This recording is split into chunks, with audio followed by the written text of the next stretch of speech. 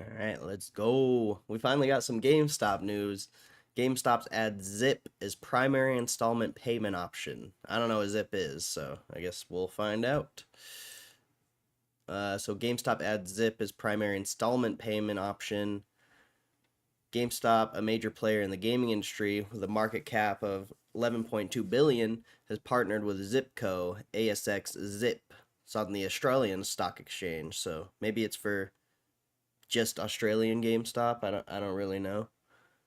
But a digital financing service provider to offer Zip's pay installments service to GameStop customers across the United States. Oh, US. Why is it on the Australian Stock Exchange though? Isn't that ASX? I don't know. Anyway, this service will be available for both online and in-store purchases, allowing customers to manage their spending on gaming and entertainment products through flexible payment plans. Okay. Don't they already have a GameStop credit card? Why do they need this? Whatever. Investing Pro data shows GameStop maintains a strong financial position with a current ratio of 5.11, indicating robust ability to meet short-term obligations. What's up, Matt Romano? Hero of the day. What's up? Zip, known for its customer-centric financial solutions, has a significant presence in the retail economy with 6.3 million active customers and 81.9k merchant partners in the US, Australia, and New Zealand. The company's approach includes an algorithm designed to extend credit access to a wider demographic, including those who have historically been undeserved by traditional financial institutions. So they're so GameStop's just gonna take. I don't know. I don't agree with this. You're just putting people in debt to buy shit from GameStop. I don't know how I feel about that, but whatever. I guess if they default on the debt, it's probably positive for GameStop, but overall, I don't know how I feel about that, but whatever. According to Investing Pro, GameStop's solid balance sheet shows more cash than debt, making it well positioned for strategic partnerships. Discover 12 more exclusive insights about GameStop with an Investing Pro subscription. I mean, I guess at least like GameStop's kind of being the bank, so people aren't going to banks to go into debt for like games and stuff. I guess. I don't know. I don't know how I feel about this partnership, but whatever. Sup, Muma? Sup, Hugh G? That is a transparent ticker. Joe Heck, Zip US CEO, expressed enthusiasm about the partnership, noting that substantial portion of Zip's US customer base frequently shops for gaming and accessories at GameStop. He highlighted the synergy between the two companies, with gaming being one of the most popular categories among Zip users. Collaboration is posed to benefit both entities as GameStop continues to offer a variety of customer-first options, and Zip further entrenches itself in the gaming sector, which is a key area of focus for the company. Zip's offerings are part of a broader trend of installment payments gaining traction as a mainstream option for consumers looking to better manage their finances. The partnership with GameStop is expected to enhance the shopping experience for gamers by providing an additional method to fund their purchases responsibly. This announcement is based on a press release statement and aims to provide GameStop customers and investors with the latest development in the company's payment options, with annual revenue of 4.3 billion and its next earnings report due March 26, 2025. I don't know if that's the correct date because on Google it says 25, so I don't think they've actually given a date for the earnings, but whatever. GameStop's decision to make Zip its primary installment payment provider reflects its commitment to customer convenience and financial flexibility. Despite a year-to-date stock performance of down 20%, analysts suggest net income growth is expected this year. Yep. In other recent news, GameStop has announced plans to sell its operations in France and Canada. This decision is part of the company's ongoing evaluation of its international assets, aiming to streamline its operations and focus on core markets. GameStop has not provided further details on potential buyers or the financial implications of these sales, and the timeline for these transactions remains unclear. Meanwhile, Strive Asset Management has proposed the GameStop adopt the Bitcoin standard. suggesting a shift to the company's cash reserves to Bitcoin to potentially transform its financial future. Speaking of that, why, if GameStop's supposedly buying Bitcoin, how come GameStop's not up? Oh, shit. Whatever. Potentially transform its financial future. Strive CEO Matt Cole believes this strategy could position GameStop as a leader in the Bitcoin treasury space within the gaming sector. Additionally, a recent report highlighted a surge in U.S. retail investor activity, reminiscent of the GameStop trading frenzy in early 21, indicating a significant role of the retail investors in the equity market. Lastly, GameStop shares experienced a notable surge following a social media post by Keith Gill, known as Roaring Kitty, which contributed to a 5-day winning streak for the stock. These developments reflects GameStop's strategic adjustments and the ongoing interest from both retail investors and asset management firms. Okay. That was a pretty good article. I like that. So what's Zip, though? What is it called again? Zipco. Is that all it is? Just Zipco? Sure. Zipco. Australian financial technology company.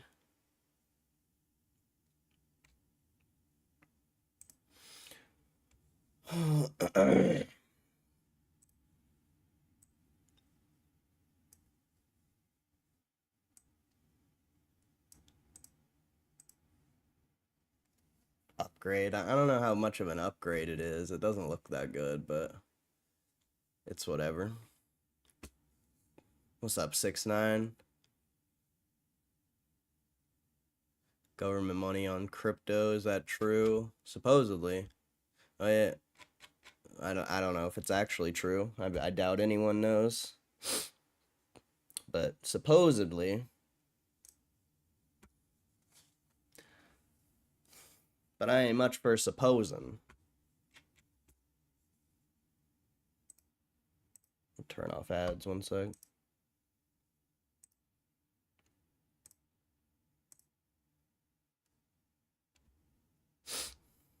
I ain't much for supposing.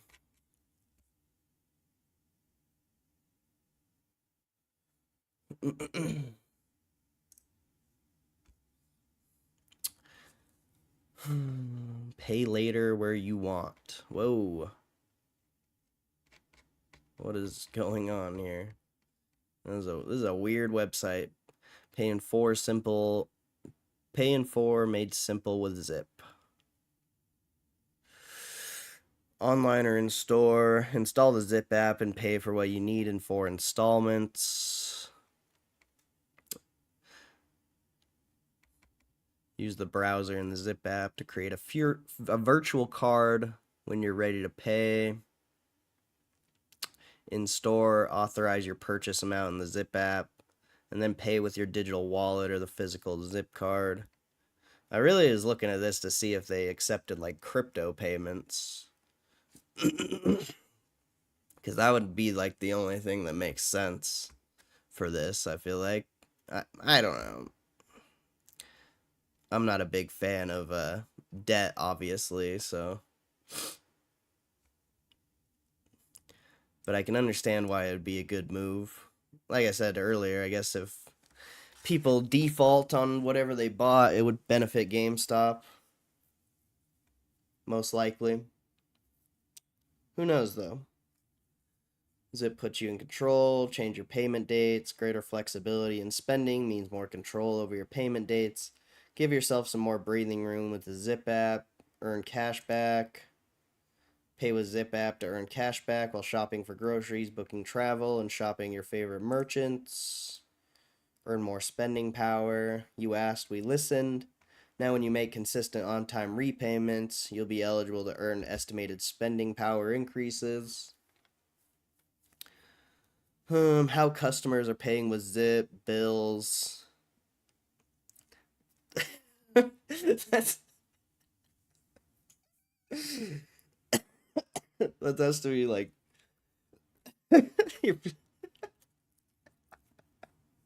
Am I crazy? You're just like debt on debt? Instead of just paying your bills, you get this Zip app and you turn your bills into more debt. Very interesting. Interesting world we live in, bro. Interesting world we live in. Where you can get debt on debt. Or I don't know, do bills count as debt? I feel like they do. I feel like bills kind of count as debt. But now you can get debt on your debt. Pretty sick. Pretty sick. Oh my god, dude. What the hell? What is this world we live in? Oh, what is this world we live in, bro? Rewards for you and your crew.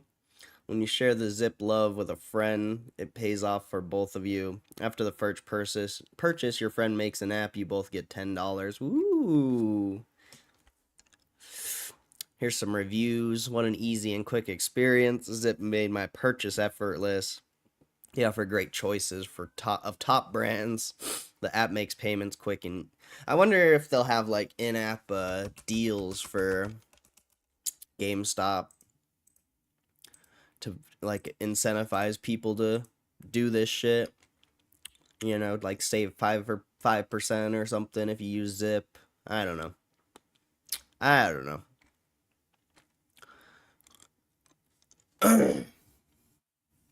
Sorry, I have not been reading the chat. New week, new partnership. Yep. See, they don't need to buy stuff. They can just do partnerships. They didn't have to spend $1 doing this. Ada went nuts, 60%. Yep. Shout out Kev, bro. Shout out Kev. He has a big ass fucking Ada position.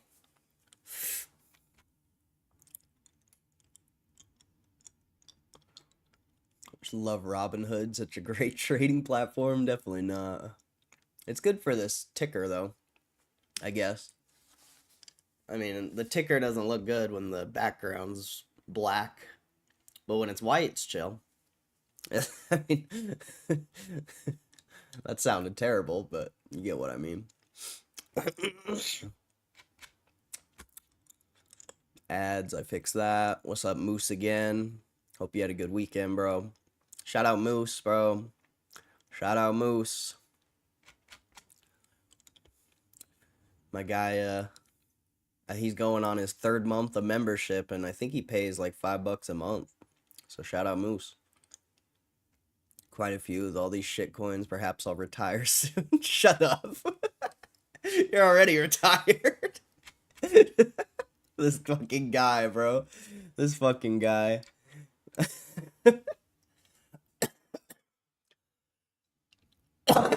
One sec.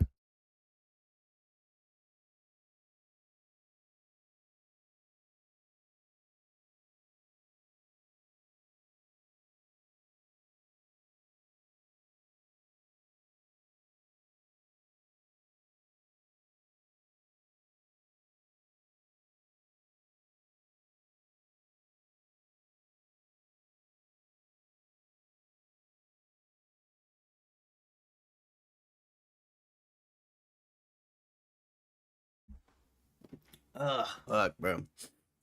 I'm still sick if you didn't know.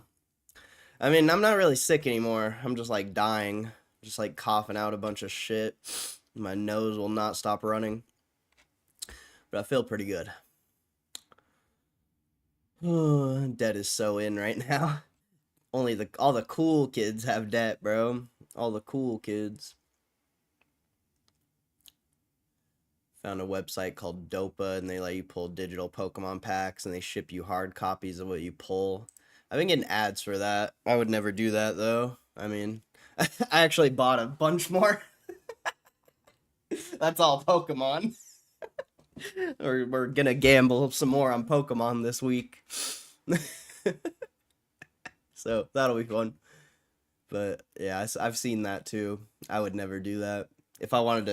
I would just go to the casino at that point. The only reason like gambling on Pokemon is fun is because you can do it like physically.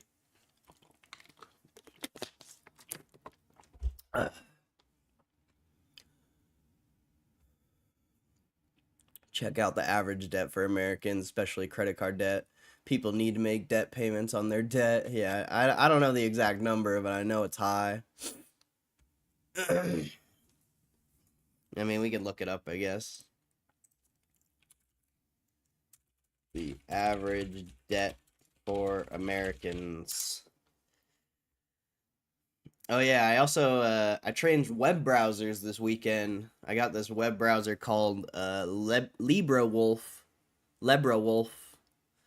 and it's kind of like Firefox, but it's just supposed to be have like it's supposedly not supposed to like sell your privacy to websites, and it has a built-in ad blocker, and I fucking love the ad blocker.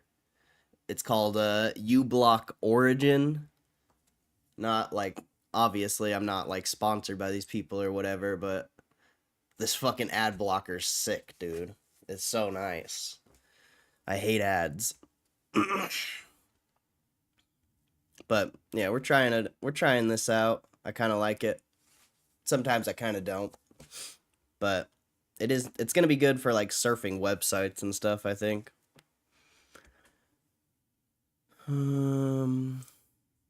Consumer affairs. Let's see. Payments toward debt as a percentage of disposable income.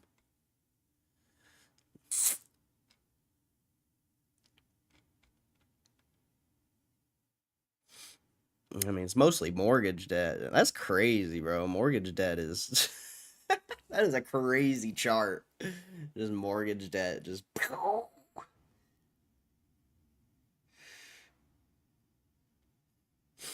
And then student loans are the next highest. That's wild, dude. That's crazy, dude. 70% of people have like mortgage debt. And I don't mean to laugh, but like, what the fuck, dude? Isn't that like, yeah, that's insane. That's a lot of fucking. That's just ridiculous, bro. I don't. Yeah, we won't go in on the real estate today, but that's just actually ridiculous.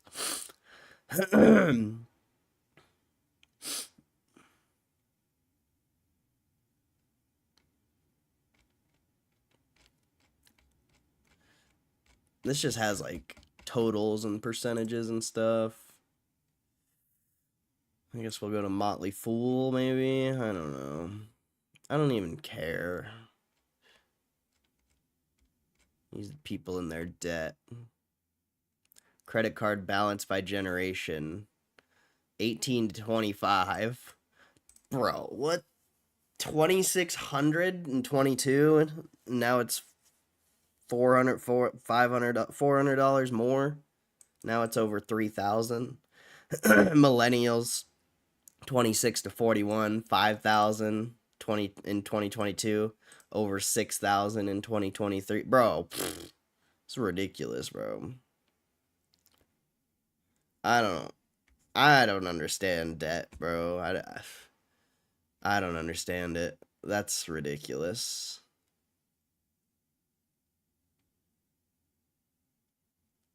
Average mortgage rate 6%. That's actually pretty wild.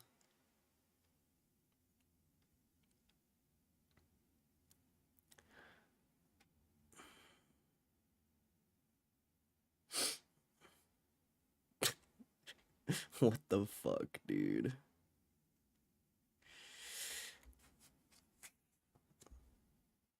I mean, only 1%, only 1.6% of auto loans are in delinquency. That's pretty reasonable.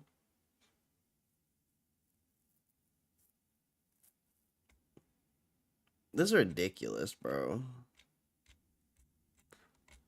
I've been in debt once in my life, and it was like $1,000. Like I would never go into the debt. I would just like work more or something, or just like sell everything. Never, I mean, I already don't do anything, but like that's just ridiculous, bro. I would literally never do anything.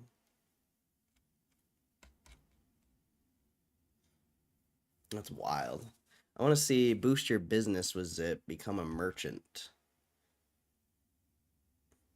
Merchant resources. Okay.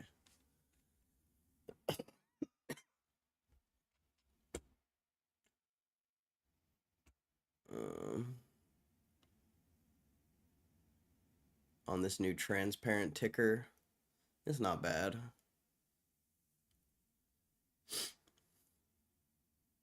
At least it's still there. As long as the background's white, it's chill. Or just a light color in general. But it's whatever.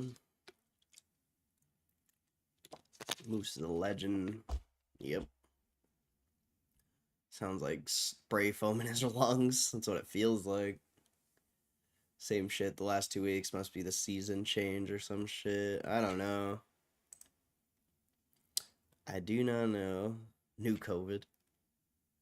Look at the pores and their lust for debt. You know, Gen X and the boomers' debt is wild because of the millennials. I don't know. I think people are just bad with money in general. And shit's expensive. So just if you're not good with money and shit just keeps getting more and more expensive, I guess you just go on a downward spiral.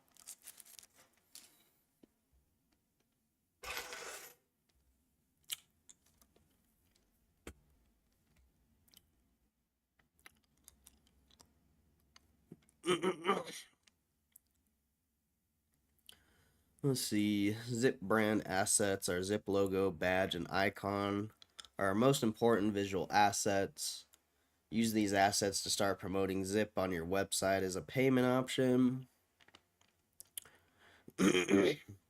Brand guidelines, wondering how to introduce your customers to Zip. Check out best practices for in-store, web, email, and social, and our brand guidelines for merchants.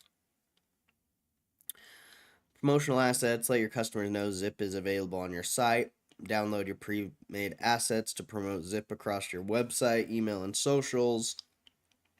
I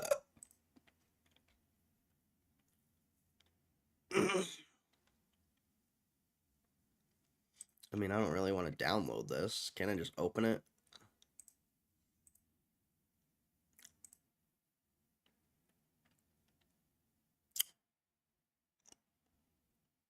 Oh, it's a zip folder. Never mind. I'm not opening that. Open Pokemon packs live. We'll do it later or tomorrow or something. I gotta do insider buying.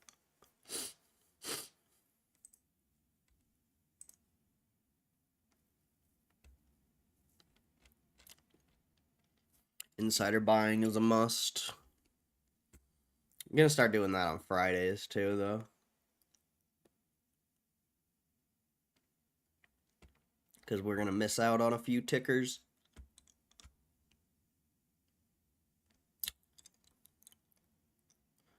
I don't really want to read about Zip. I get the idea. You get the idea. Not much more you need to know about that. I mean, I still have Google Chrome because you need it for certain things. Like, for some reason, Open Insider wouldn't open on that Libra Wolf. I think it's because of the ad blocker, though. Like, the only reason Open Insider exists is because of ads. Like, it's completely free website. So that was a little weird, but yeah, we missed a bunch of tickers. So that sucks, but whatever. And then the other thing about LibreWolf is it logs you out of everything when you close it. So it's not good for stuff like TradingView and YouTube. So it's really only good for news. I mean, it's good for YouTube because you have the ad blocker. And I could probably just download uBlock Origin on Chrome. But I don't know. Just trying something. Trying something new.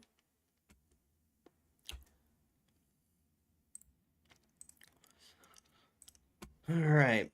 Insider. There's so many insider buys. So many tickers. So this is probably going to take a minute. I regret not doing it on Friday. But let's see what we got.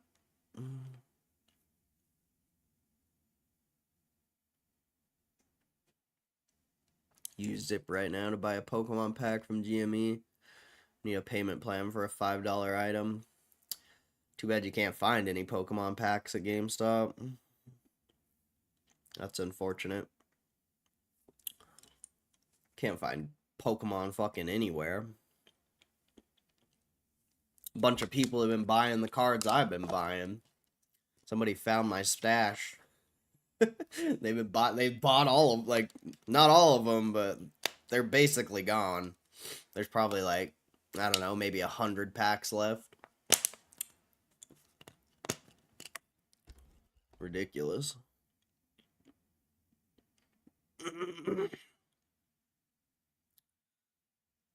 www.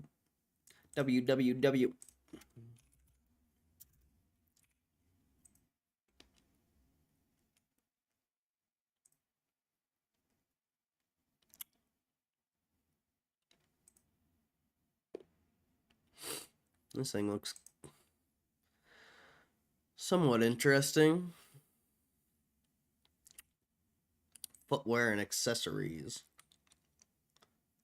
Wolverine Worldwide. I've never heard of this in my life.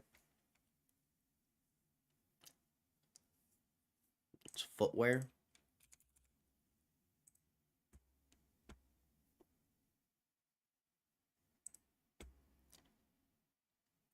They just recently had earnings.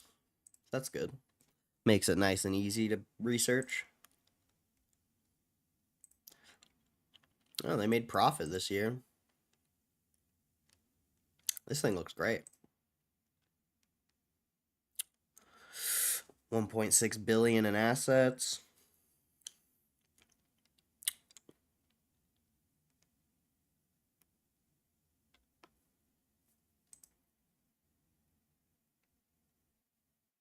Their revenues are dropping, but they must be cost cutting because their profits went up. And they're positive now. Huh. I like it.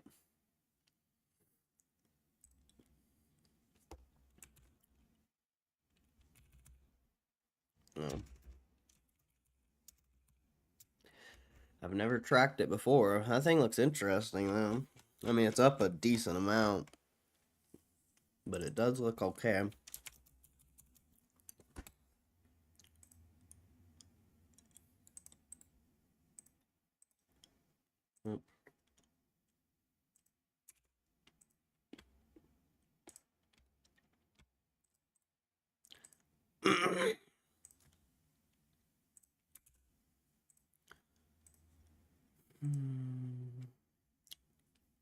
And it's the CFO that bought. Yet another person buy two. 500,000. Your last buys were at $8, but they were really small. Bunch of people top ticked it, basically.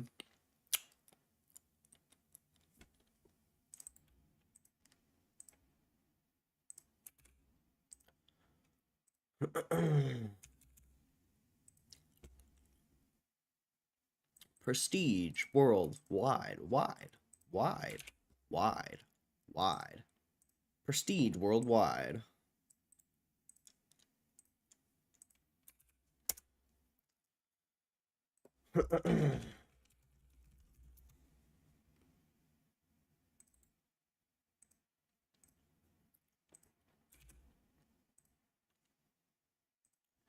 Footwear and accessories.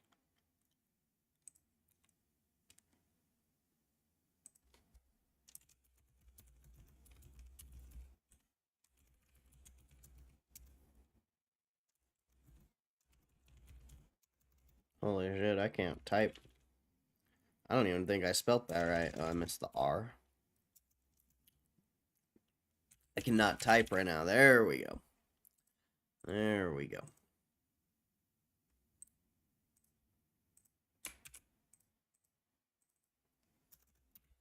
Three, 25.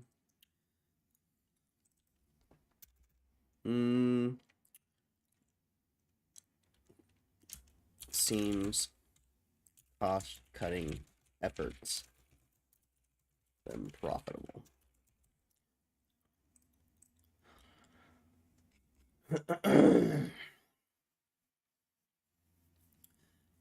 Gme website, they have a lot of Pokemon.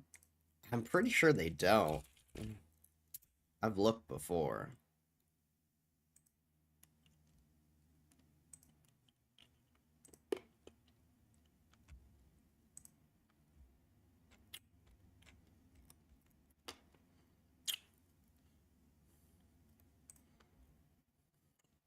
Of course, you can't get prismatic. I'm not even going to look at that.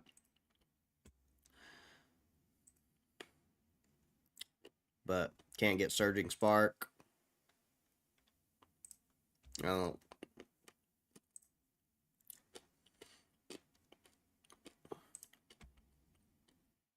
Yeah, you can't get shit. I don't know. Maybe where you live you can, but not where I live. You can't get anything. They don't have Stellar Crown.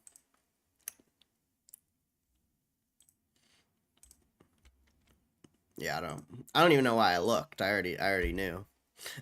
I don't even know why I looked. Let's see if I can even get, where is it? Whoops.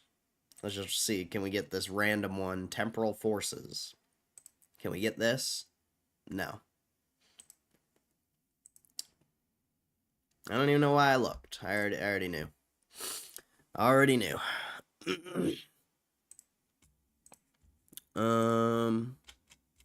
Okay. EMBC.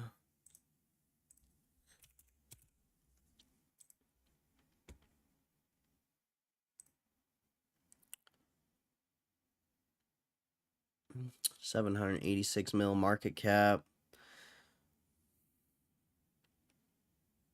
This thing was $20 3 months ago.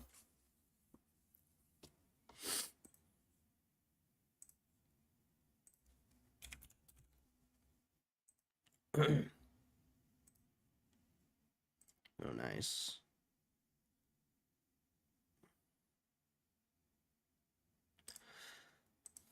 Fresh 10Q. Damn, they made no money and lost no money this. Oh, well, this is a quarter, but 1.1 billion. See what they did last year. 78 million in profit. In 2022, they were making over 200 million though. Doesn't look terrible. Doesn't look good, but good enough to track.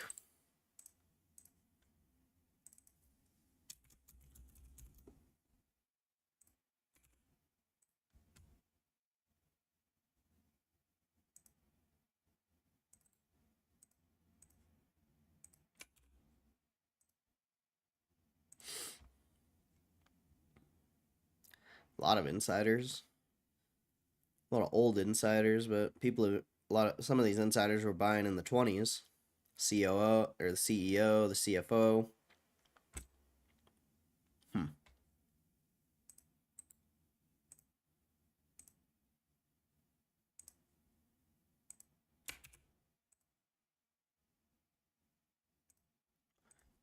EMBC.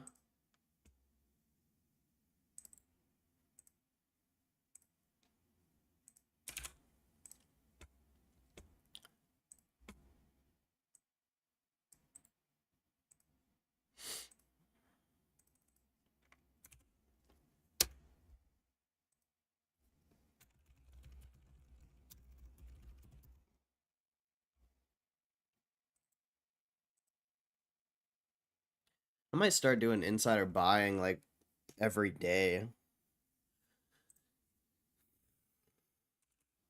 Just doing all this in one day kind of sucks. What am I missing? Oh, yeah. Oh, this is healthcare. Healthcare, medical instruments, and supplies. The rare healthcare stock.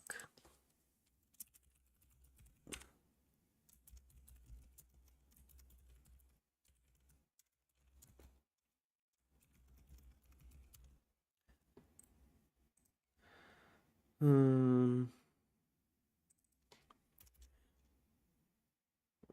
70 mil profit with making over 200 mil in 2023.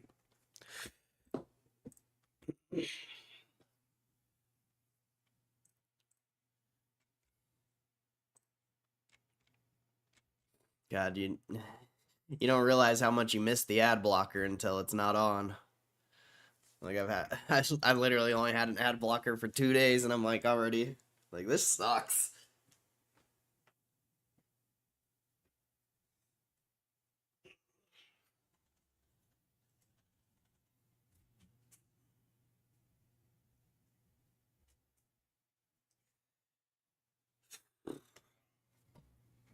You gotta have the ad blocker.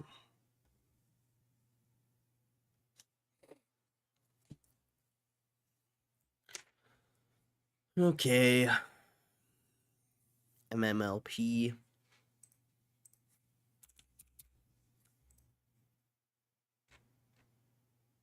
Energy.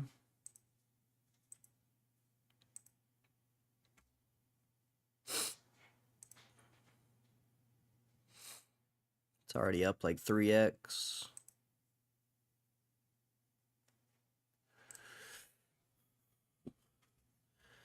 I'm sure the financials aren't good, just judging by the chart.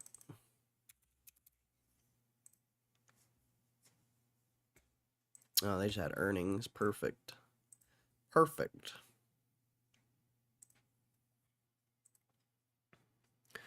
Losing 5 million. They lost 10 million in 2022. Oh, this was 22.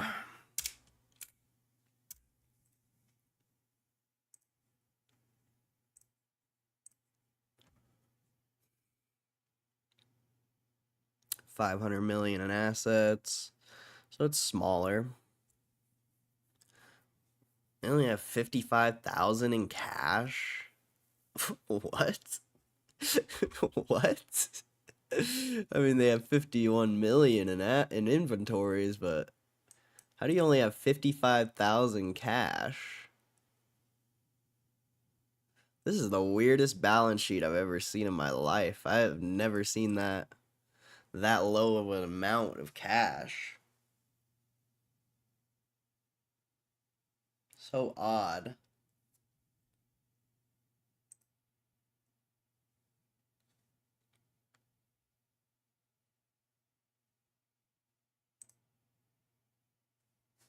How do they even survive? They lost 5 million. How do you survive on 55,000 of cash or just selling assets? I'm not going to track this. That seems like trash. I mean, I'll look at the insiders. Has a lot of what the hell, dude?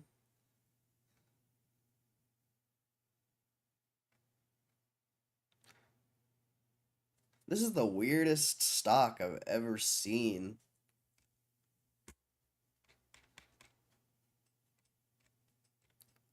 And I don't know, it doesn't seem like in a good way either. Kind of seems like in a bad way.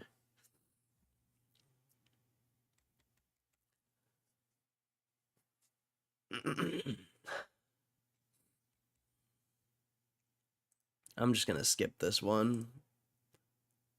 I'm good on that. Zebra. I don't really want to look up Zebra. That's like just printers and shit. I mean, I'll look up the chart, I guess.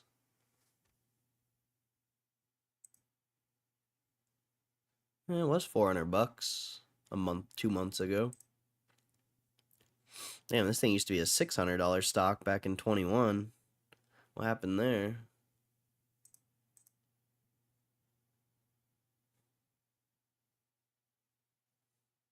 Very odd chart. Now I gotta look at it. Now I'm interested.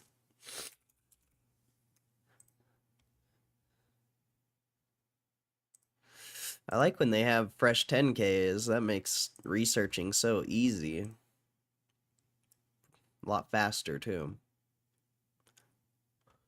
They made 500 million this year. That's pretty good. 8 billion in assets.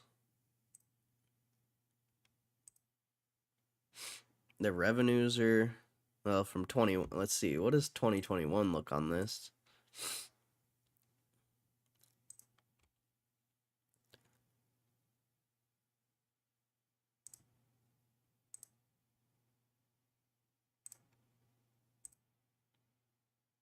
Oh yeah, they were crushing in 2021. That's why it went up so much. They had like 2 billion less of assets though. But way more. They had a lot of revenue in 2021. Must have been from like the work from home nonsense. Bunch of people buying label printers and stuff. Had to have been. Had to have been. But it's interesting, but I'm not going to track it because it's just a big ass company and I don't necessarily care. Next, 10x Genomics. Probably a biotech. Probably don't. If it's a biotech, I'm not interested. Healthcare, health information systems. That chart looks terrible. I'm not even going to look at that. RBB, Bancorp. I'm not looking at Bancorps anymore. There's too many of those. PMNT. This looks like a new IPO. Perfect Moment. PMNT. This magical moment. Yeah, it's a brand new IPO last year.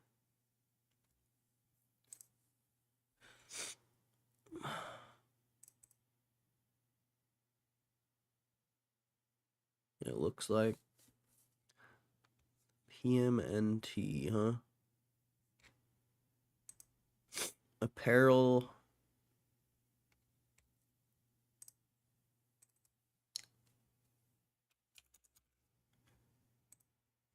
Wish people could vote to delist tickers like American Idol back in the day.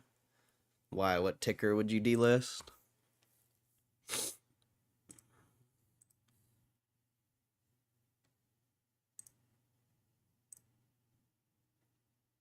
They lost 8 million. It's only a 12 million. Yeah, that thing's tiny. I don't really. I'm good on that. ISPO. This thing looks. And it's the CEO that's buying. It's a small buy, 52,000. ISPO. I swear I've looked that up before.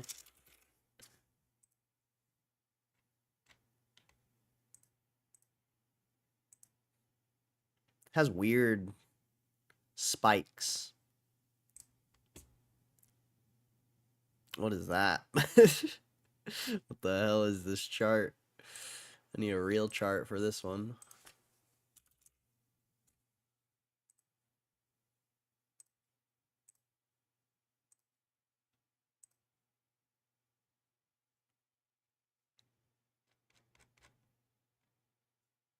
How did this thing used to be an over $1,000 stock? That makes no sense. ISPO.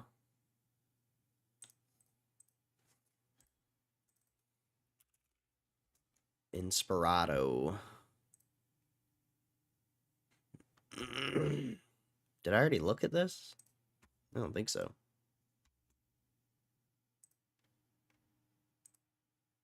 Ah. They almost lost 100 million last year. And it's yeah, that's trash.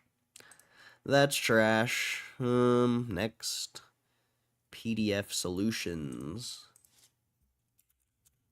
PDFS.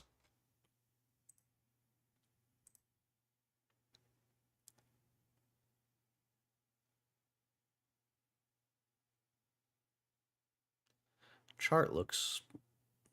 Jeez, this thing was $1 and oh wait, that's 08. Okay, never mind.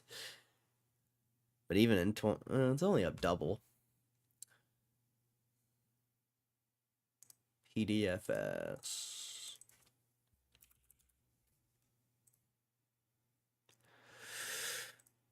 Fresh 10K. Hot off the press. They're making money. They were losing in 2022. Only 300 million in assets though. That's tiny. Tiny. This thing's probably overpriced. Maybe. Possibly. That's a pretty big insider buy. 1.1 million by the CEO. It's a pretty solid insider buy.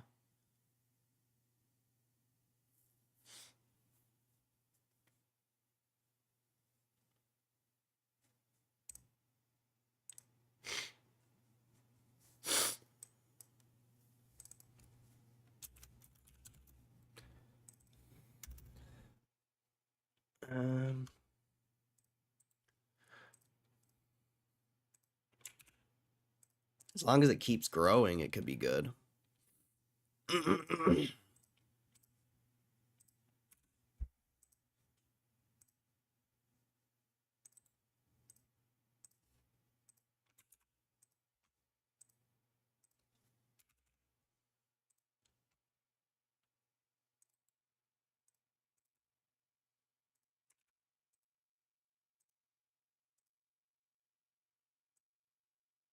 PDF Solutions.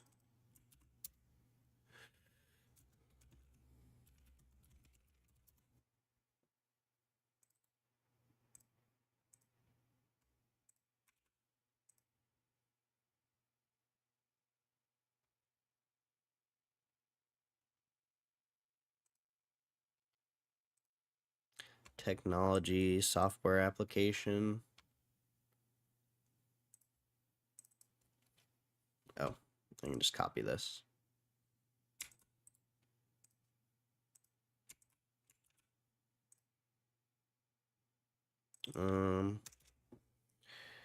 Million assets was losing 5 mil, now profitable.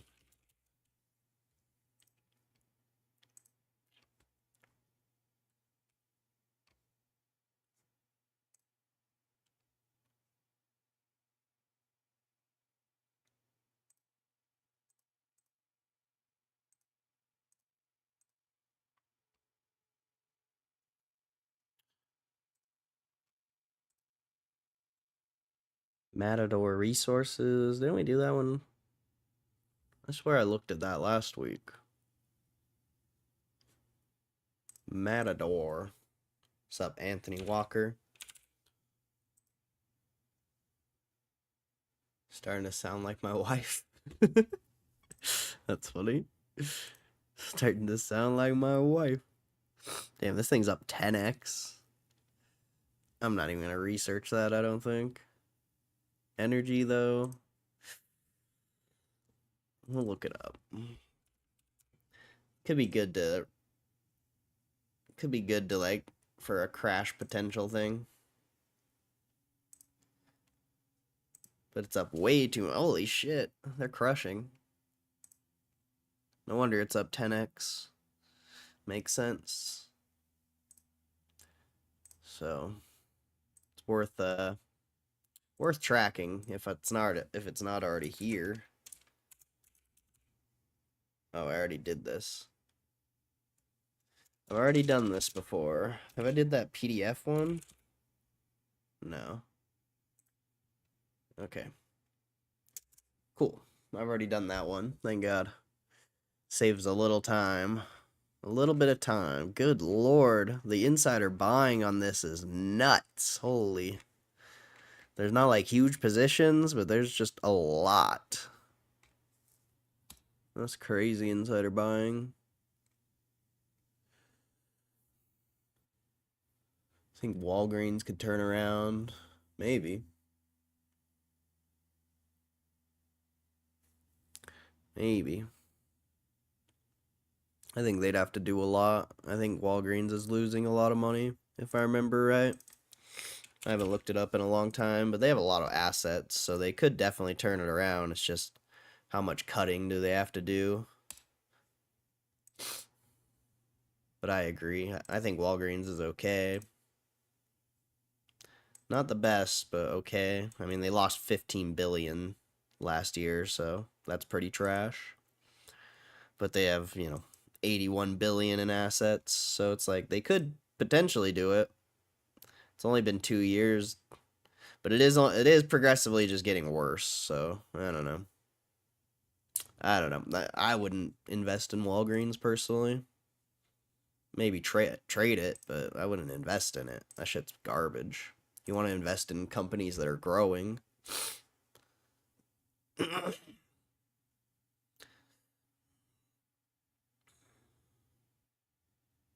Master brand.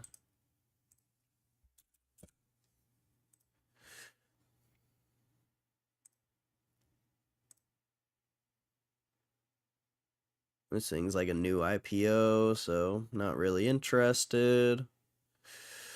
Mortgage trust. Do I really care about mortgages? GPMT. I guess we'll check it out. I don't know how many mortgage type companies I have in my tracker. Kind of somewhat new IPO. It's only IPO'd like less than 10 years ago. So probably not interesting, I'd imagine. We'll look it up, I guess, but I can only imagine that it doesn't look good.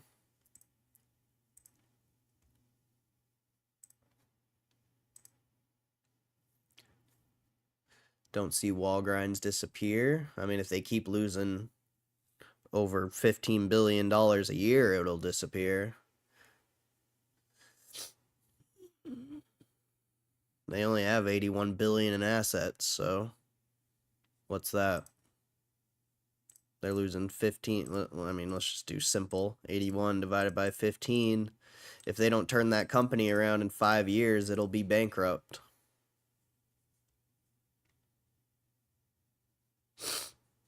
And that's not an opinion. That's facts. These guys are losing too much money. I'm not interested. CFFN. I need to go to the bathroom. I'll be right back. Probably be a minute.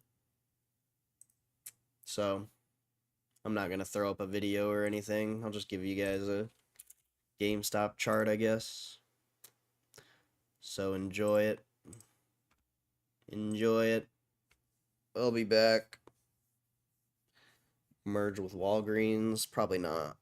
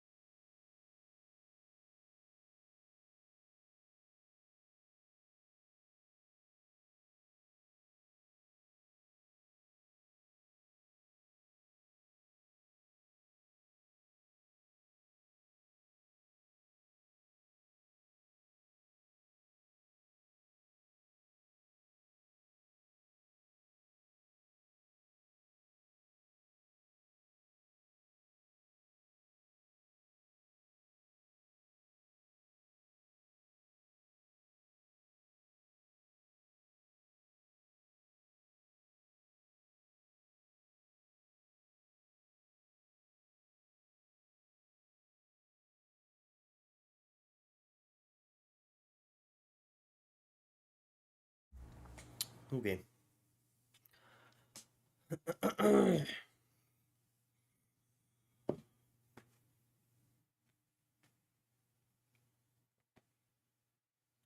When's the hype date? You don't know about the hype date, bro? That's crazy. I thought everyone knew about the hype date. That's crazy. I got puts on GME. Hell yeah. Let's chill. What's up, Devin? Devin Toops. Hope you had a good weekend, my friend.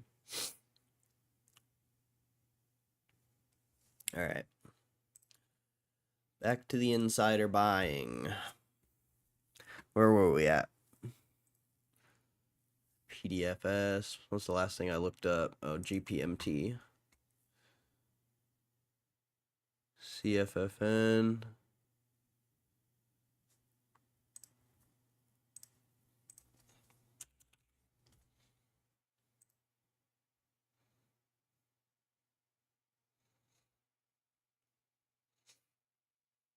$25.40, bought 26. Nice. Nice.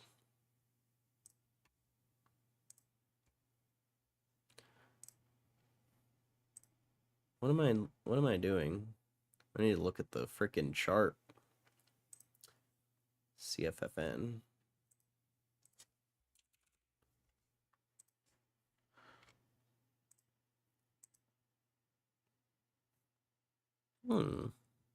Doesn't look terrible. I mean, it obviously looks terrible, but in some way it doesn't look terrible.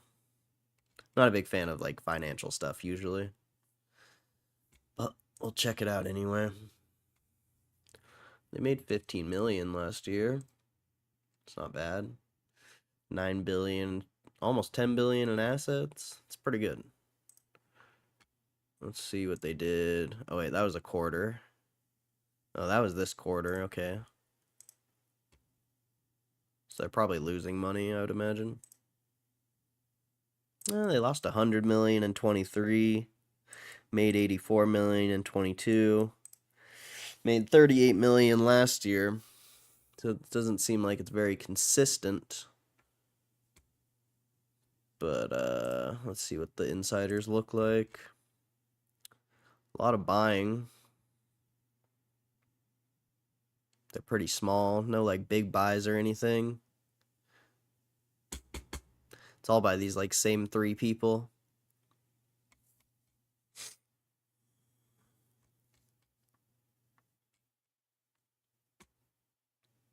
Let's see if I've looked this up before. Nope. We'll track it, I guess. Whatever. Why not? Why not?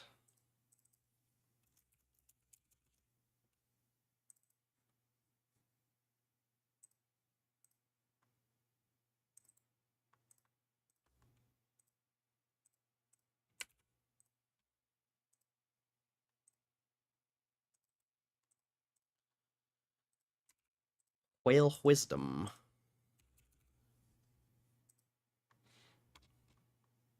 Oh yeah, let's see if there's any whales on GameStop real quick. See what we got. Whale wisdom. Oh wait, let me do this first. Copy.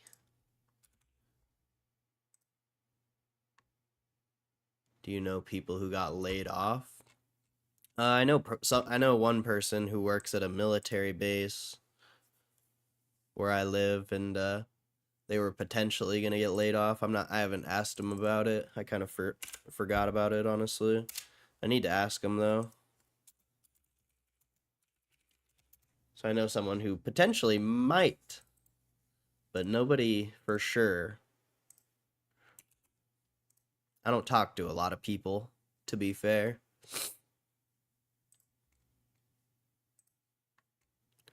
Banks Regional.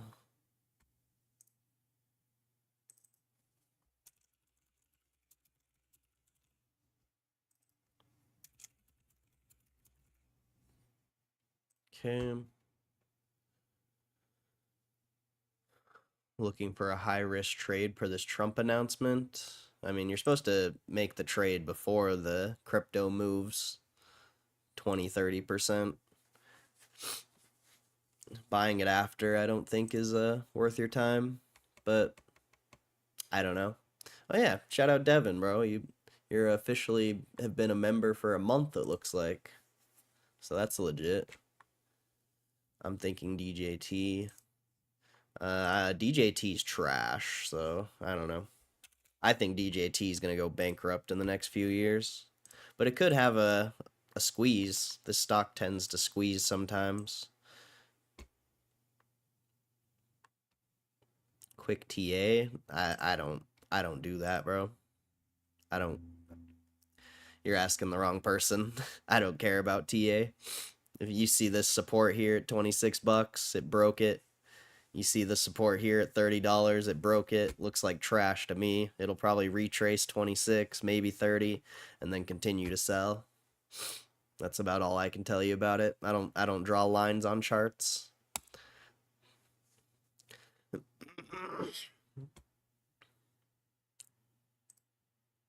Well, sometimes, but I don't put any weight in drawing lines on charts. You have to donate to get TA. Devin's already donated. He donated like over $100 a couple weeks ago. But I don't. TA's useless, bro. If you can't read the price action on a chart without pretty lines and technical indicators, then I don't know.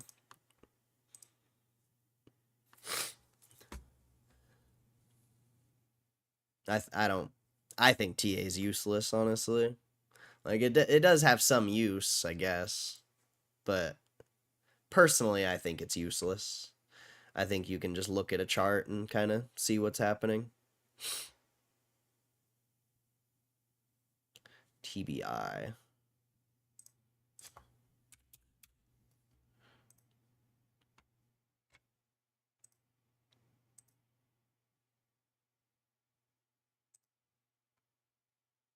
This thing's all over the place. A lot of resistance at 27 to 30. I kind of like the chart, though.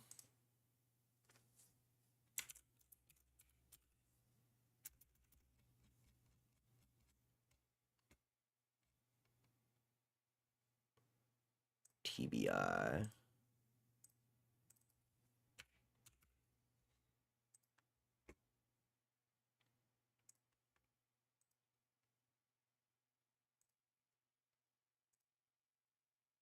Ugh. That looks disgusting. Yeah, I'm good on that. That looks terrible. Marigold Company. I swear I've looked this up before. MGLD.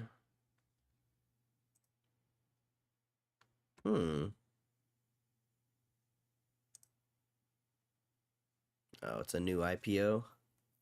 Newer.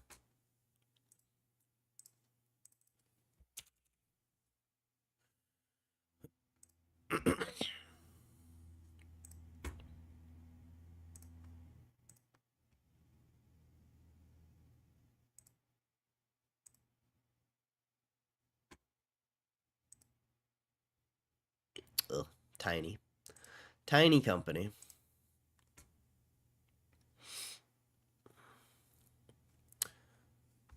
Huge TA guy.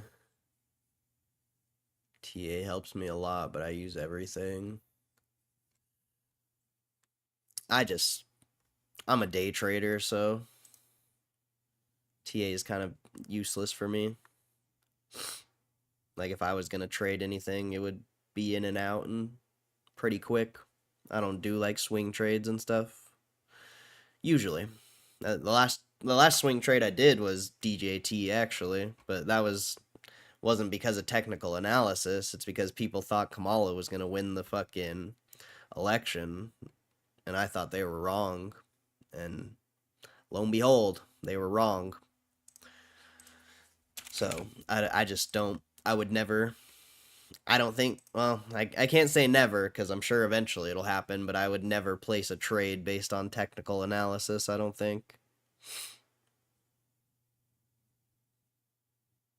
Especially a swing trade.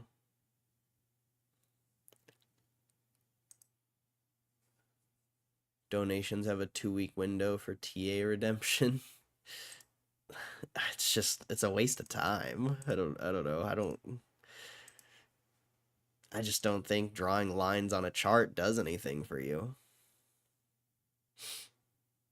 Here, you want some TA? This is TA for you.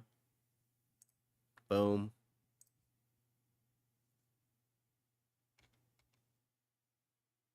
Bop. There you go. There's your TA. You're either buying support right here and gonna bounce up to the higher 30s if you're gonna follow this triangle here, or it's gonna sell through and go bankrupt. But that doesn't help you. I don't think this helps you because I don't know, personally I feel like it's way more likely it sells. But that's just me. And the reason why I say that is because the only reason you've gotten bids on this stock was because of the election. Other than that, there's no buyers on this stock. Nobody cares about this company. It's trash. But we'll see, I guess. You can make the TA look however you want it. I mean, you could argue that the triangle's not even a real thing and your support's all the way down at like $14, $15. So it's just, there's so many ways you could look at a chart like this. So that's why I say it's useless.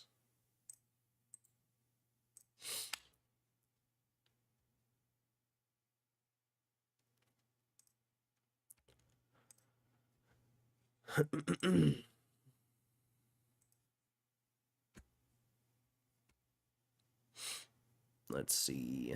Matt W.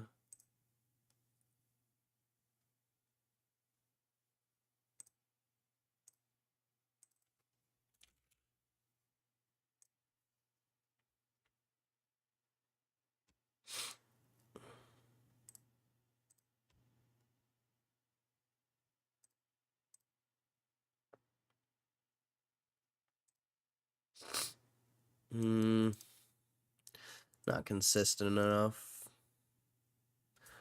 I don't want to look that one up. Fresh Pet. I've never heard of that before. FRPT. That chart looks okay. Must have just had earnings or something because sold off quite a bit. Damn. This thing was 160 bucks literally a month ago. Fresh Pet, packaged foods. It's dog treats and stuff. That's kind of interesting.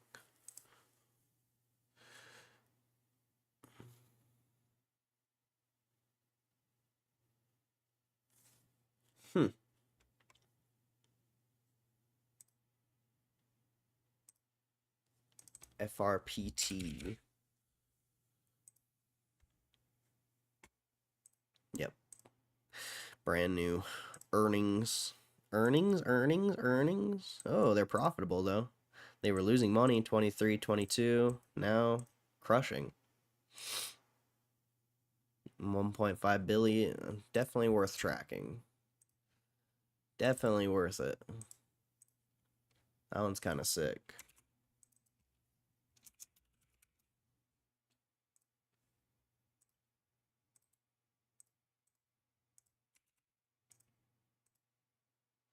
And they got a lot of insiders. It's 5 insiders that just bought last week. Other than that, it's been pretty much nothing but selling.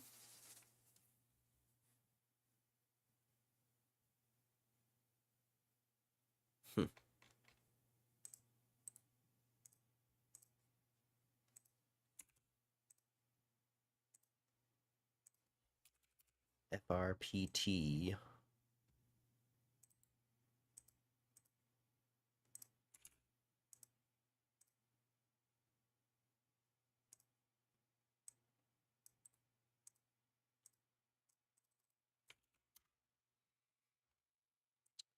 What brand do they make? Is this just their own brand? Brands. Vital, Nature Fresh, Homestyle Creations, Fresh Treats, Fresh Pet Delivery, Deli Fresh. I've heard of Vital and Nature Fresh, I think. Not any of these other ones, though. What the hell? Fresh Pet killed my dog. That's the that's the first Google search up. What the heck? Fresh pet food. Well, this is AI. Go on Reddit, I guess. Massive seizure that lasted 2. Jeez.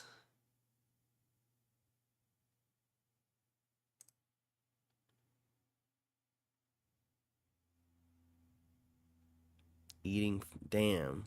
I don't know if that's real or not. That's crazy, though, if that's real.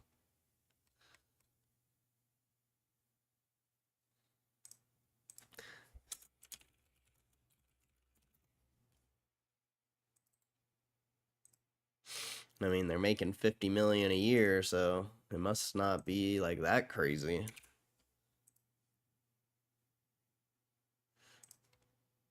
I don't think a company would be making 50 million a year if their food was killing animals.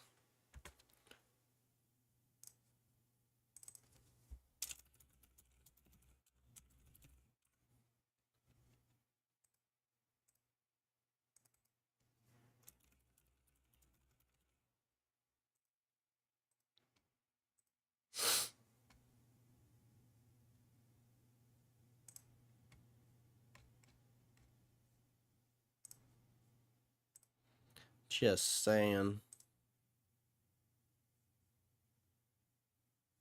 I don't have any notes for that. I don't even know what I would say. Oh yeah, I'll just say now profitable.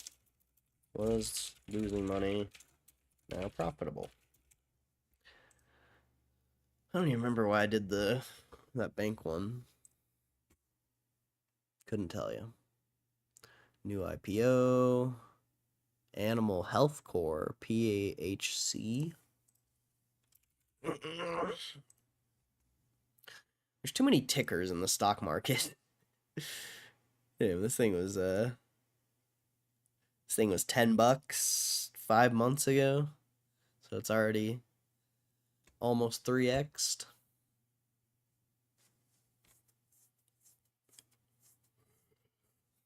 It's healthcare, but it's animal healthcare, so a little different. Let's see what they got.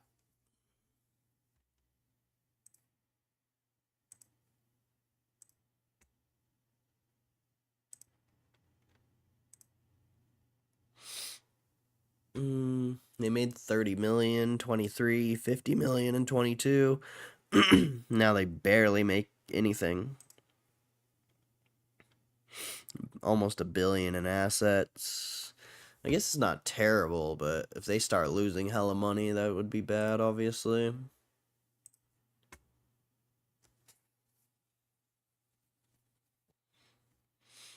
I think I'll track it, I guess.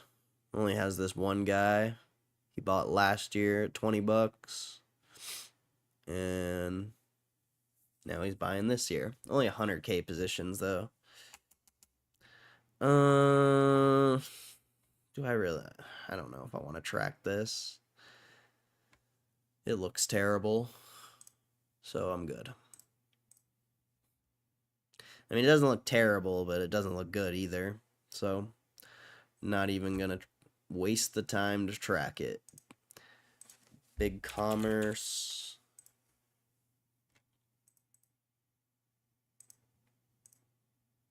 Then this thing used to be. This is a fairly new IPO. Oh yeah, I can't believe this fucking IPO'd at over $100. Now it's a $7 stock. I remember people used to be like hyped on this thing.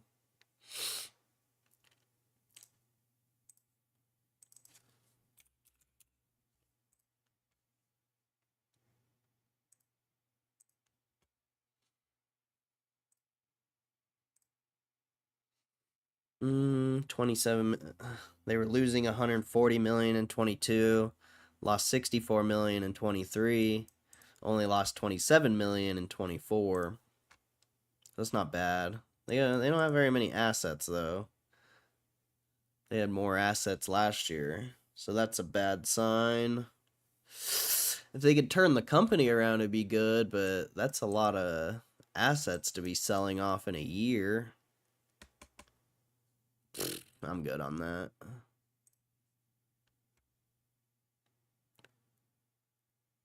Gelled.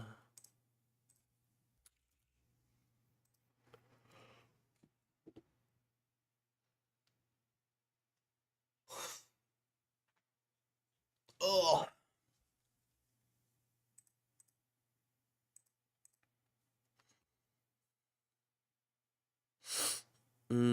This thing's pretty new.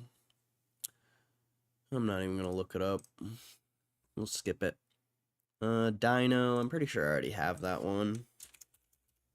Yeah. Dino's decent.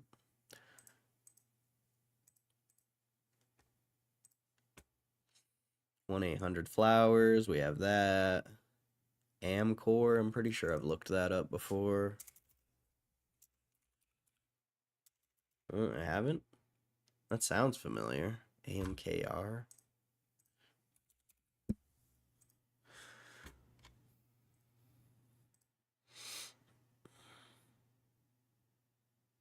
It's up about 3x from 2020. Lows.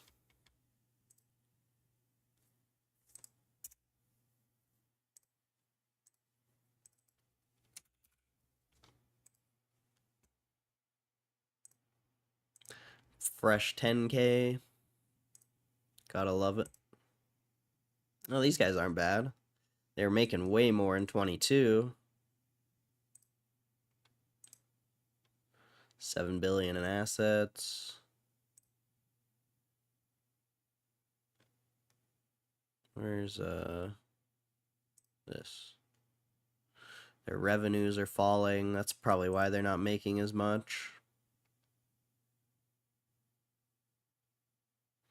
But their cost of sales are going down too.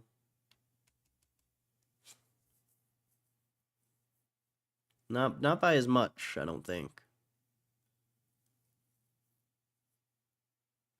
And their selling general and administrative, that's going up. I think it's worth tracking at least. Probably not worth buying off for now. Till some sort of market crash event.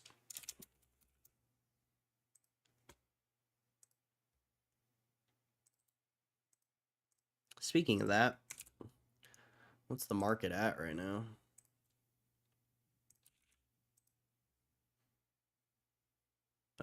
Flat. Flat.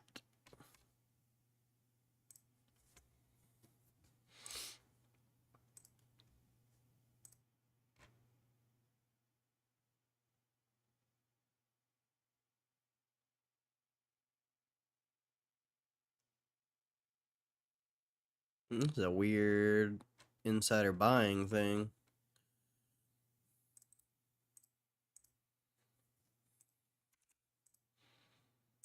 Looks sus. Super sus.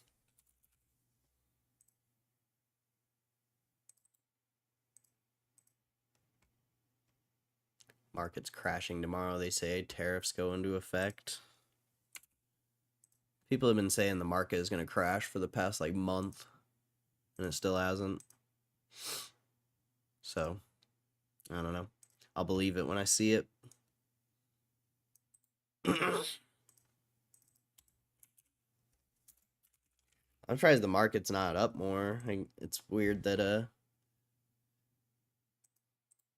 It's weird that you got that big ass move in crypto and the stock market didn't move at all.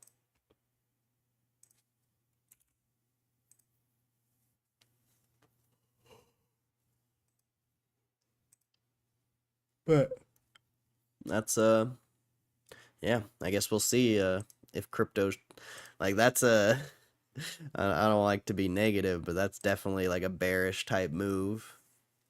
Hitting new lows like that and then bouncing crazy. That is very like bearish type move. Bearish bounce. Bearish bounces tend to be fast and very volatile. Obviously, I'm not bearish, but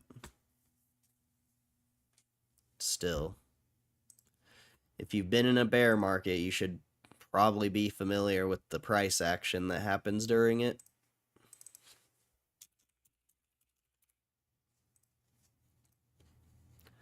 Semiconductor equipment and materials.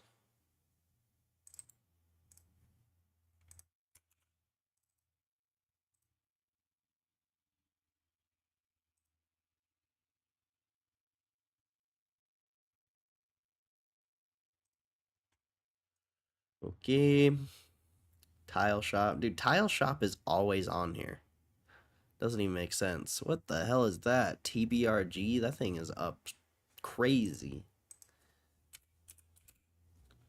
True Bridge. Jeez, that V shape though. I mean, it took 2 years to do it, but goodness gracious, that thing's crazy.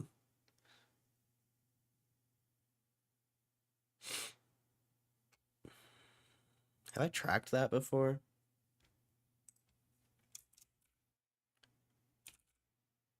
I have.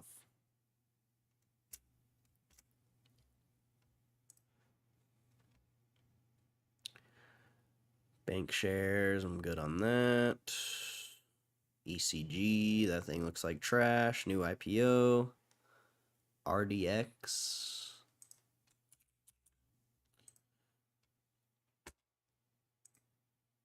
Oh, yeah, did anyone watch? I don't know. Is there? I doubt it, but is there any like wrestling fans in here? Did anyone watch the Elimination Chamber this weekend? Because that shit was crazy.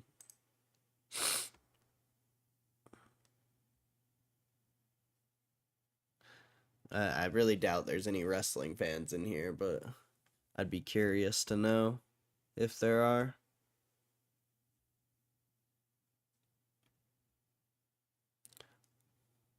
ARDX. I think I'm good on this. I'll look it up real quick. They have ECW? I don't think so. I don't think that exists still. Style wrestling, no WWE. I don't even know what style wrestling is.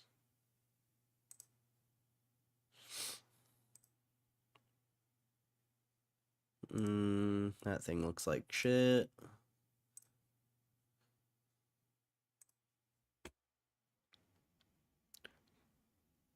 Jeez, TPL. This thing's a $1,400 stock. Texas Pacific Land Corp. Goodness gracious, dude. This thing was $150 in 2020 and now it's a $1,400 stock. Oil, gas, and energy. I want to see that financial statement just for the lulz. For the lulz.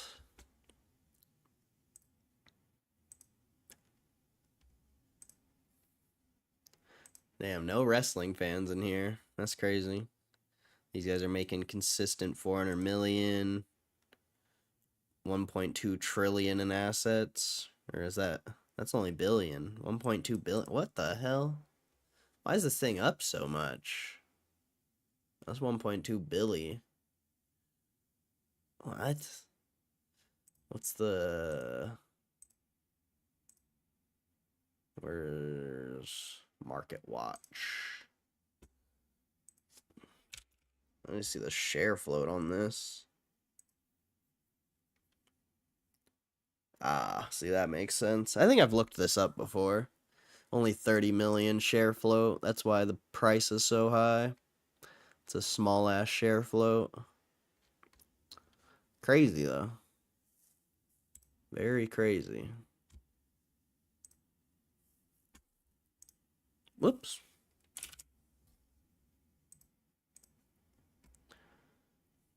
Matador.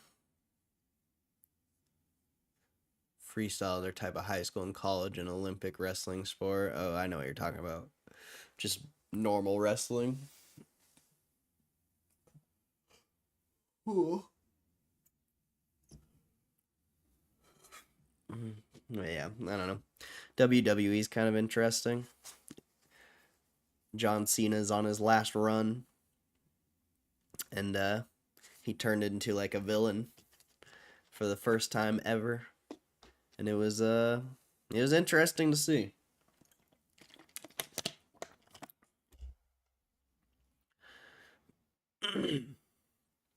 I think that fucking who is it? Alex Pereira and Magomedov are gonna be a crazy fight. Magomed Ankalov. This is gonna be a good ass fight. I've never watched anything on Magomed, so I don't know how good he is at striking or whatever. But I'd imagine Alex is gonna have a hard time with that wrestling. It's kind of just that classic wrestler versus striker. You think Alex is gonna kill him? I would disagree. If he grabs a hold of Alex, he's fucked. But I haven't watched either of these two fight, so I don't know. I don't know how good Alex is at wrestling, but most of those striker dudes aren't good at wrestling. And wrestling is the most dominant thing in the UFC. So I would say I wouldn't say Alex is gonna kill him. And I mean, it's not even worth betting on. Trash fight for betting.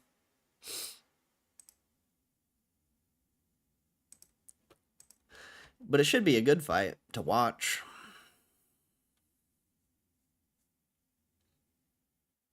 They're sacrificing King Green again on this guy. Rip King Green. Rip King Green. Yeah, nothing interesting there besides that fight.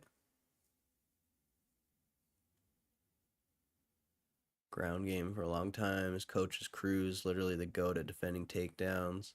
Alex also has a black belt with 70% takedown defense. Oh, nice. Maybe he'll survive then. I don't know. I've never watched either of them fight.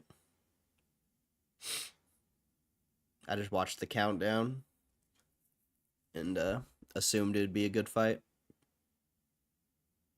I wouldn't bet on it though. It's not even worth it. Waste of time.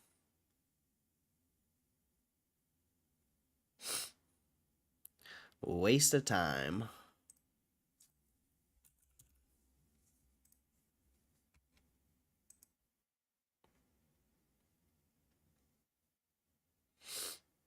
I'm not gonna look this up, I don't think.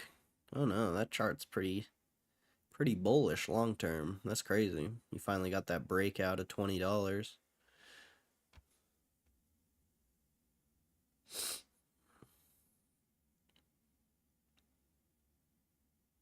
I would argue with the 70% takedown defense though. Has he fought like any elite wrestlers or no? That would be my question. Because Magomed seems like an elite wrestler. It's completely different. Like, yeah. I don't know. Like I said, I haven't watched either of those two fight. I don't know their record. I don't know who they fought. But that's the only question I would ask. Has he fought anyone who's actually good at wrestling?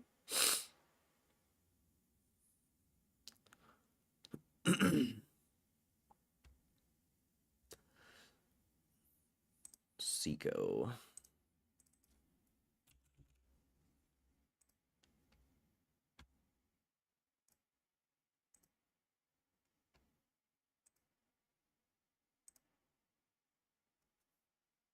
making consistent 15 million.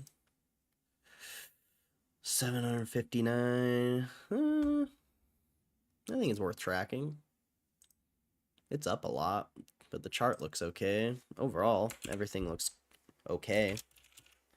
And I've never done it before.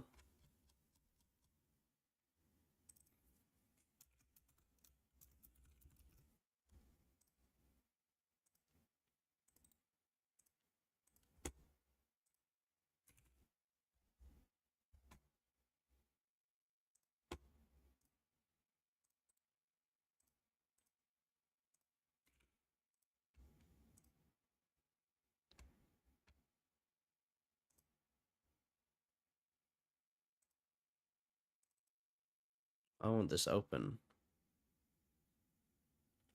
GameStop's dropping. That's cool. That's cool. Why won't this open? There we go. This guy's bought a lot. He's been buying all over in the 20s. And he even bought 1 million at 1978. This guy's been buying like crazy. He's been buying the whole way up. That's crazy. That's the kind of insider you want to be seeing.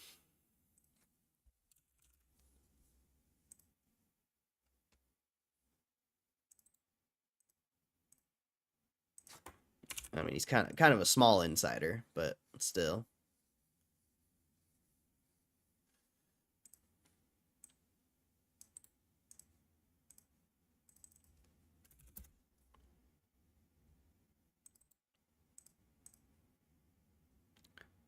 Get out of here with that.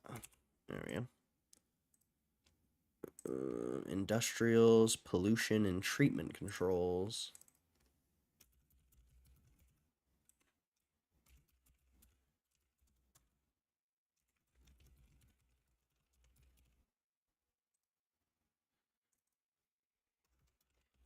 Consistent insider and growth.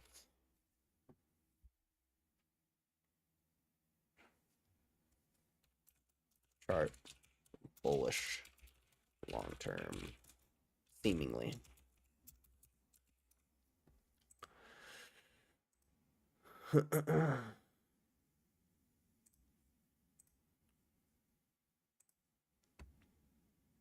Damn, are we even close to being done here? Oh, like halfway. I think I'm gonna start doing insider buying every day instead of doing it all at once. I don't know. What would you guys prefer? Would you prefer me doing this like every day? Because if I do it every day, it'll only take like 30 minutes, maybe an hour. Whereas if I'm doing it all in one time, it's like this 2 fucking hour long segment, and I'm bored as hell. Fucking bored. Every day. Expected a pump for GME today. Yeah, it's seeming like that the market doesn't give a shit about that crypto rumor, huh? But also the market's down or flat, I guess.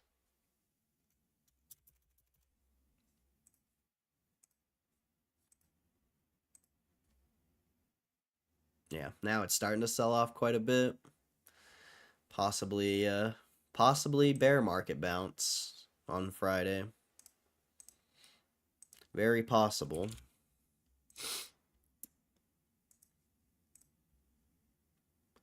It still looks okay though. You're getting solid bids.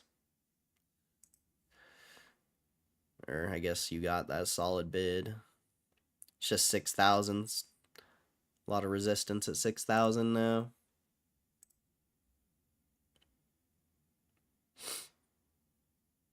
Who knows? Who really knows?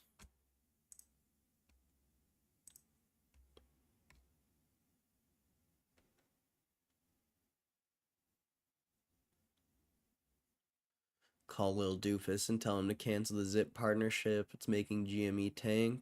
Nah, it's not why GameStop's flat on the day. It's $25.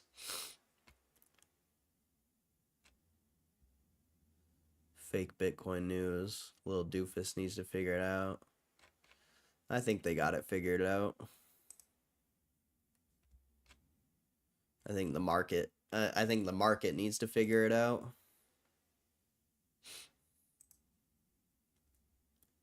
I think that's your issue, is the market and the participants.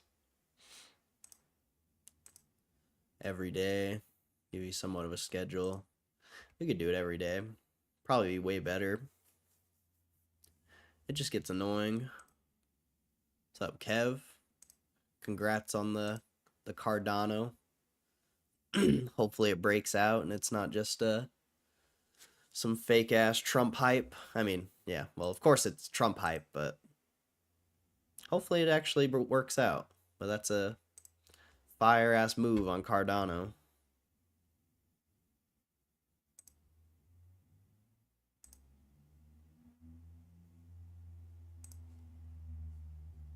All right.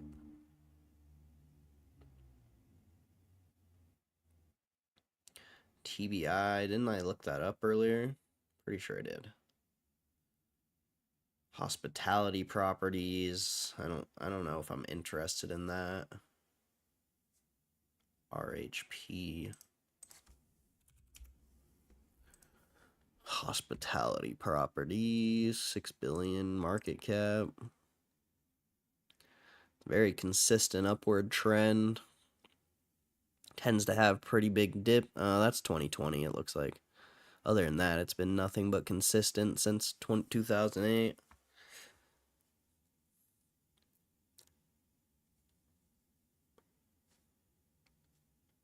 What is this? Hotel Motel.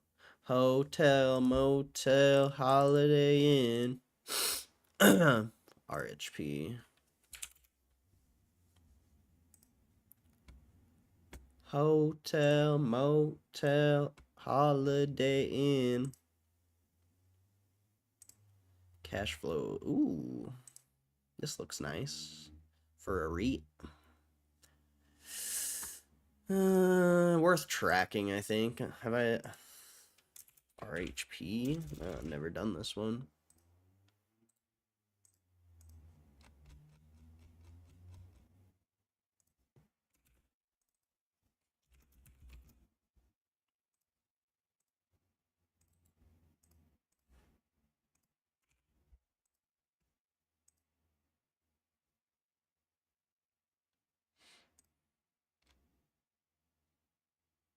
Damn, that guy's a consistent buyer.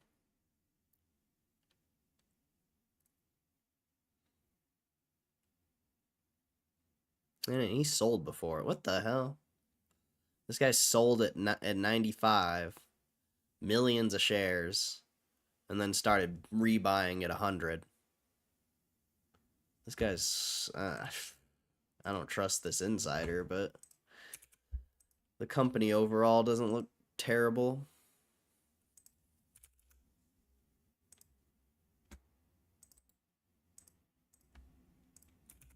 That insider's an idiot, apparently.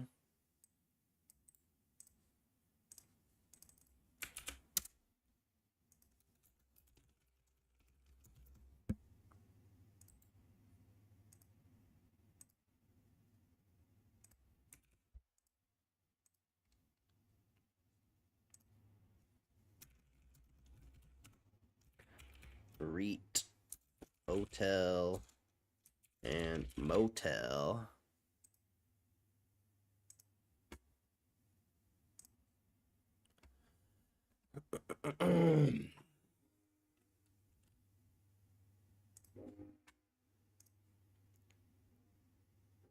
BHRB, financial services. Got these prices sooner or later, just a hype move for now. We'll see.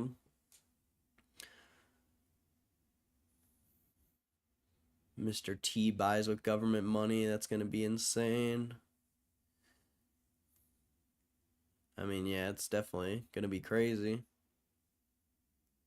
but are they actually gonna do it? Who knows? And I would imagine they'd have to go through a lot of stuff to get that approved.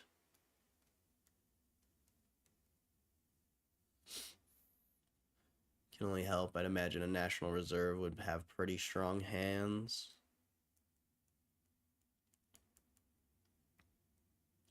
Stability in the triple digits shortly. What a time to be alive. That would be ridiculous. Not sure about triple digits. Don't start. 50-50. I mean, B&B. I bet a lot of people didn't think B&B would go triple digits.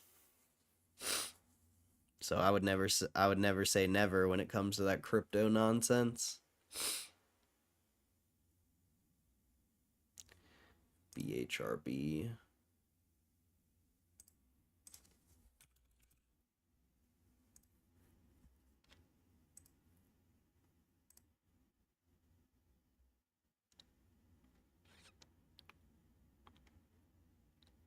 Financial services. Why is there so many financial services? Don't they know I'm not interested in this?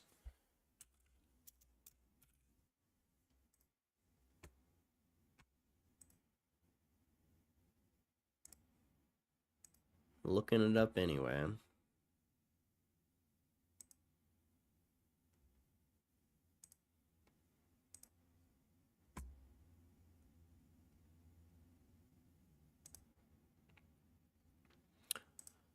Um, I'm not interested. It looks good, but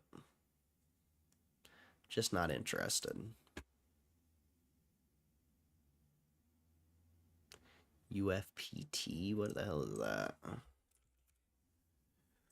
So many companies, so many stocks that you just never even know about. Good lord, that chart is insane. I'm good on that.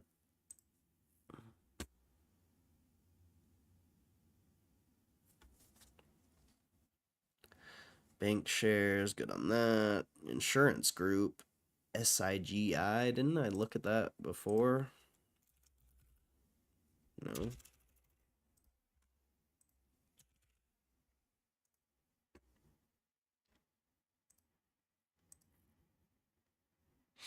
Very consistent chart. Goodness.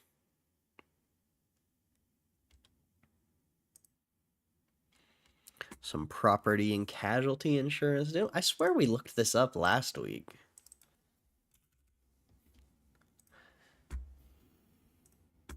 Maybe it was a different one.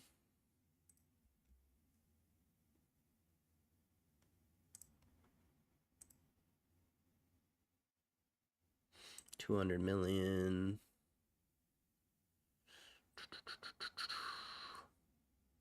Damn. Big ass company. Ugh. Kind of topping out at 100. We'll track it, I guess. Why not? Why not?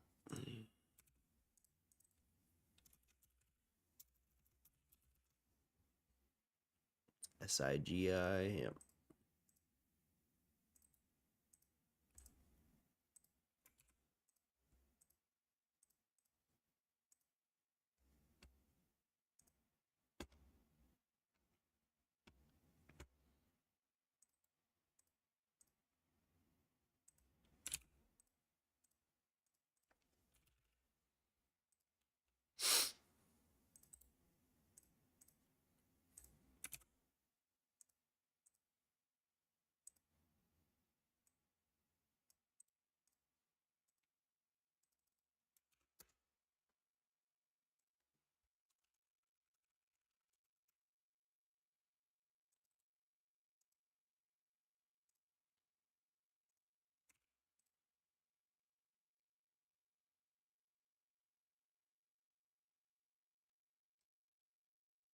I swear we did this last week. Or I did one. I thought I did an insurance one last week. But I guess not. Oh, I did. It's right here. Okay.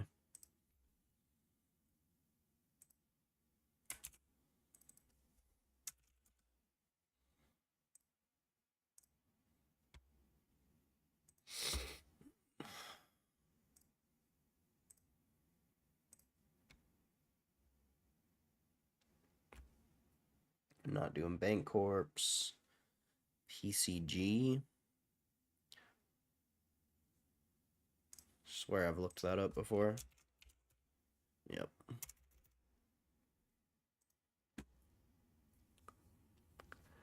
HII. Hunting and Galls Industries. HII.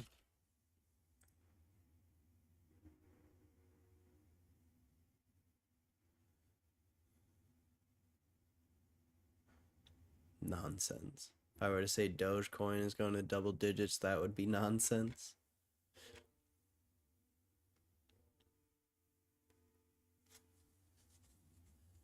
Boomer monies. I have money in ADA, XRP, ETH, and own some Bitcoin. Nice.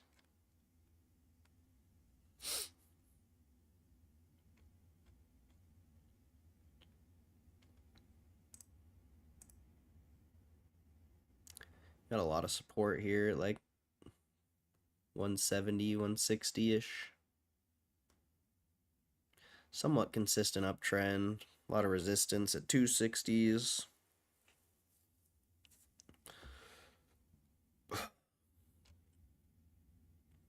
I don't know.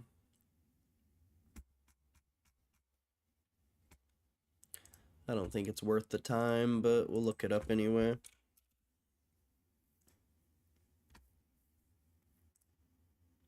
Gotta love these fresh 10Ks, man. They make it so easy to research. 550 million profits. Where's the balance sheet? Oh. 12 billion in assets. They increased their cash position by a lot.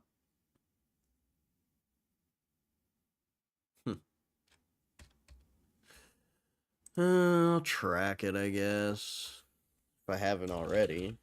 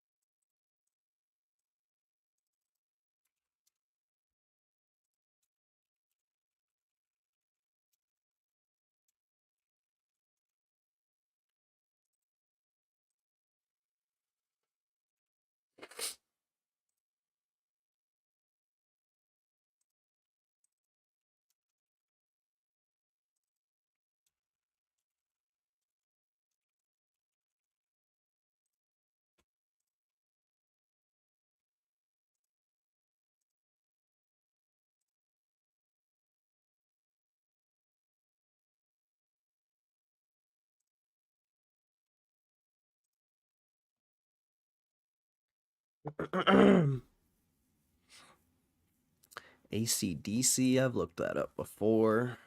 It's got to be in here. I think that's like one of the first companies I looked up. I don't know. But I do have it in there. Acom. Acom.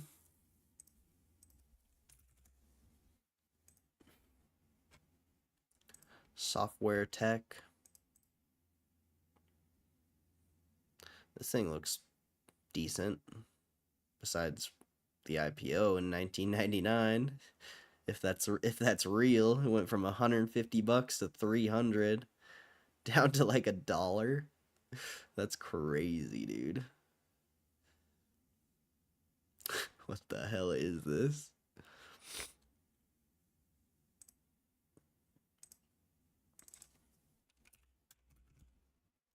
Hack 'em.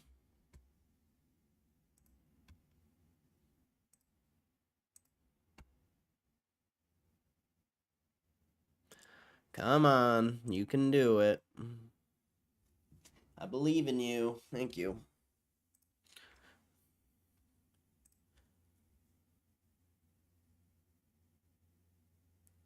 Pulse Chain founder just beat the second to submission. Nice weekend news for me. You don't read news.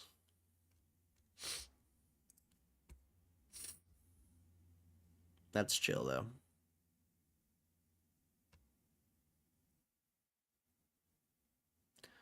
$10 billion in assets.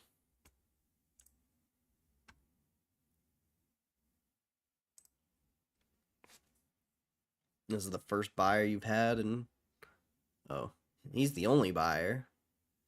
He bought back at 92. Now he's buying at 80.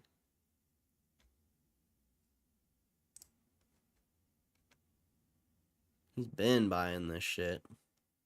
He was buying like 50,000 positions the whole way up. And then last year he's like, "You know what? I'm going to drop 2 million on this." And he did. The CEO is just fucking buying the fuck out of his own stock. You got to love to see that. You got to love to see that. All right, I'll track this one. If I haven't already.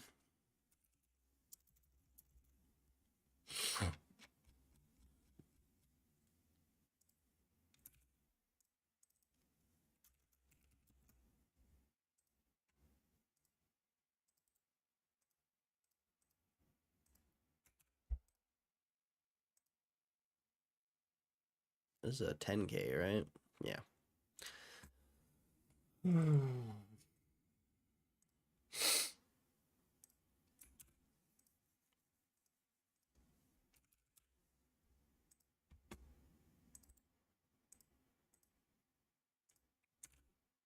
Yeah, I'm definitely going to start doing this every day. I'm so bored of this already.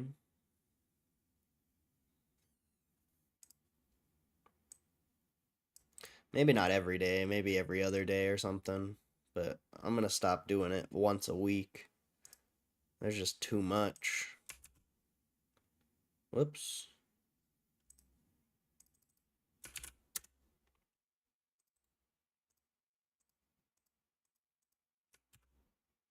What in the world just happened? There you go. Software infrastructure.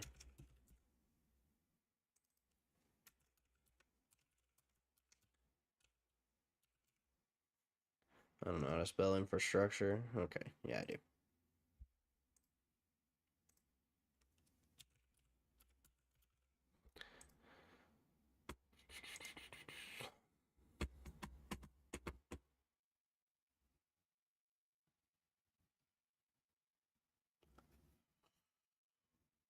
Oh man,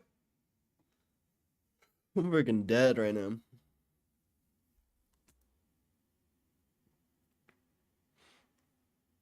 Personal things I track.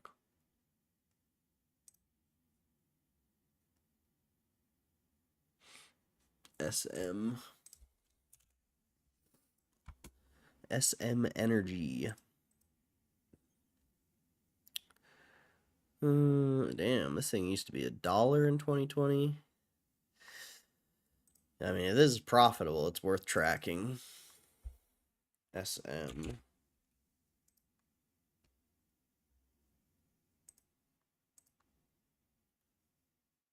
Makes news for the non-normal. I guess if it's about crypto, it's non-normal. Even though that's what everyone likes is crypto. How do they, what? They have $0 in cash? Is that real? How do you have $0 in cash? What the fuck, dude? What? There's no way that's real. They have $0 in cash. What? What? What? What the fuck, dude? What? I've never seen that before. There's no way. They have $0 in cash. That makes 0 cents.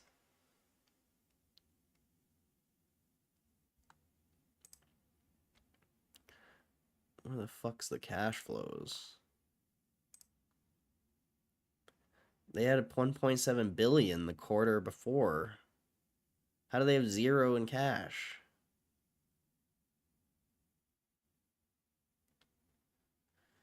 I'm so confused right now.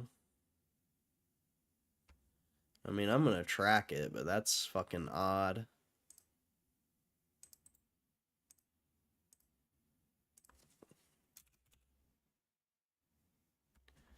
Have I looked this up before? No. That's so odd. $0 in cash? Like what?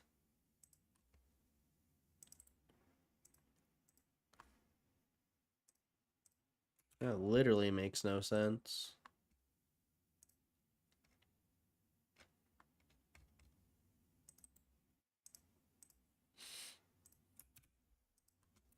That's gotta be like an error or something. SM Energy.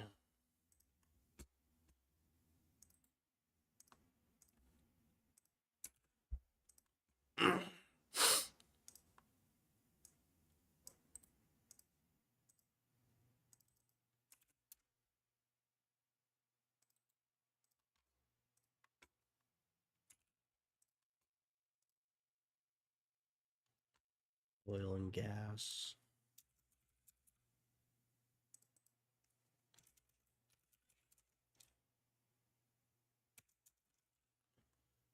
Oil and gas. EMP.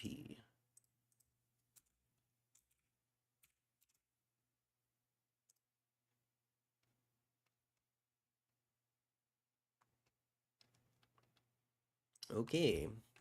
That was a weird thing. That was $0 on your cash fucking or on your balance sheet. That's I th- I just like can't even believe that. That was crazy. That was actually insane. Are we almost bro? There's so much insider buying. Ugh. There's so much. Therapeutics, not interested. Skyworks, I'm pretty sure I've looked that up before. Yep.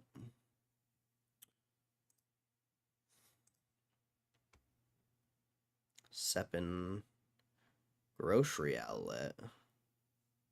I've never looked that up, I don't think. No.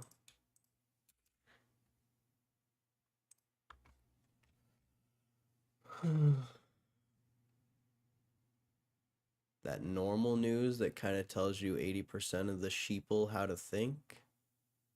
I don't look at news like that, so I don't know. I can't agree with that statement.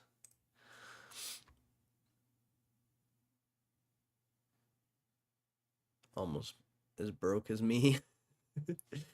Yeah, they got like 10 billion in assets though. That's weird.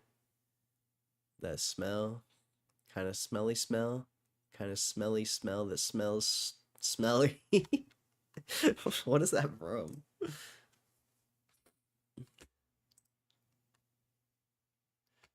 Consumer defensive grocery stores.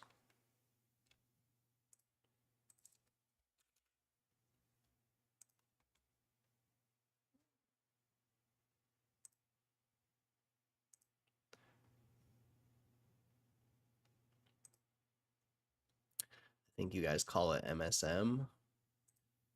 Oh, I know what news is, but I don't view it how you view it, obviously. I don't think, sure, maybe it makes people think some way. I don't know. I just read it for entertainment.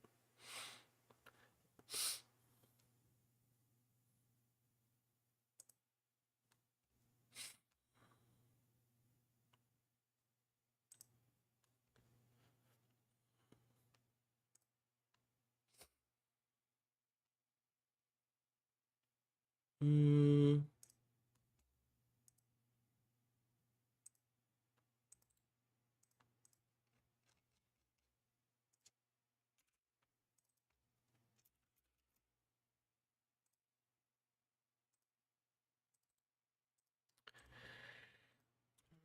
The grocery outlet. A pretty big buyer at $20. Damn. This dude was buying at 30 too. And yeah, what the hell? This guy's been buying higher 20s throughout the years. Hmm. I wish Open Insider worked with an ad blocker. These ads are annoying. I missed my ad blocker. I want to go back.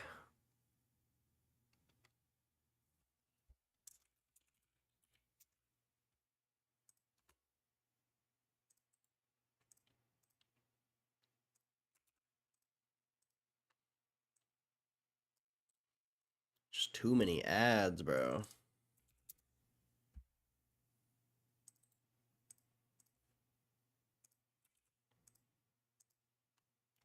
Consumer defensive.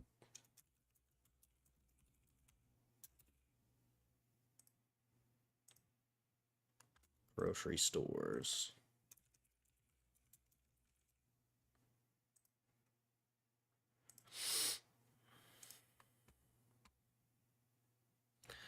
Bioscience, not interested.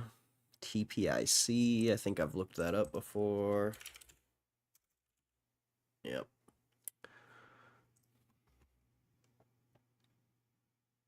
Sonoco.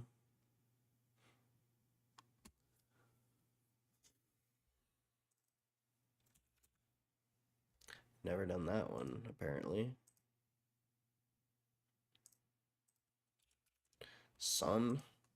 Sonoco products. A lot of resistance in the 60s.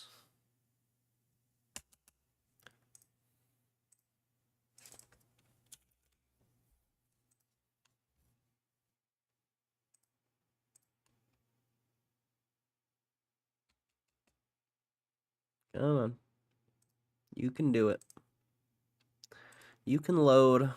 They were making over 400 million, 23 and 22. Now they only made 163. They got a lot of assets though, 12.5 billion. I'll track it, I guess. Why not? Why not?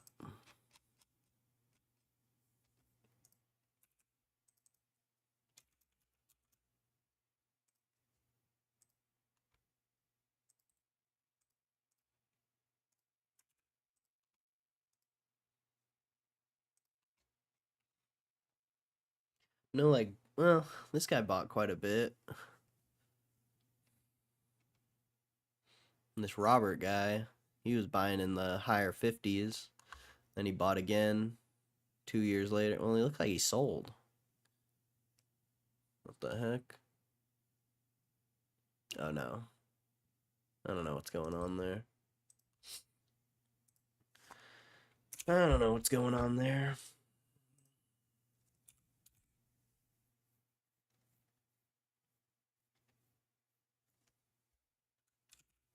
Sonoco.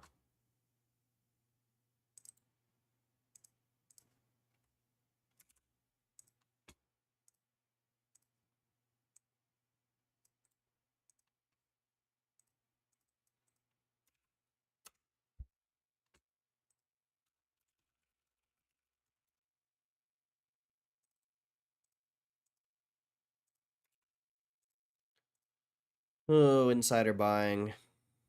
It's so boring. Oh, it's so boring.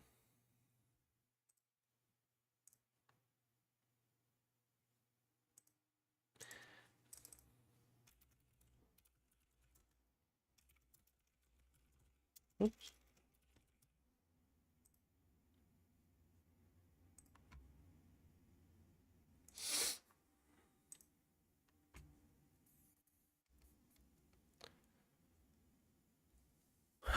New IPO, not interested.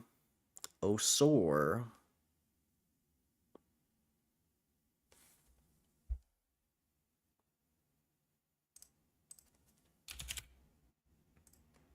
Orasure Technologies. That chart looks like interesting. It looks like shit, but hmm.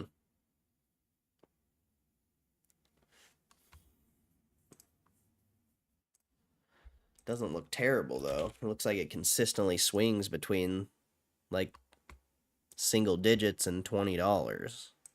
And it's done that since the 90s.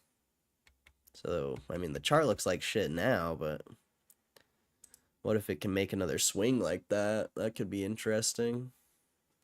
This thing's at $3 right now. That's like an 8x. If it could potentially do that again. What's up, Alex? Sure. Look at Starbucks. Maybe later. Not right now. I got plenty of it. This thing used to be unprofitable. What the heck? 2017, 2020. This one's interesting. Maybe I'll look at Starbucks in a minute. I've just got plenty of other tickers to be looking at on this insider buying. And I don't. Starbucks is whatever.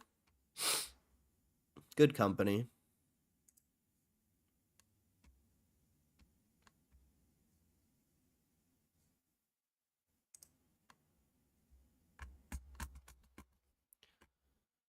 Oh my gosh, this fucking SEC website. Thank you. See, they're losing money in 2020.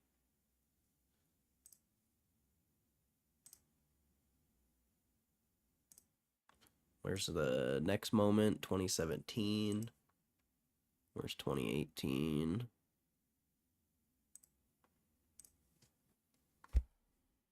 Like, this is something I would, like, potentially buy.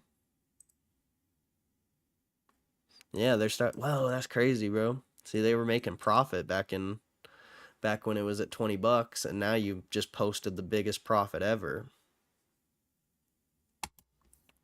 What's the balance sheet look like back then? 300 million,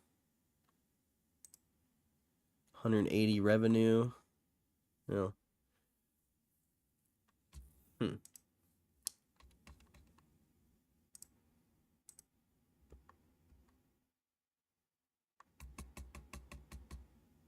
Smaller company, but the chart along with these financials is kind of interesting. Yeah, it's a lot bigger company now too. Like everything here looks great. Way more revenues. Like what? Why is this thing at $3?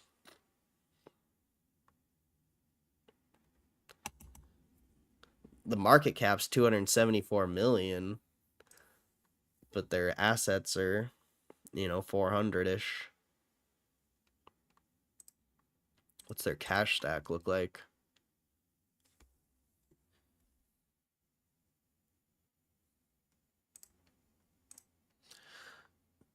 They have 290 million of cash. Like what? They have they have more cash than their market cap by like a little bit. This thing's interesting.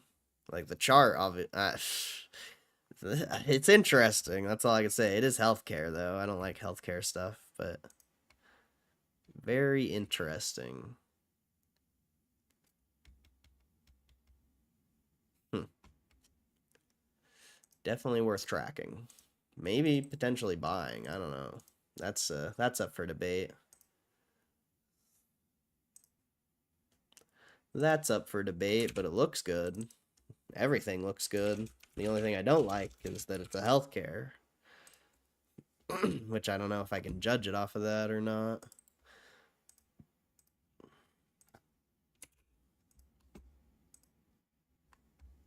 The price action on the charts, very interesting. And you just got hella insiders just this year. No like huge positions, but yeah, that's wild. This guy bought a 500,000 position back 23 when it was at $5, and then he bought again another 200,000.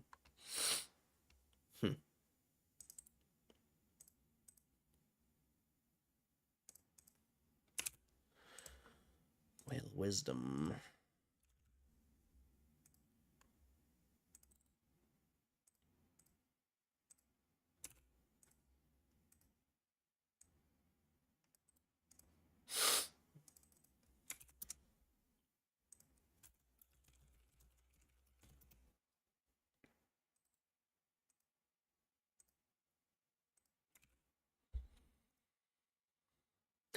Medical instruments and supplies. Nice. I like when it autofills for me. It's very convenient.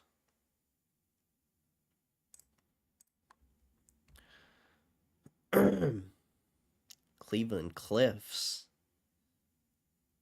CLF. Haven't I looked that up before? No. Cleveland Cliffs.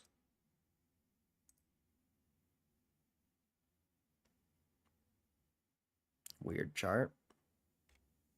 Steel. Some steel?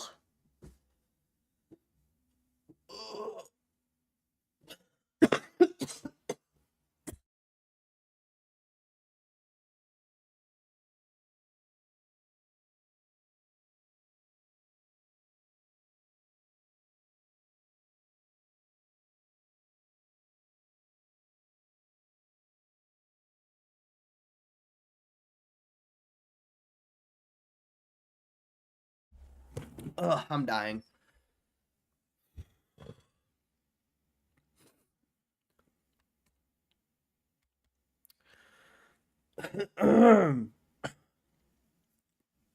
Fuck, dude. This sucks.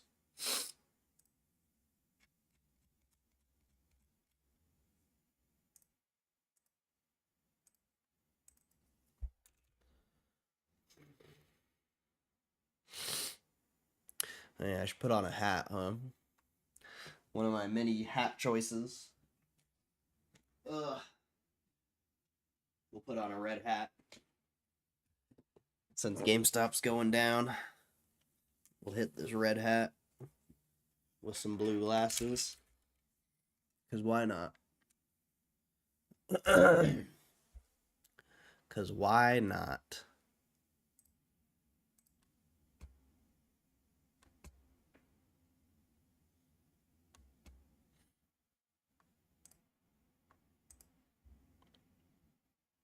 Yeah, I mean, they just lost 700 million.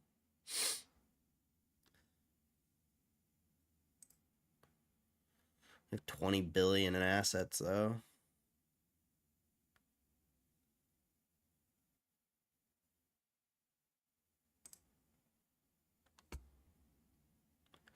What were they doing before?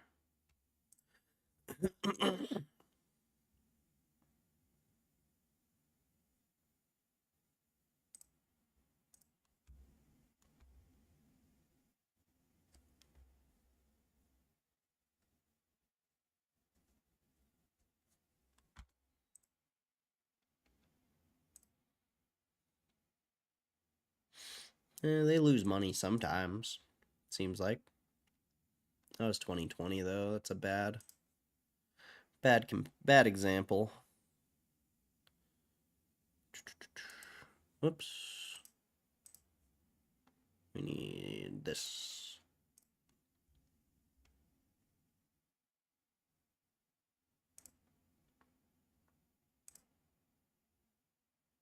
Yeah, they just like randomly have bad years, it seems like. We'll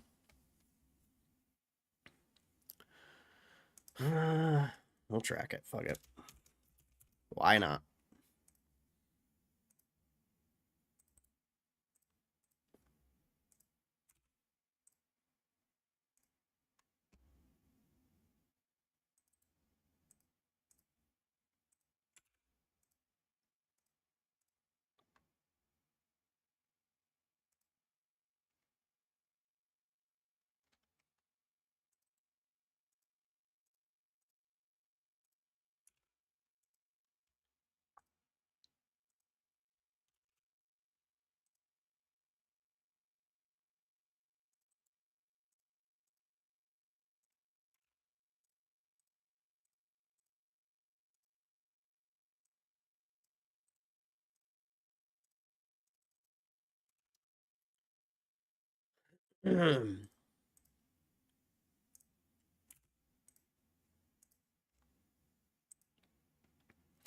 Basic material. Steel.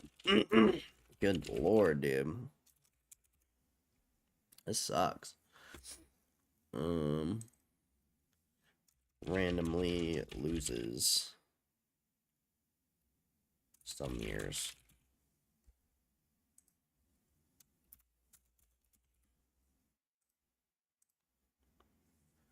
What's up, Kristen? How you doing?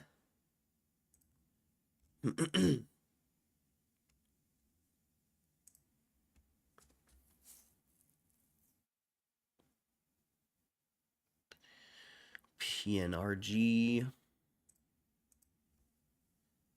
Overwhelmed, but great. Why are you overwhelmed? Just because of the house stuff or what?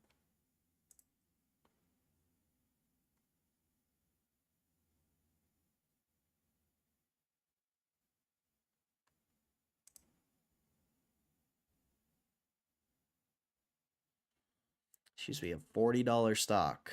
Now just ripping. Bingo house stuff. I think it'll be okay.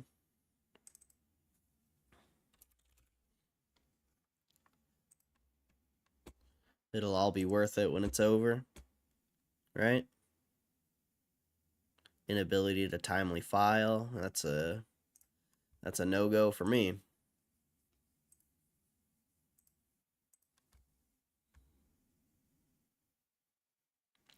IBM. I don't need to research that one. No biotechs. Clear one. That looks like trash. CLRO. A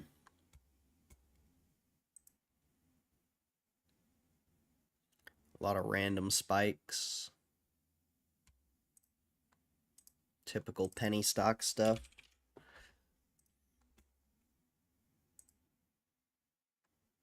Inability to timely file. Not interested, but we'll look at it, I guess. That shit's booty. Packing shit. Close next Friday. Just a lot. I'm a beast, though. I'll get it all packed.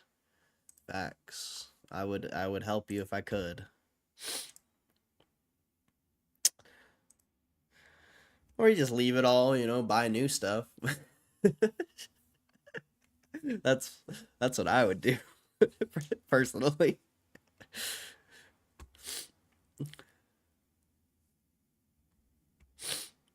Too small of a company.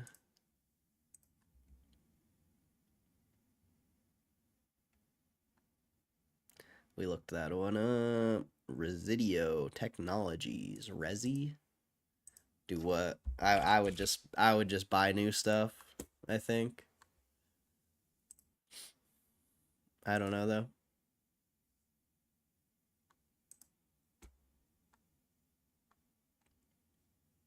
I also don't have that much stuff though, so like it would be easy for me.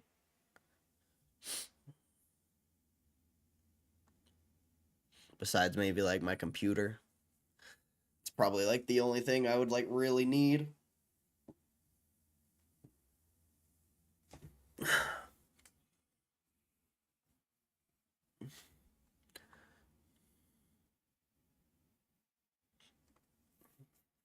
don't have a ton of stuff. My bed's heavy. Yeah.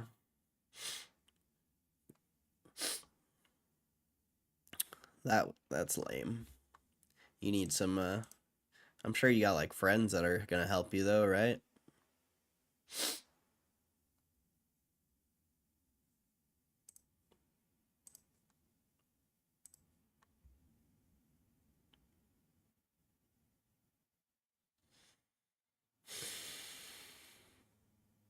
Didn't we look that up? Gelled? I swear I looked that up.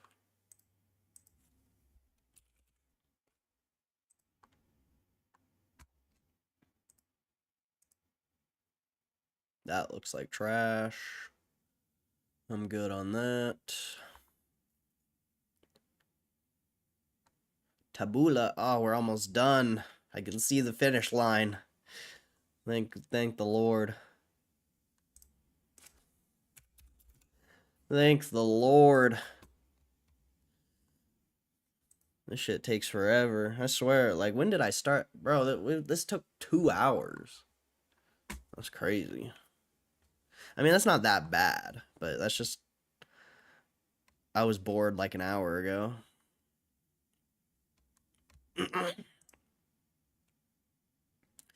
New IPO, not interested.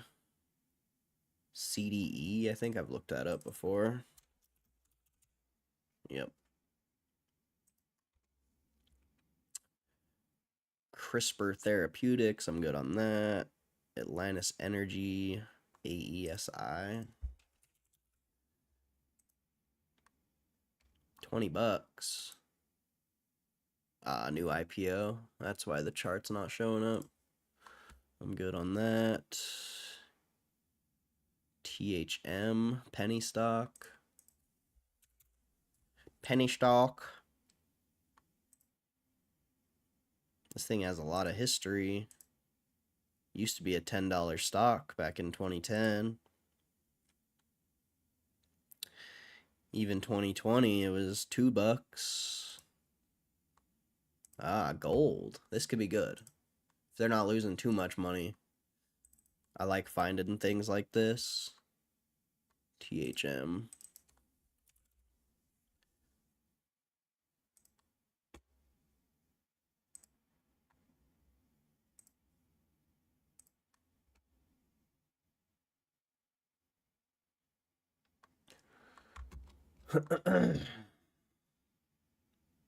Maybe he can come help. I definitely would, but she lives way too far away.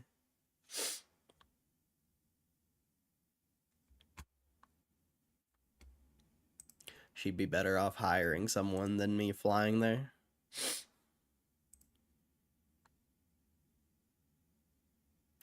$57 million. That thing's tiny.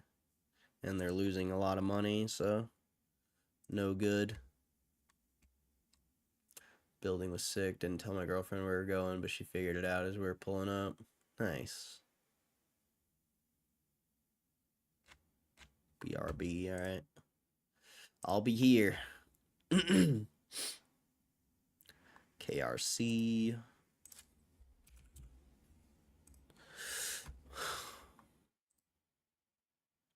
Yeah, 2 hours for insider buying is just too long. We gotta start splitting it up or something. 75. I guess if I do it every day, that's what? Like 25 minutes a day or something like that. Basically. It's not bad.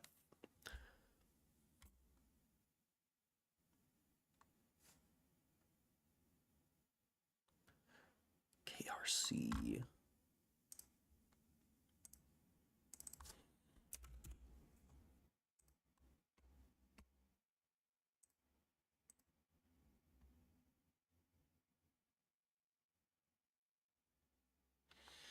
This shit just takes way too long.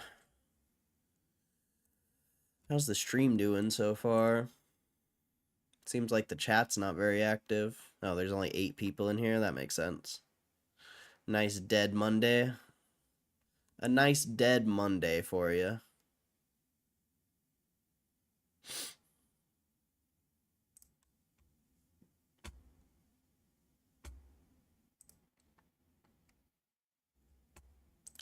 Cash flows. Realty. Oh, this is like a REIT. 11 billion in assets. At least I think it's a REIT. Yeah, offices. I don't even like REITs. I don't know why I like. I don't know. Do I even want to track this? The chart's okay, but if they pay a huge dividend, that could be why the chart's so clapped out. I think I'm good on that. I mean, it looks okay, but I just don't even want to take the time. Health, I'm good. GERN. What's this? GRON.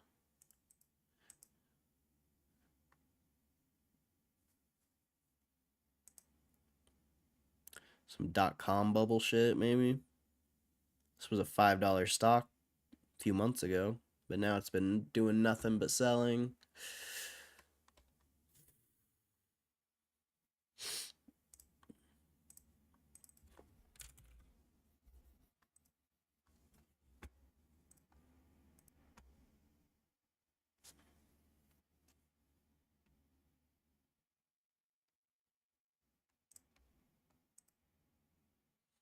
Losing 170 million. Yep, good on that.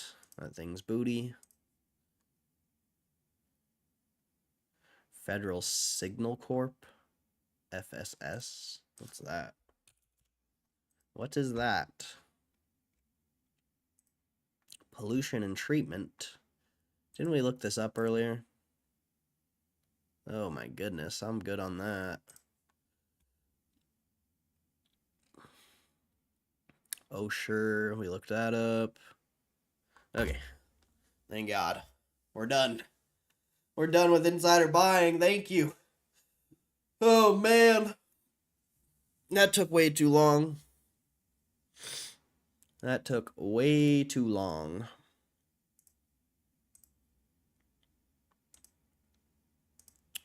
I want to go back to my ad-free browser. That shit's nice. Ah, no ads. Gotta love it. You gotta love no ads. Alright, let's see what we got here for news. Zip partnership, GameStop. That's cool.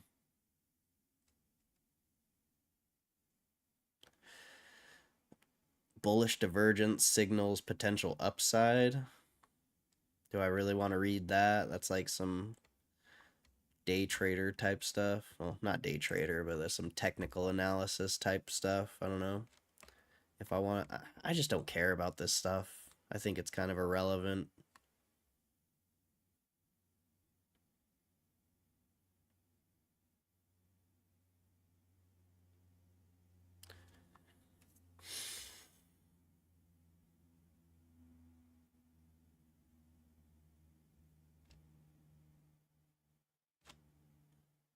Yeah, I'm good. I'm good on that. I don't care about technical analysis. Stock either is going to go up or it's going to go down. And as of late, it's been going down, so it's about all I need to know. It's about all you need to know.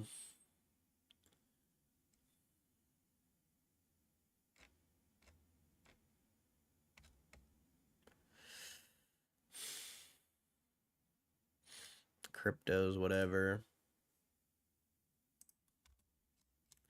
Any whales on GameStop? Didn't we check this already?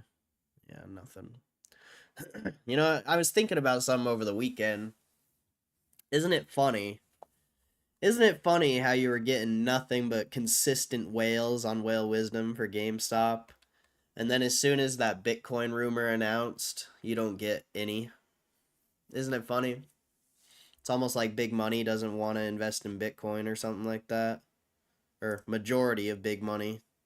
Like, obviously, there's a lot of big money investing in crypto, but I just thought that was funny. Because literally, like, there hasn't been shit on Whale Wisdom since they announced that.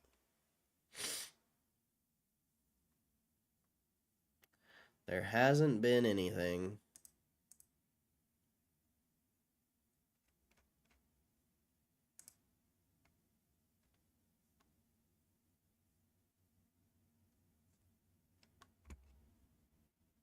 Wish I could see the dates. Why is it being so weird? There we go. I don't remember when they made that announcement. Didn't we stream it?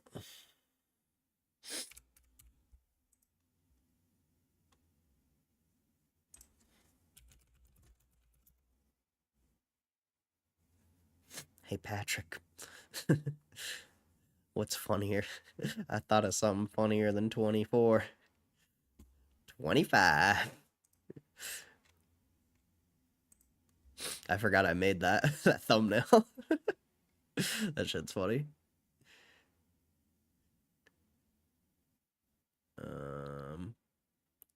2 weeks ago. So when was that? Yeah, that's crazy, bro. So, yeah, goes to show you how the market feels about that potential Bitcoin rumor. I would say at least.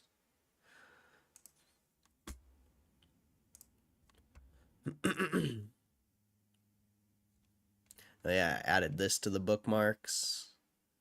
It's basically just tells you how all the sectors have performed today, 1 month, 3 month, year to date, 1 year, 5 year, 10 year. It's kind of a cool page. Kind of a cool page.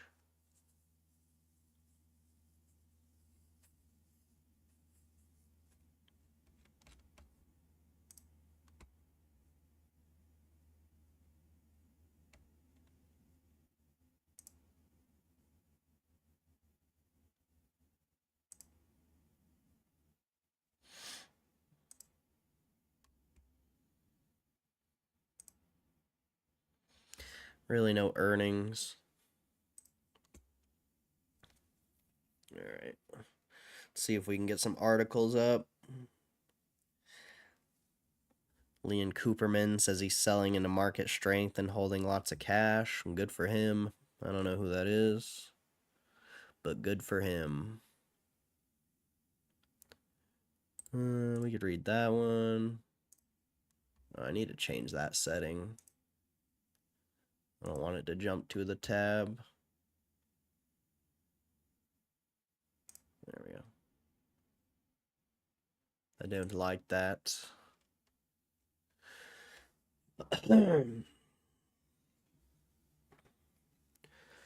AR firm Anthropic valued at 61.5 billion. Kroger chairman and CEO resigns following investigation into personal conduct. Treasury Department halts enforcement of ownership information reporting for millions of businesses. I don't know what ramp is. Reverse Robin Hood scam or windfall for middle class. Lawmakers debate Trump tax plan extensions. I don't know what that is, but we'll check it out, I guess. Europe needs is a Doge.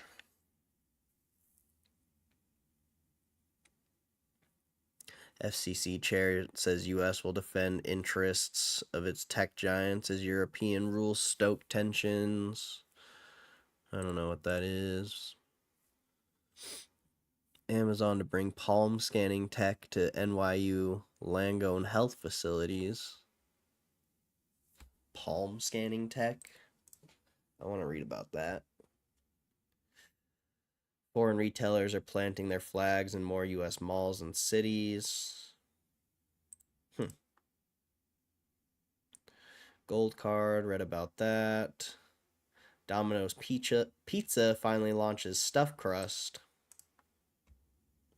That's crazy that they're just barely doing that.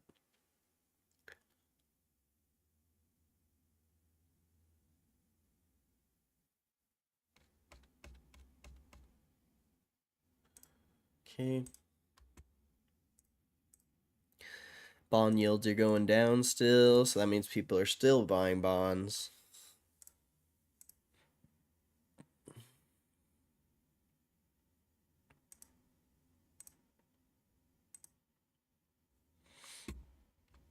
which is to be expected.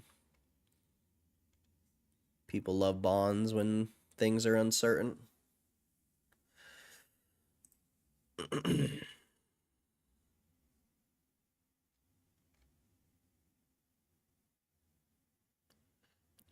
Amaranth almost got robbed. That's hilarious.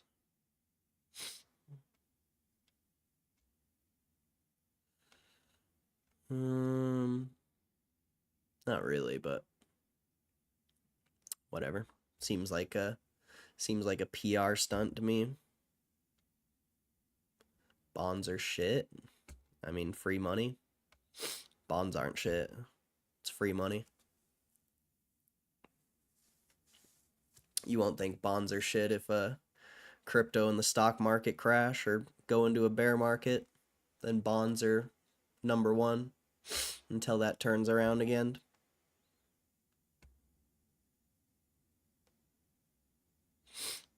The only reason people think bonds are shit is because stocks and crypto have done nothing but go up for almost 3 years now.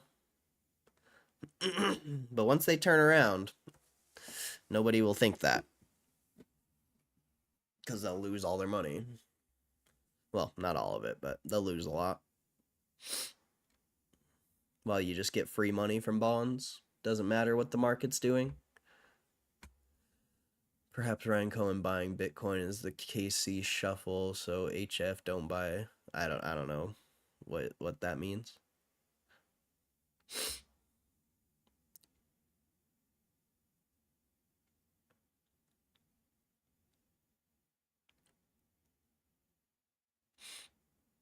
Sparking controversy. There's like no news today.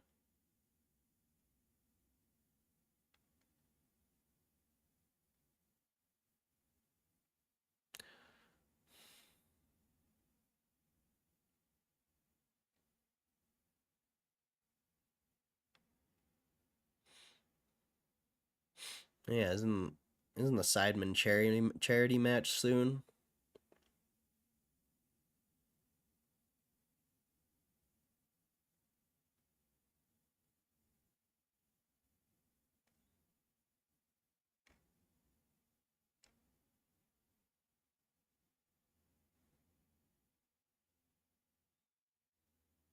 She shot home invaders? The hell? Maybe I do want to read that Amaranth story.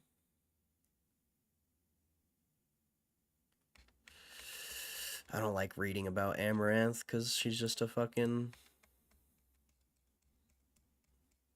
You know.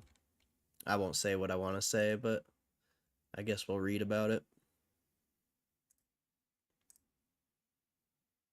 It's John Cena. Yeah. After 20 years of playing the hero, John Cena is a bad guy again. Yeah, that's crazy, bro. That shit's crazy. I want to see what they wrote.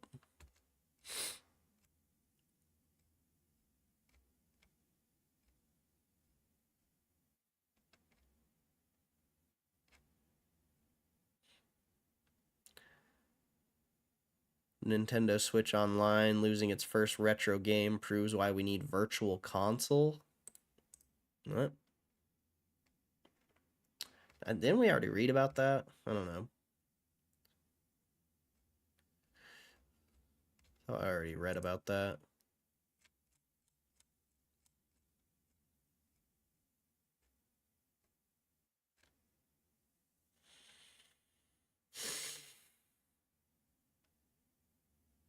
I need to change this setting. I need to make the default zoom 120%. That'll be better. That'll be better. Marantz? No. There would never be an article about Marantz on any of the news sites I use. I can promise you that. There would never be, unless it's GameStop the company, there would never be news about anyone in the GameStop community on any of the news sites I look at.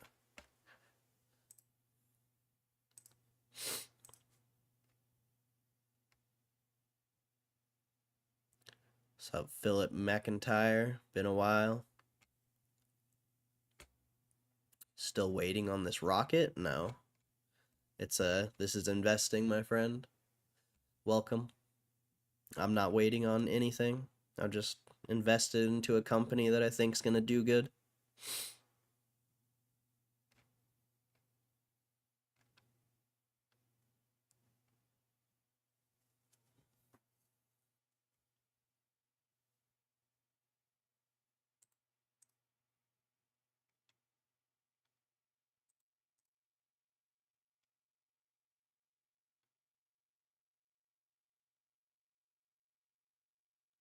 Who's Zip? It's a it's just a payment provider. So you can do like if you buy something for $100, you can instead of just buying it for $100, you can do 4 payments of 25. And they're just a payment provider overall. Be on top of that.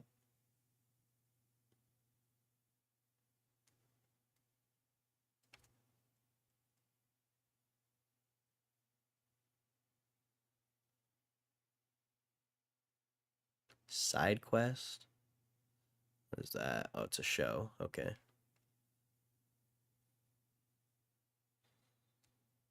Maybe we'll read that. I don't know. Dungeons and Dragons 3D virtual tabletop experience Sigil is now available for PC.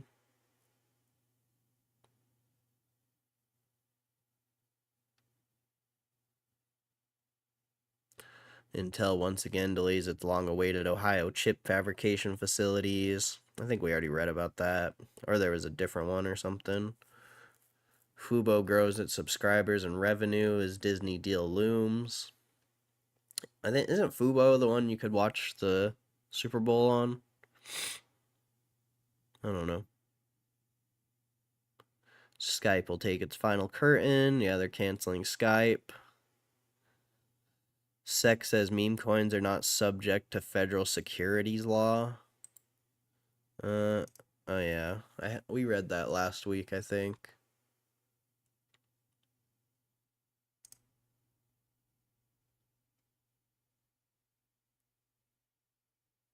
EA releases source codes for 4 Command and Conquer games.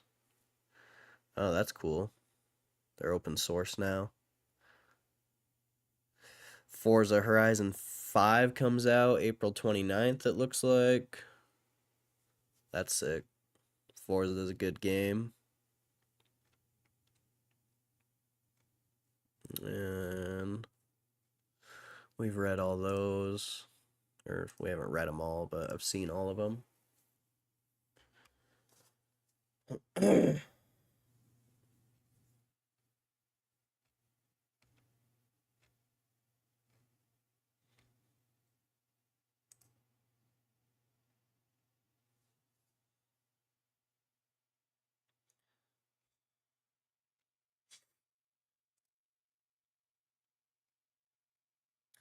Not seeing any interesting news here.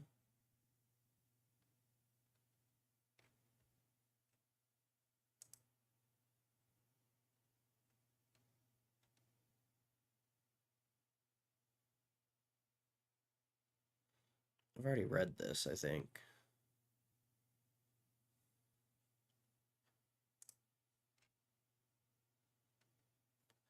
Meta says sorry for turning Instagram into a horror show of violence, gore, dead bodies, and other graphic content that should have not been recommended.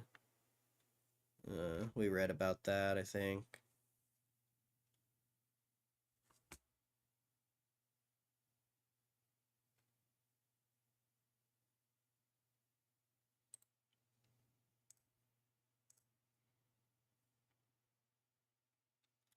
Takes Two follow-up split fiction system requirements are here. It's verified for Steam Deck and Potato PCs alike. Nice.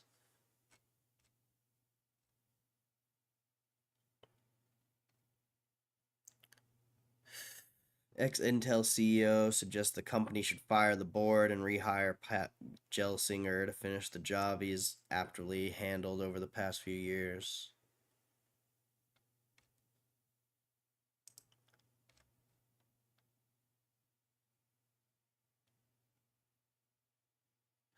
Steam just cracked 40 million concurrent users for the first time, meaning Valve's user count was bigger than 80% of the countries in the United Nations.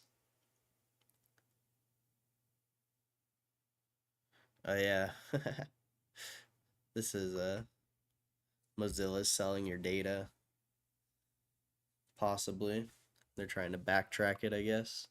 They took something out of their TOS or something. Ordinary Gamer had a video on it. He talked about it pretty extensively. Apparently, the canceled Twisted Metal game would have been a battle royale where you could get out of your car for some reason. That'd be Twisted Metal battle royale. I feel like that would be kind of interesting. But they canceled it, so. RuneScape is finally wrapping up one of its earliest storylines 24 years after the first quest debuted. What? I like reading about RuneScape sometimes. It's a classic. It's a classic.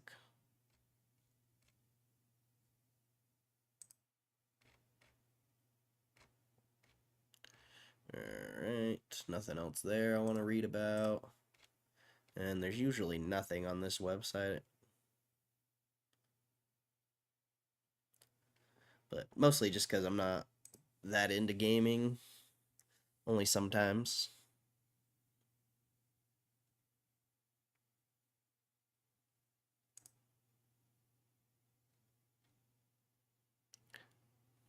Fortnite lifts lifetime bans, allowing cheaters back into the game.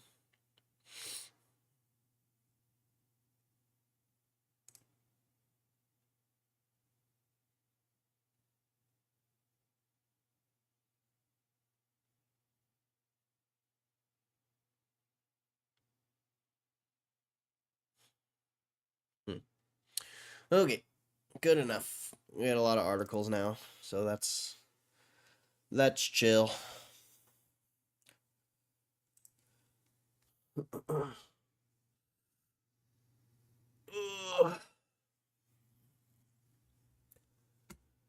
Let's see.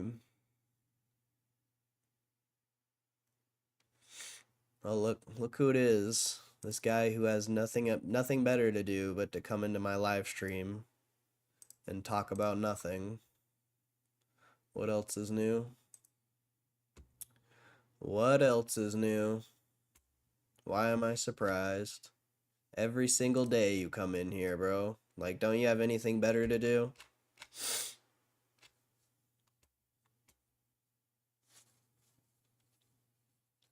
Like, literally. Like, literally.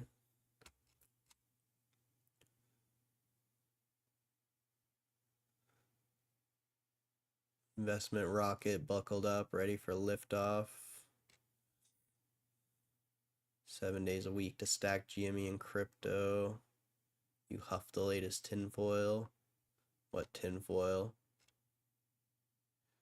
What's the latest tin? 6ix9ine. Too much tin. Free trial for the Super Bowl and forgot to cancel. That's funny.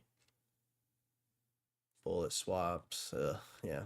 I don't I don't know why everyone talks about bullet swaps when they have no proof.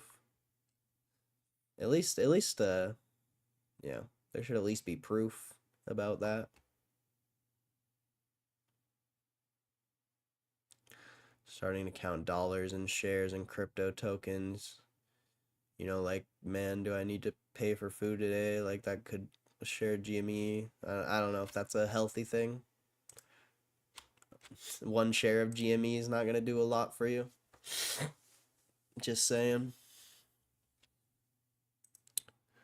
Another 250 ADA, nice. Cam is or was the owl. Nah. Cam's just a weirdo who, for some reason, comes in my stream every day to talk shit on GameStop, even though he's not short it. It's just I don't understand.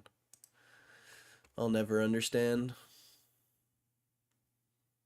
He won't show on a green day. He comes every single day, so Nothing new.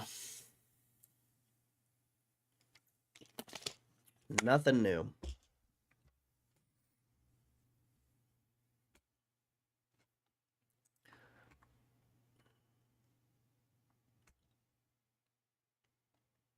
I don't know why brokies come in here and talk shit on a stock they're not even short.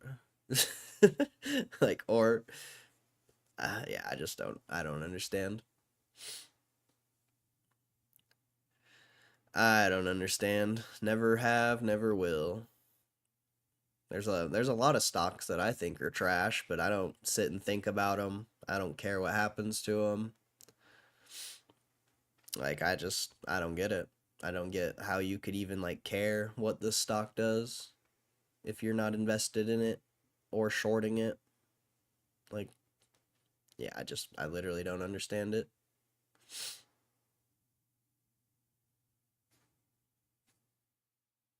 And literally every day too. Like, not even a joke. Every single day that kid comes in here. Like what? Like what? Makes no fucking sense, dude. Makes zero sense.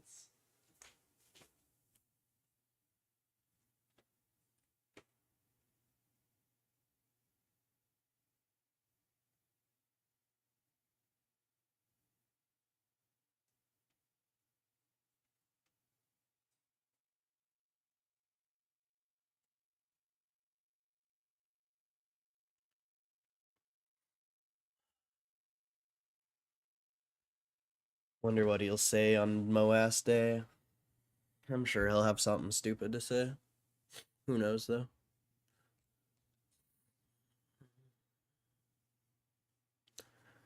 Marker Bellet stream on Sunday, but I'm gonna make it out next Sunday. Gonna wear a Learn to 6ix9ine shirt for the camera. Hell yeah. That's legit. Be a hero. We'll love people love that shirt. That'll be funny. Just wear a GameStop sucks shirt. Why not? Do it for the culture.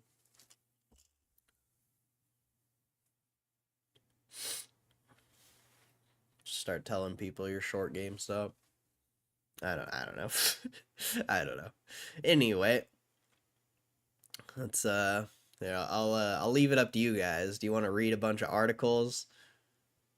It's already 3 hours in. I think we'll rip the Pokemon tomorrow.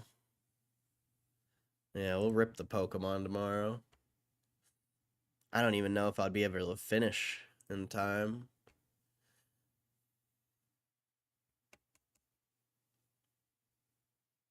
I don't know. Rip Pokemon or read stuff. um,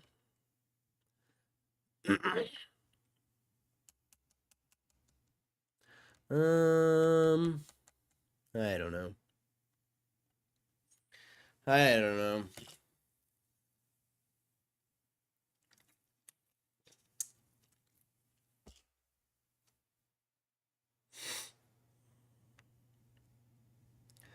Rip Pokemon. You want me to rip some Pokemon, bro? Let me go grab my sleeves.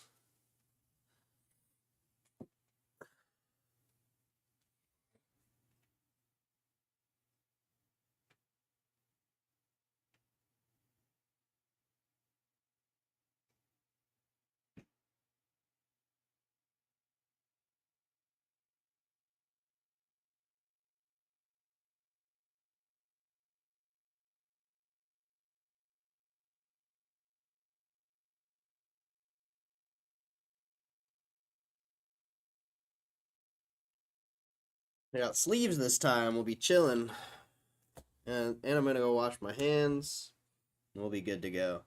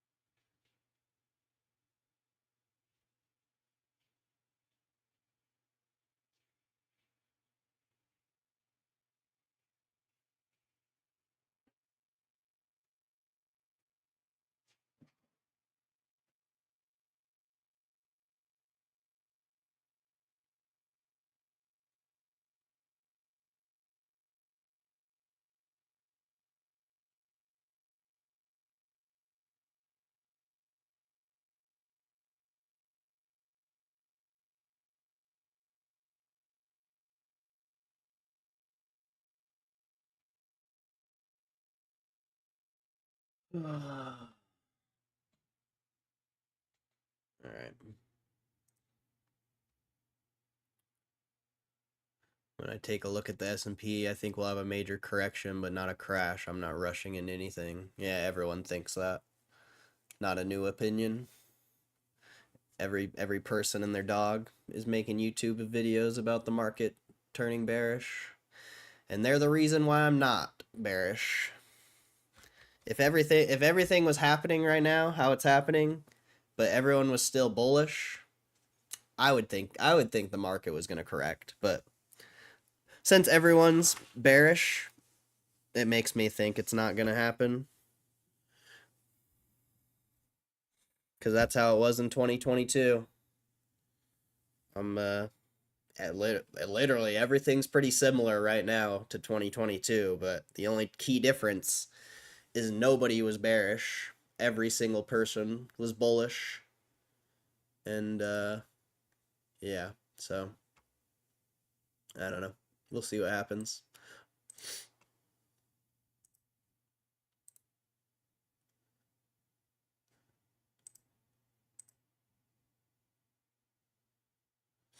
Something's going on with my GME ticker here. Thing's messed up. I don't know what's happening.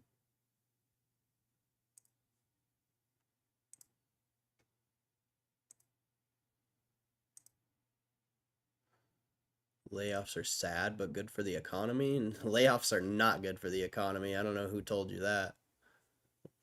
People losing jobs is a terrible thing. Maybe in the long term, maybe that'll stop a lot of government or a lot of wasted spending in the government, but people losing their jobs is not a good thing. How is people losing their jobs and not making money good for the economy? That means less people are buying stuff. I don't see how you could think that's good for the economy.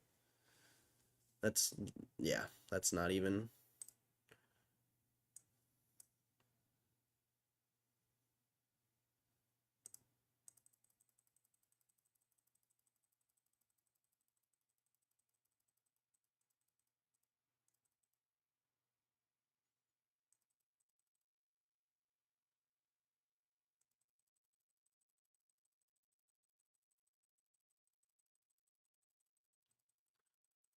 Click, click, click, click, click, click, click, click. There we go. There we go. Fix the ticker. Can I make this one transparent too?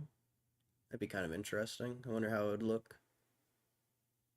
I think it's multiply. Oh, that doesn't look bad. That doesn't look bad. I kind of like that. I don't know.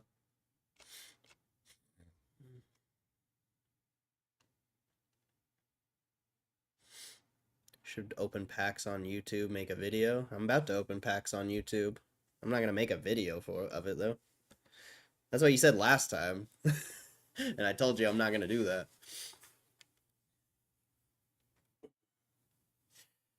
I don't really care about getting 1,000 views for opening some Pokemon packs. And it probably wouldn't even get 1,000 views. It'd probably get like a couple hundred.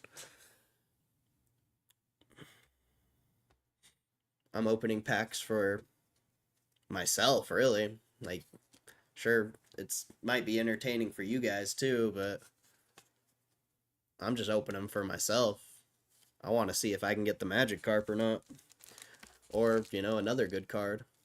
Who knows? Who knows?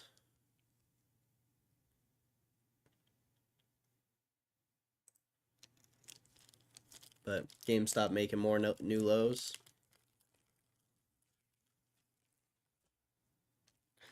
My soul needs the carpet. Same. Same, bro. Same.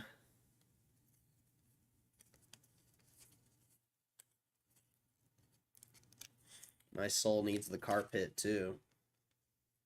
I need some carp. Need some carp.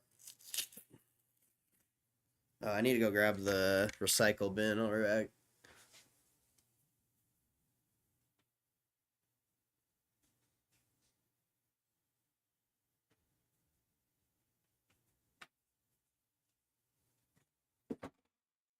If I don't get the carp this time, though, I'm probably done buying these. Because I've spent a lot of fucking money on Pokemon. Definitely more than I should have. Ultimately, I don't care, though.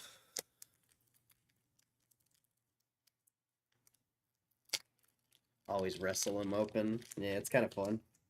It's kind of fun to wrestle them open.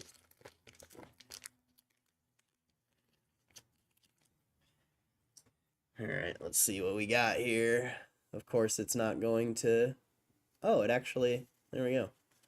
Larvitar, Sandygast, Torrentula, Sudowoodo, Pelipper, Fletchender, Sudowoodo, Fletchender, and Tickaton. And then an energy card. This time I'm going to separate my energy cards. Separate the hollows.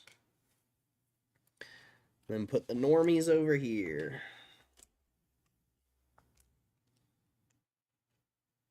Or we can put these down. Boom. Got my sleeves ready to go. Dope. Dope. When people have too much money, inflation goes up. I mean, yes and no. All those jobs have existed for how long, and inflation's done nothing but go down the past 3 years. Until now, until recently when they started cutting. So, like, in a sense, you're right, but I think you're I think you're putting a little too much weight on that.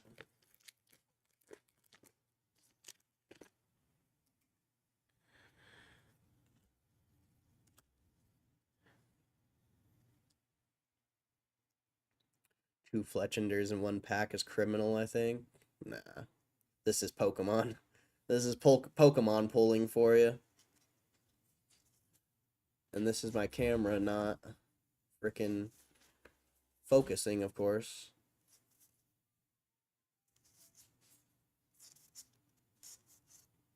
Oh, we got something. Skeledridge EX. I think that's a decent card. I don't know.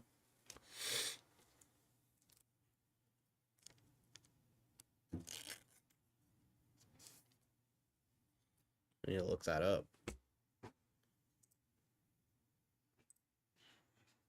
There's TCG player.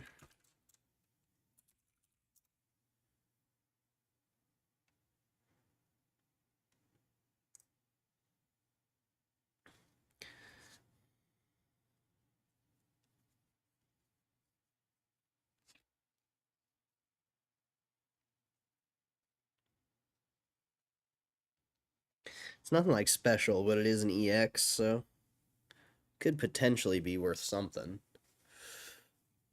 Probably not, though.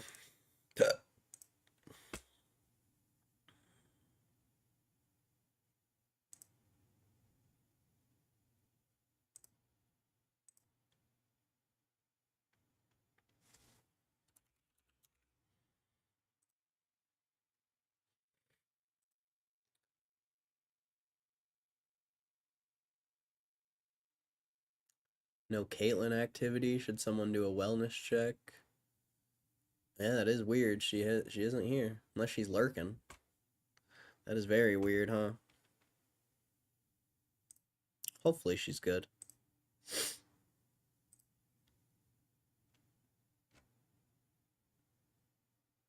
What's up, Kristen? Yeah, that is weird. Now that you mention it, that is weird, huh? She's always here.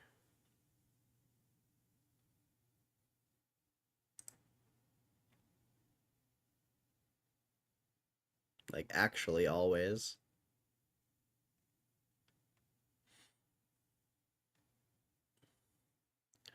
I can't find this. I don't think it's anything special.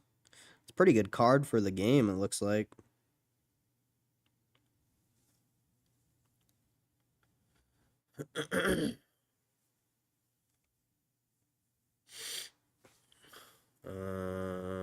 eBay.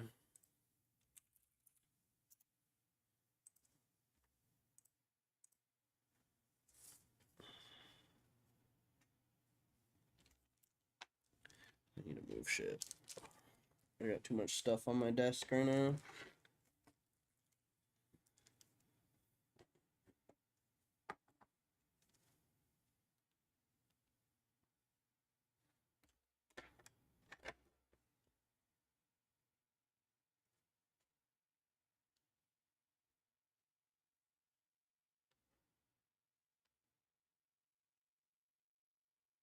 Okay.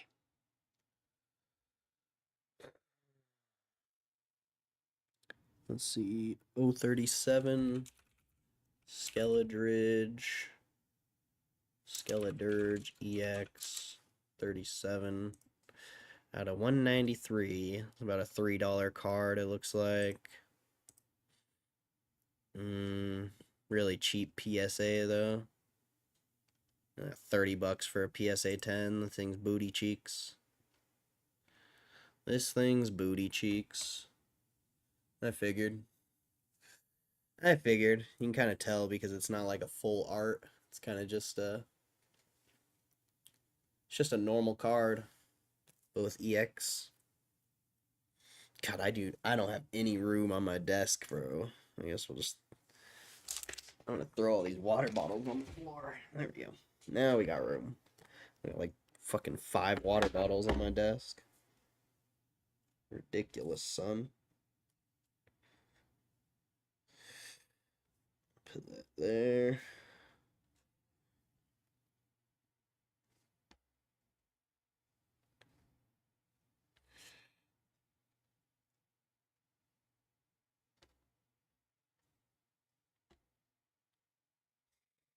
Not very prepared for this. Okay, back to business. What's up, Kristen?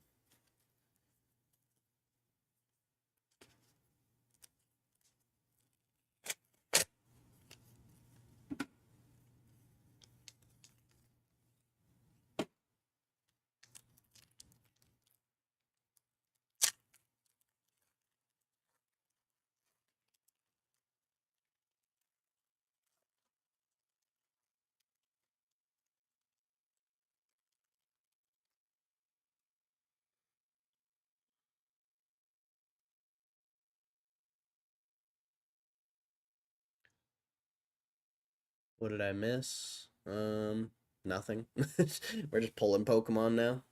Gambling on Pokemon again, because I'm a degenerate.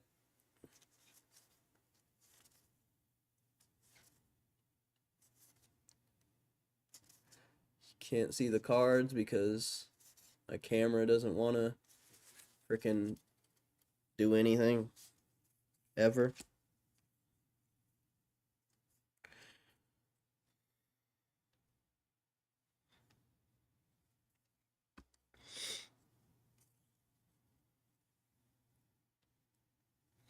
My freaking camera, bro. Thinking about this news story about Domino's that hadn't heard from a customer that usually came in every day. After a few days, they called for a wellness check and found the guy had a medical emergency. They saved him? Really? That's fucking crazy.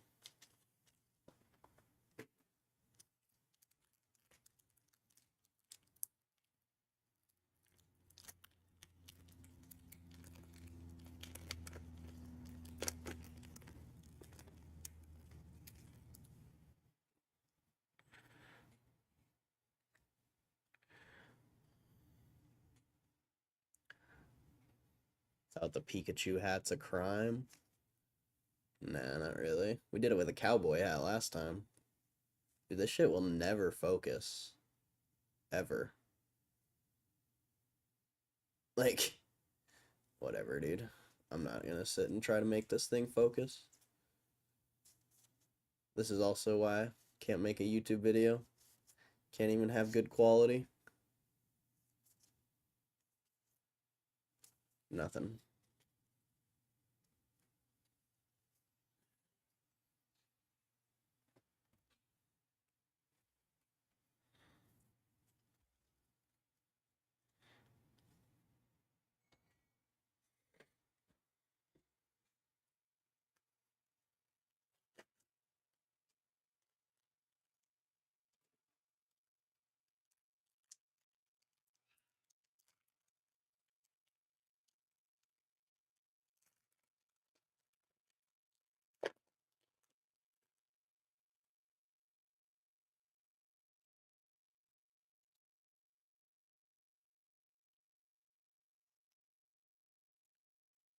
Shit never focuses, bro. Literally never focuses. At least last time I could get it to focus sometime. But it's just like won't focus right now for some reason.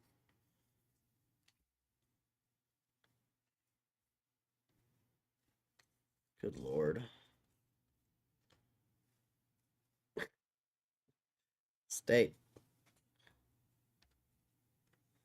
Swing cards, man. Freaking cards. I don't know why I bought more Pokemon cards, honestly. The likelihood of pulling any, like the likelihood of pulling that Raichu was insane. Like I should have just been happy that I pulled that.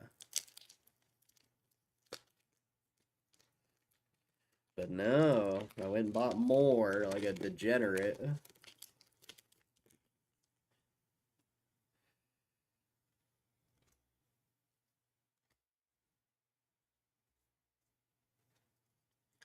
Oh yeah, I know why I bought more though. I actually went to a local card shop and I went in there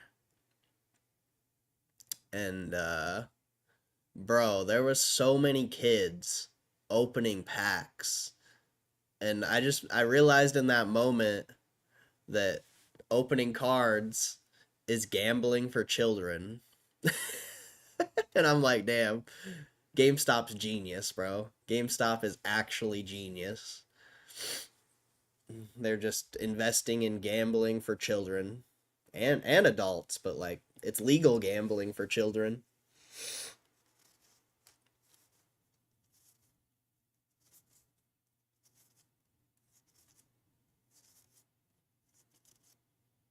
Nothing. But then it's like yeah,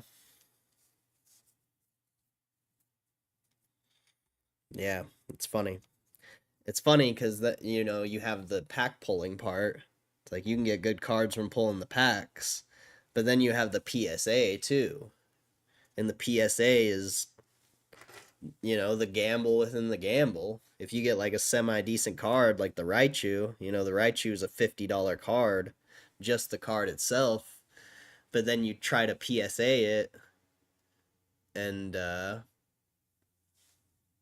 if you get the PSA 10, it's a $400 card. So it's just it's funny. It's the gamble within the gamble.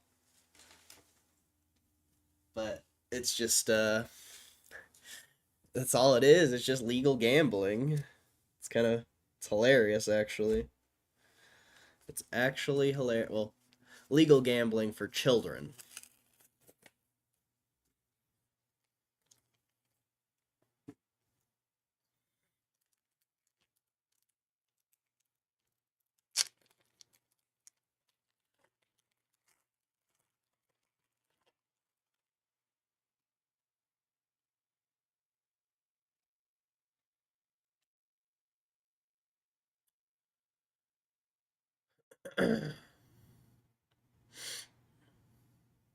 Opens them so gently, reminds me of Harambe. Wait, you're buying Pokemon? I mean, I've spent like $500 on Pokemon.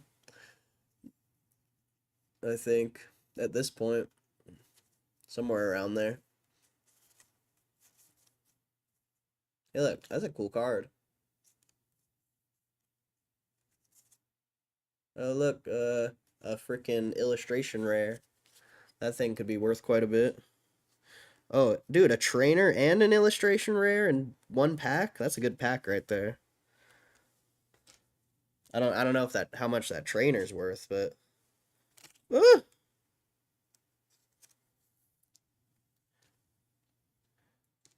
that illustration rare could be decent.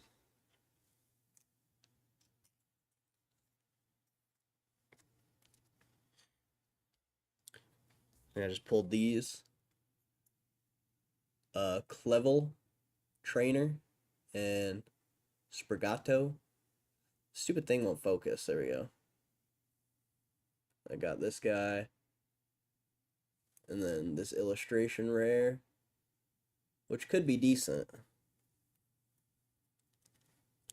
Could be decent. I like this Raichu card. I guess that's a cool ass card. It's nothing special, but it's just got cool art. Let me see what these look like. Let's see. Oh, look. That Sprigato card's actually really good. It's one of the top 12 cards you can get in here. 23 bucks just by itself, so it's probably a pretty decent PSA card. Sprigatito. You know, illustration rare. Look, I'm learning my Pokemon lingo, bro. I'm learning it. Sprigatito. What's the card? 196, 193. Yeah, that's a $200 card if you PSA it. 150 to 200. Well, assuming it's a 10. You don't know if you're gonna getting a 10 is so unlikely, bro. So unlikely. But decent pull because I do plan on going for the PSA on any of the cards that are at least over 100. Clavel. I doubt this guy's worth that much.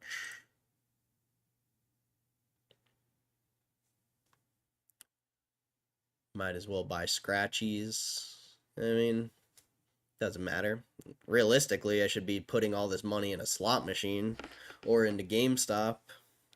But it is what it is. Doesn't really matter.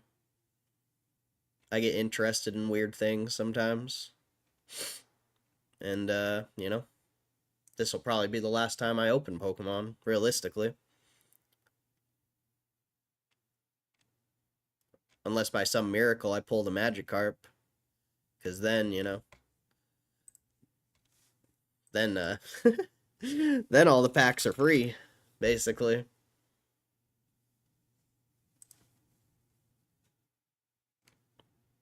Yeah, this trainer's like a $3 card.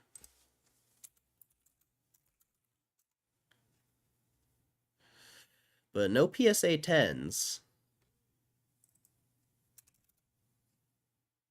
Someone sold a PSA 9 for like 40 bucks, though. That's not bad. This could be worth a lot as a PSA. Maybe not worth a lot, but this thing could be like 100 bucks as a PSA 10. I wonder if anyone's selling one.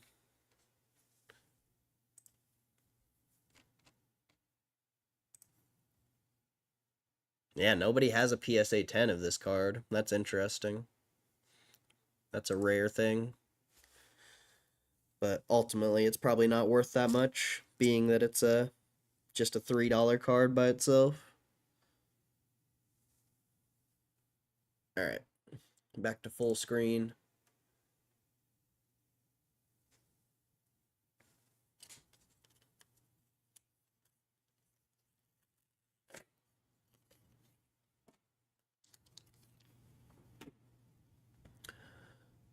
Carp hunting is why you bought more. It's gonna hit. I can feel it. I hope so. That'd be sick. I mean, even if we get like another Raichu or something, that'd be pretty sick. I mean, that Sergito, that Sergata Tito or whatever it is, that's pretty decent. $200 PSA 10. You know, PSA 10 is pretty unlikely, I think, but it's decent. Do you think that so many do you think that so many packs are being bought, there's a better or worse chance of pulling rare cards? I don't really know what you're asking, but I think it's pretty unlikely to pull even like something like that Sir Gatito. I think it's very unlikely to even pull something like that. I don't think it matters like how many people are buying or anything like that.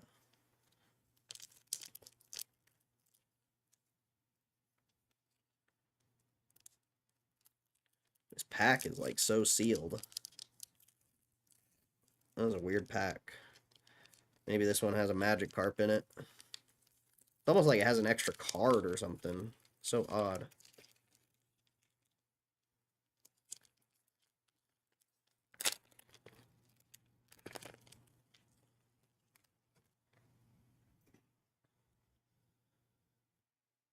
I think if you keep them sealed for 20 years, they'll be worth more. Probably, but whatever.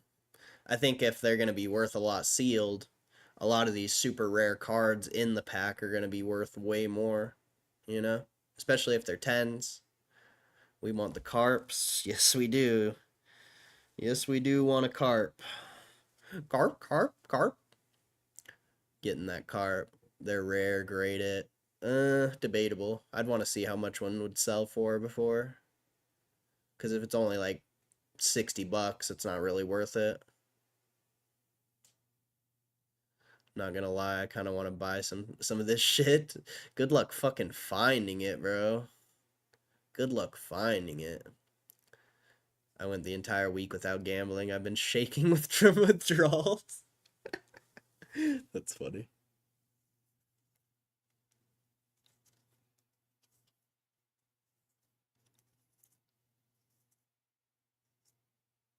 God, I hate that it won't fucking focus, dude. Oh, that could be a good card. Oh, another Quackable EX. Another 2-pack. I think that Cigarro card's decent.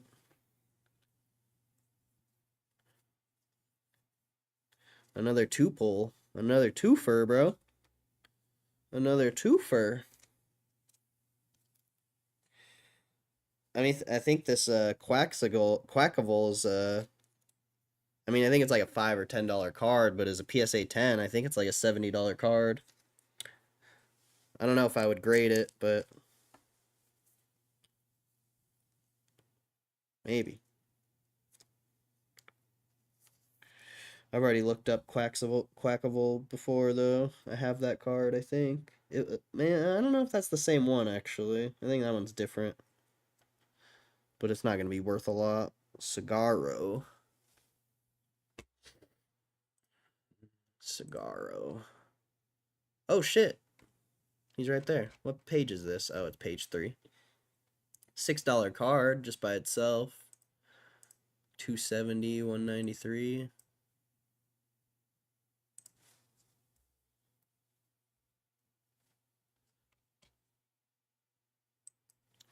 Scaro 270, 193. Yeah, $60 for a PSA 10. Not that special. Not that special. That was an okay pool though. Getting both of them at the same time. Those are both like $60 cards for a PSA 10. I don't think I would grade them, but I guess it depends what happens with the Raichu really and all the other good cards.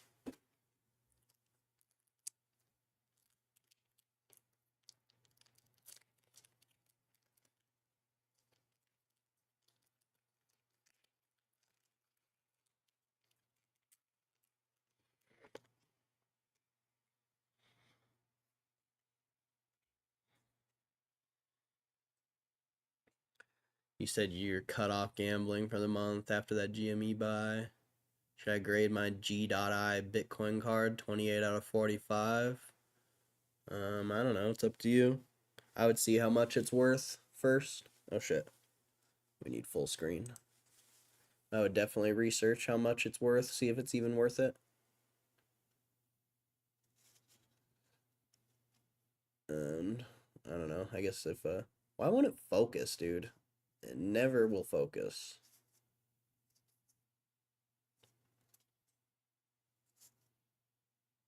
Oh, is that another illustration rare? Yeah, I think that's another illustration rare. Fire. That's 3 like decent packs in a row.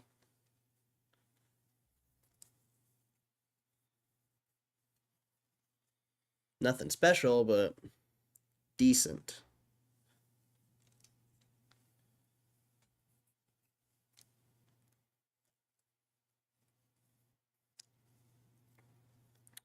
Yeah, another. Will you focus, please? Focus. There you go. There's our illustration rare Sparse. Pretty sick. This should be worth a decent amount.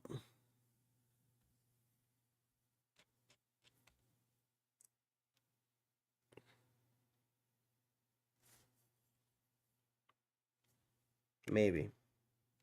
Maybe. It's actually not looking like it.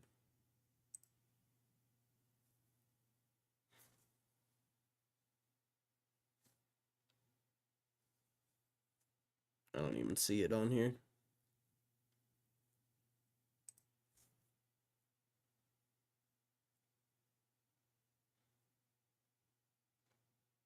Oh, there it is. $5 card. 229.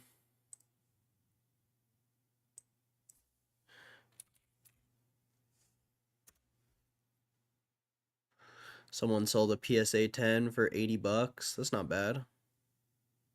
Not bad at all. And then by itself, it's like a $5, $10 card. Decent. Very decent. We're getting some good pulls. Just nothing extraordinary quite yet.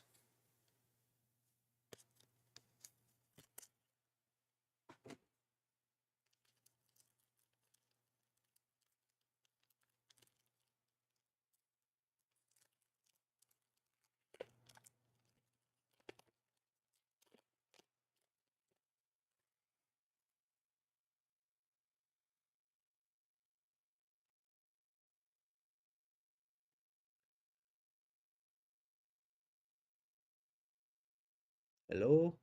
Focus, thank you. See, it looks good when it focuses.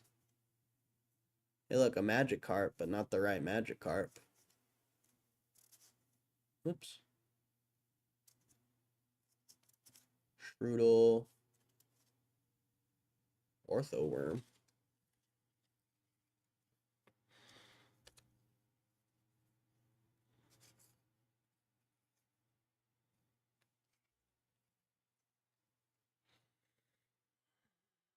Oh, shit.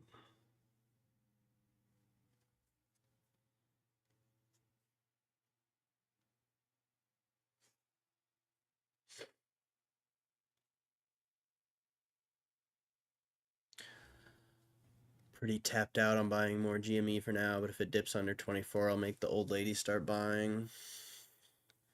I could, but rather not play with fire. Were you saying the other day those Teddy books aren't by the actual Ryan Cohen? I don't think they are. I think the fucking Pee-Pee Show idiots made that book and used Ryan Cohen's name. If you go watch that James Janney documentary, they make a lot of mentions of like not what I just said, but the people in that documentary, like that are a part of the Pee-Pee Show, just talk about Ryan Cohen a lot. And it just makes me think that they released that book to fucking just use his name, to just profit off of his name. And why would Ryan Cohen make a book and not sell it at GameStop?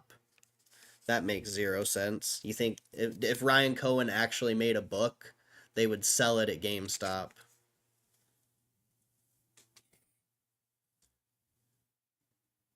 Ryan Cohen first introduced those books on his Twitter. Find the date,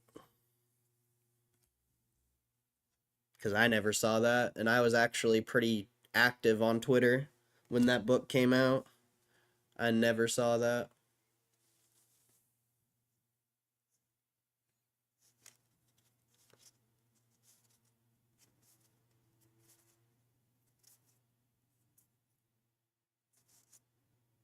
Another Skeldridge EX.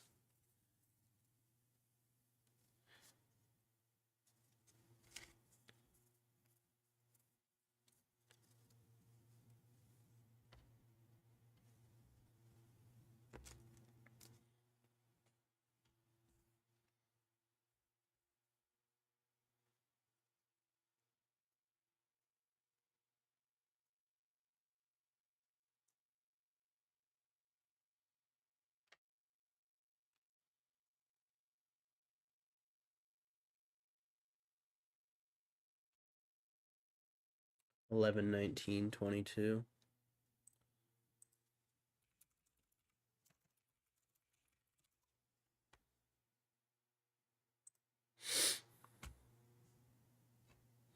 Let's see if I have those dates. Should be able to find it.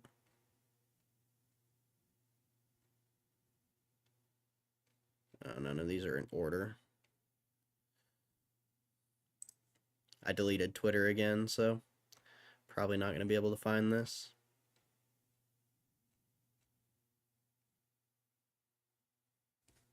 Wonder if I can just... I can't control F? The hell? Okay.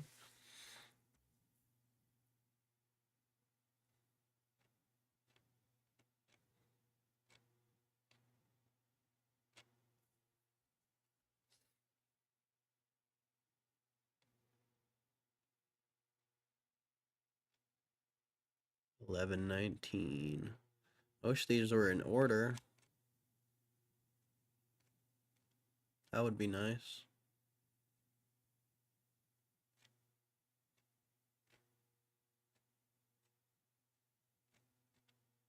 But they're not. So I'm never going to be able to find it.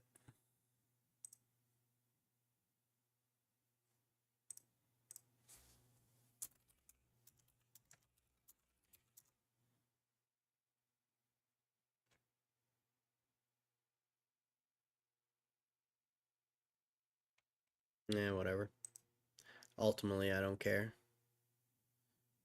Oh, Teddy making Thanksgiving great again. Maybe he wrote it, I guess. I don't know. If it was that long ago, I thought that was new.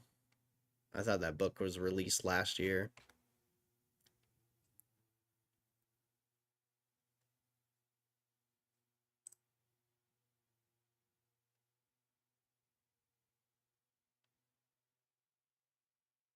Oh well. Ultimately, I guess I don't really care then.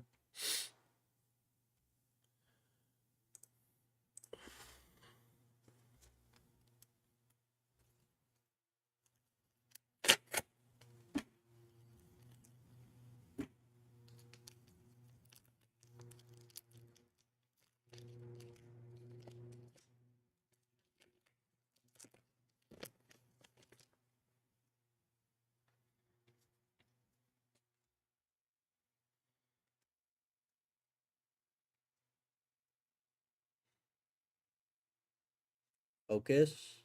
Whatever. Vigroth. Crockler. Whoever that is. Slack off. And Jumplum. Jumpluff. Can't read. Can't read when it won't focus.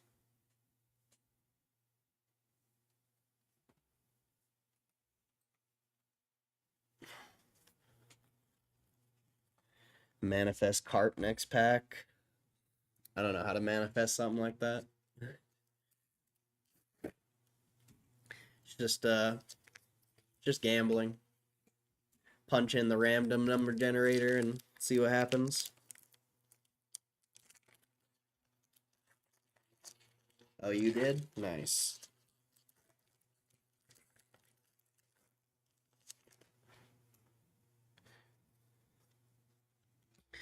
When it comes to gambling, I don't really believe in manifestation. I think it's just all random.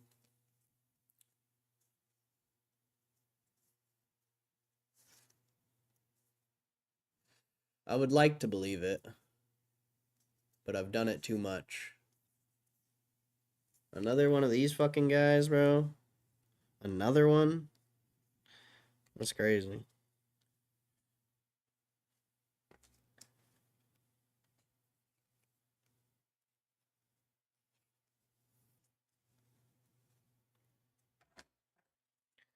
Oh!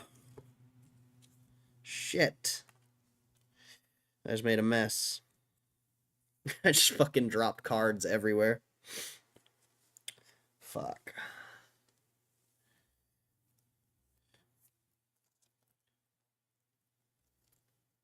At least,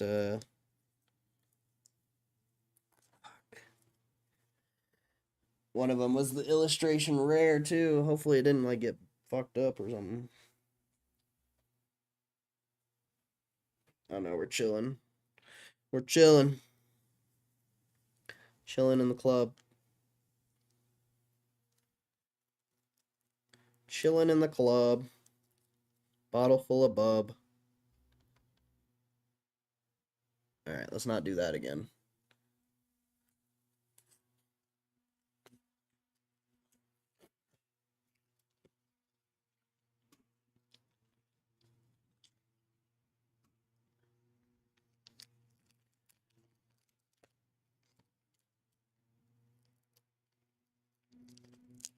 Ryan Cohen Book King.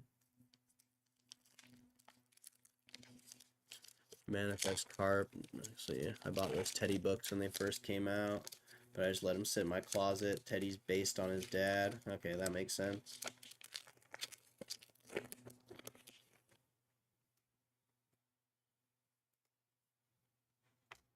I mean, if he tweeted that he made it, then my theory is squished. That's all I needed to know.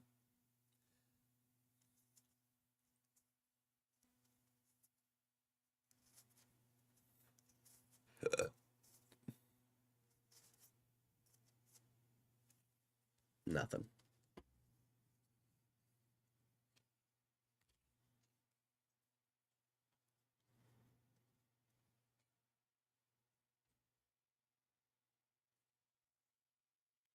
Whole lot of nothing.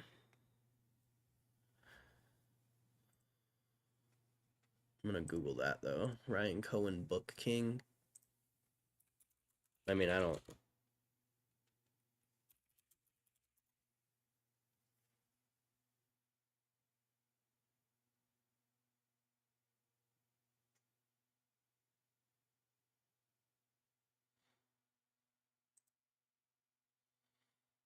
I want to be Book King too.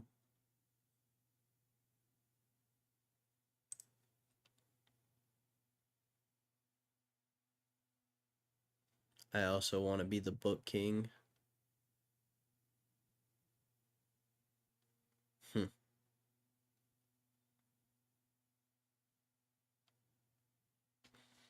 Fun stuff. Fun stuff. Alright. Well, my theory smashed then. I didn't know he actually made it.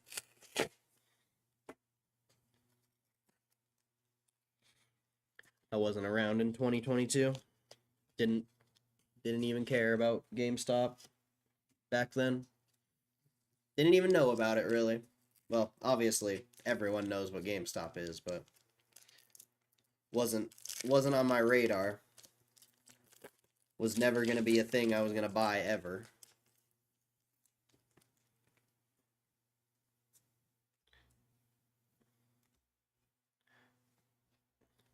Day trader Corey wouldn't touch that shit. He still wouldn't, but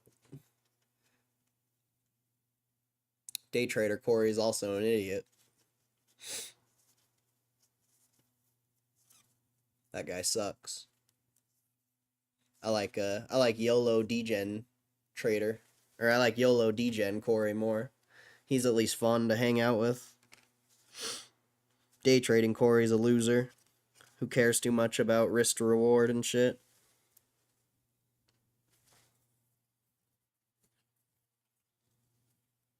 Cares too much about losing money. Got another EX, Slow King EX. Doesn't look like it's gonna be it. Oh no, this card might actually be decent. If I remember right.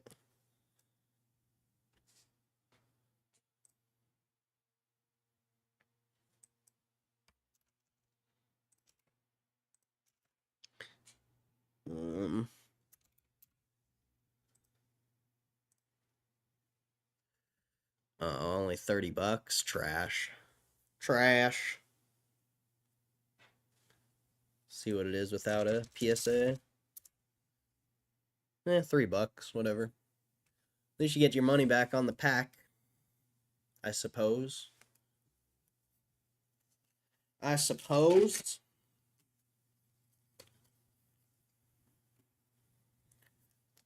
Oh shit. Gotta go back full screen.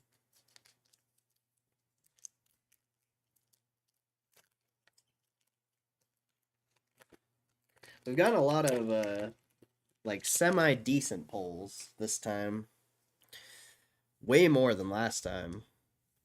But, you know, last time we got the Raichu and a couple other cards that are actually pretty damn good. Focus. Focus. Alright, whatever. Don't focus then. I didn't want you to focus anyway.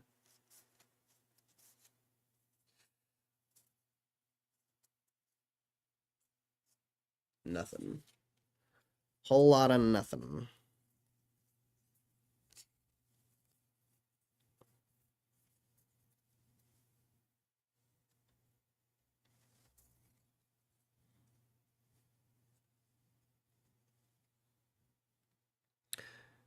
Got plenty of roaches. I don't know what that's supposed to mean.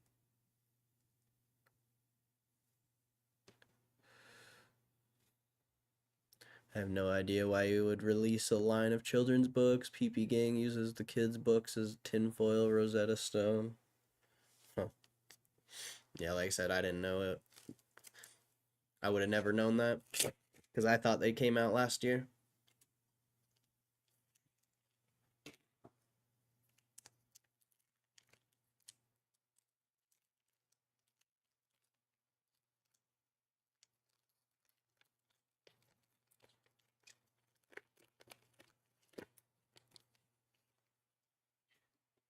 But my investment's not based off of a children's book, so good for Ryan Cohen.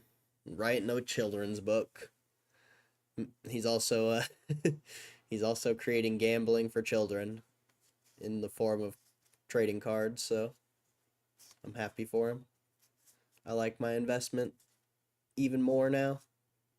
When I went to the card shop the other day and saw that, I was like, damn, I need to buy more GameStop. I was like, I don't know if I have enough. Gambling for children's genius. It's actually genius.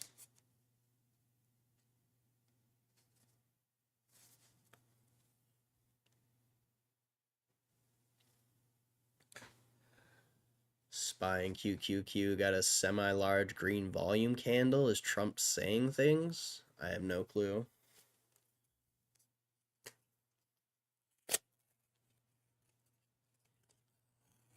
I don't base price action off of. I mean, obviously crypto made a big move because of his comments, but I don't base price action off of statements from politics. I would argue even that crypto move wasn't because of Trump, but obviously it was. It's just I don't put any weight on news. I think the market knows the news is coming before it even happens, so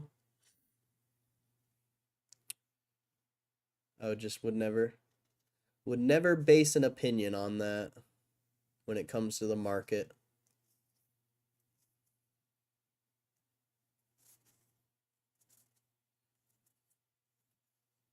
Nothing. Oh wait, I think that boss's orders card possibly.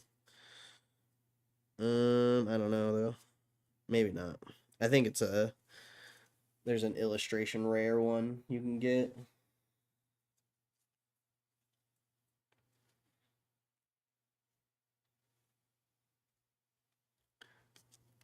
He said we won't do tariffs. I'm quite certain the market would go up for a bit. I mean, maybe, but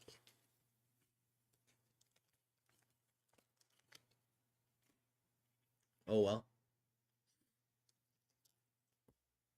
Still doesn't mean a lot. I don't think.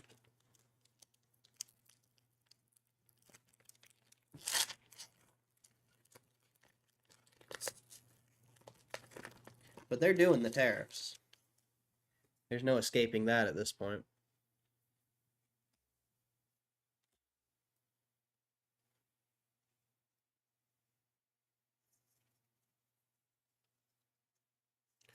Magnemite. Skiploom. Slack off and nothing.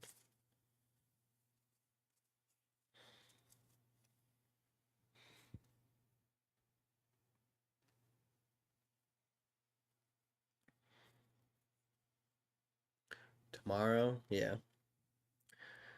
But it doesn't matter when they start.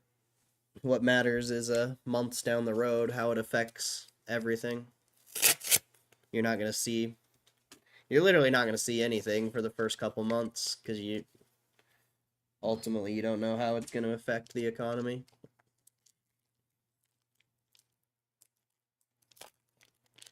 You can tinfoil and speculate, but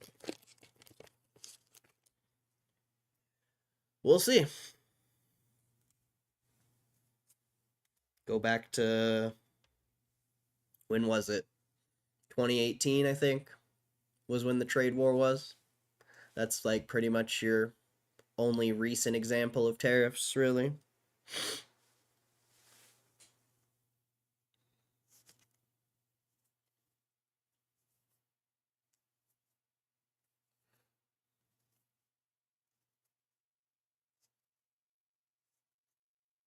Nothing. Nothing. We had some good polls for a little bit. Now we're dry. We're dry now.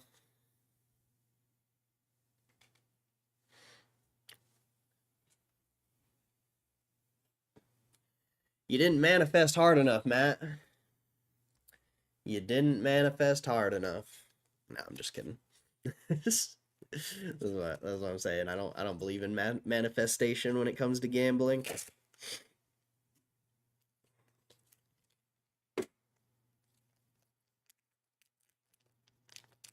Manifestation only works for things you work hard for. I think.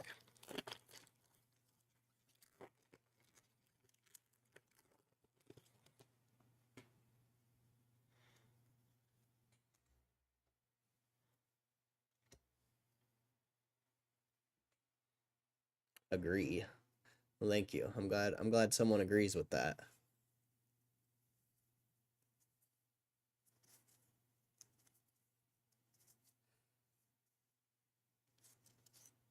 Nothing. I'm into the energy and shit, but gotta work for it. Yep. You get what you put in, or you get what you put in. I guess. I there's something I was thinking about, but you get it. What you put in, or get good in, get good out, right? And or fucking gambling. There's nothing good about gambling.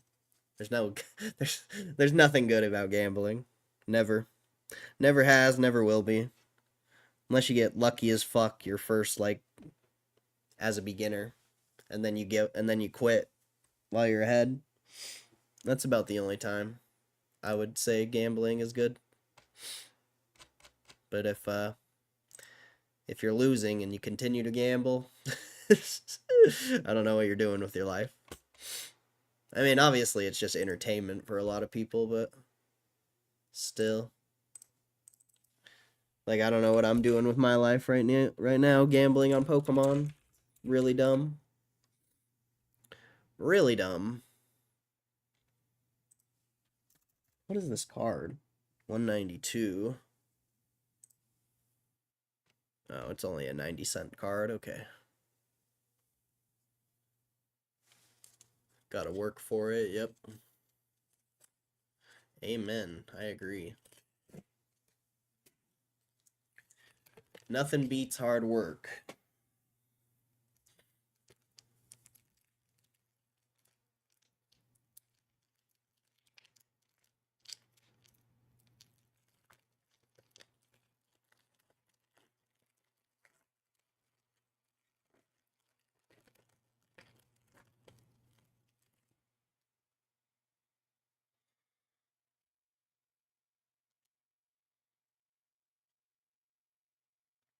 Manifesting thing bothers me.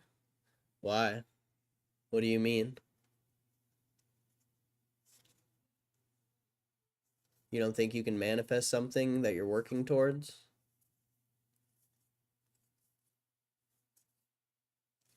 Wouldn't you argue that you manifested the house? Possibly?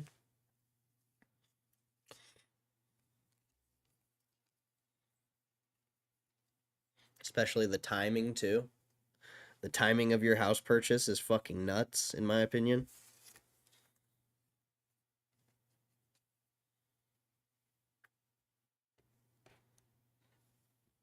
You're literally purchasing a house at like the perfect time.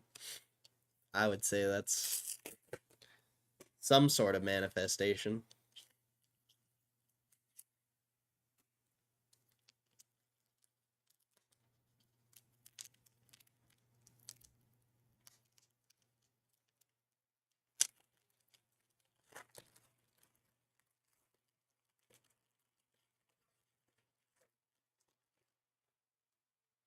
I don't know.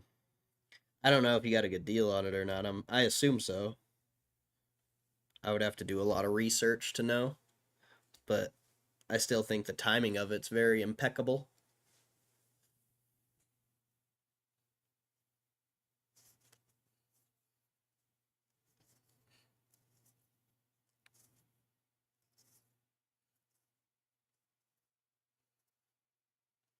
Nothing.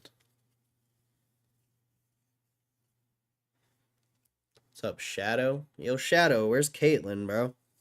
I know you talked to her outside of here. Where's Caitlin at?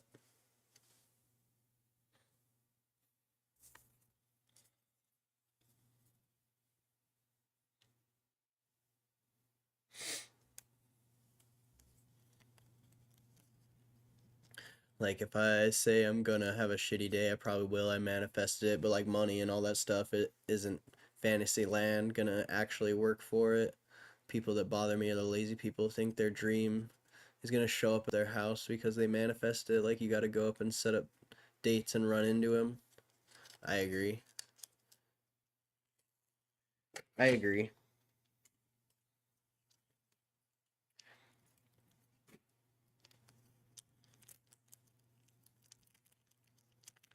When preparation and hard work meet luck or something, isn't that something like that? When preparation meets hard work, that's when luck happens. Something like that. Isn't that the phrase? I think that's the phrase. Luck just doesn't happen. Goal without a plan is just a dream. Amen. Or they try to manifest $1 million home and have no money. Yeah, that's fair. But I mean, I guess if you're working towards it, who knows? You know, if you have no money and you want $1 million home, but if you're working towards it, it is possible. It's just gonna take a lot of time. Not sure she should be here. Yeah, maybe she's just lurking then. I think I manifest my house for sure, but I also work hard and have money and God too. Amen. I agree.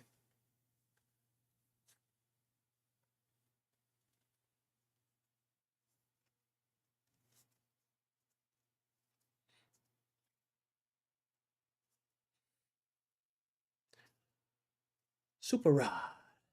Oh look, another EX. Gotta love EXs. I should have bought more sleeves, bro.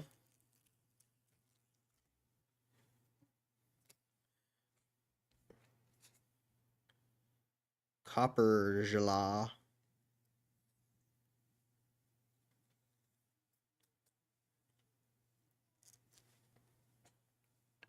Oh yeah, I didn't show you guys the slow king we got. Nothing special, but why won't it focus ever, bro? Thank you. A little slow king action. And then I just pulled this guy. Copper a jaw. The slow king wasn't worth anything. And I'd imagine Copper a jaw's not worth anything either, just based on how the card looks.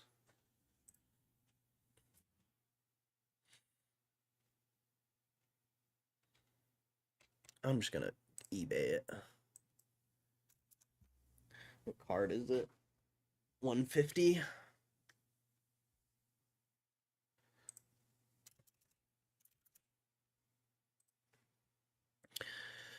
Uh, yeah, nothing.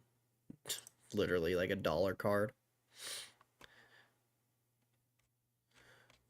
$50 PSA 10. Pretty booty cheeks. Nobody's even sold one.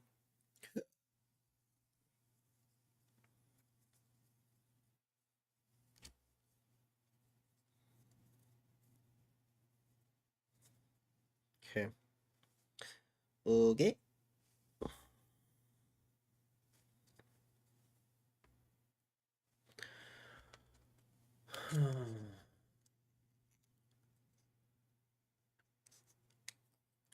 Tried to call me in 3 different times today. I said, hell no. Why wouldn't you go in? Money, bro. What else are you gonna do?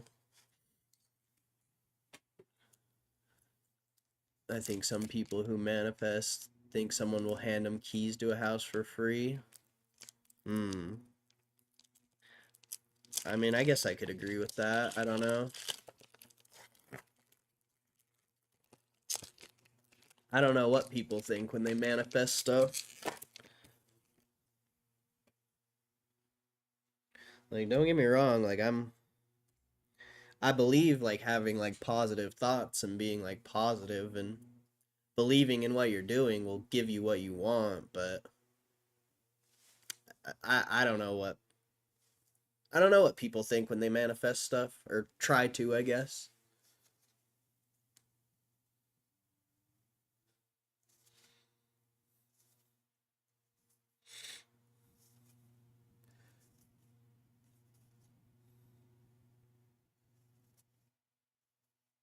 Nothing. Cuz I think you can get whatever you want in this life, but like you said, you have to work for it for sure.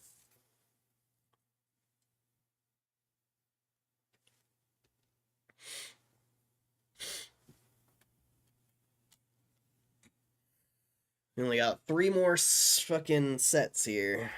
3 more handfuls, and we haven't pulled a single good thing. Well, I guess that Sarah, whatever, I forgot what it was. That one that first EX we pulled was pretty good. I think it was. I don't even think it was an EX. I think it was just an illustration rare.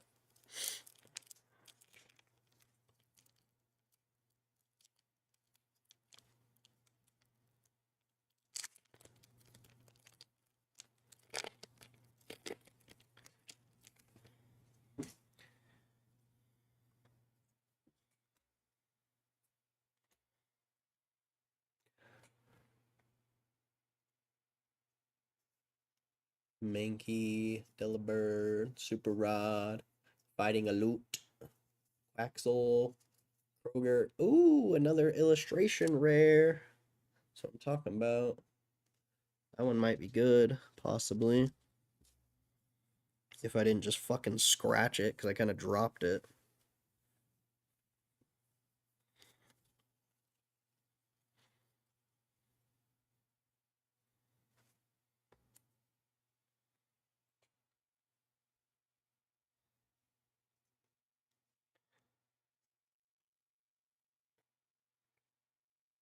Flamingo, or Flamigo, illustration rare.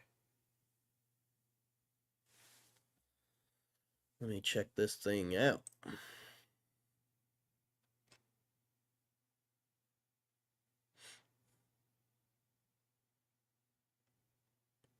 I don't see it.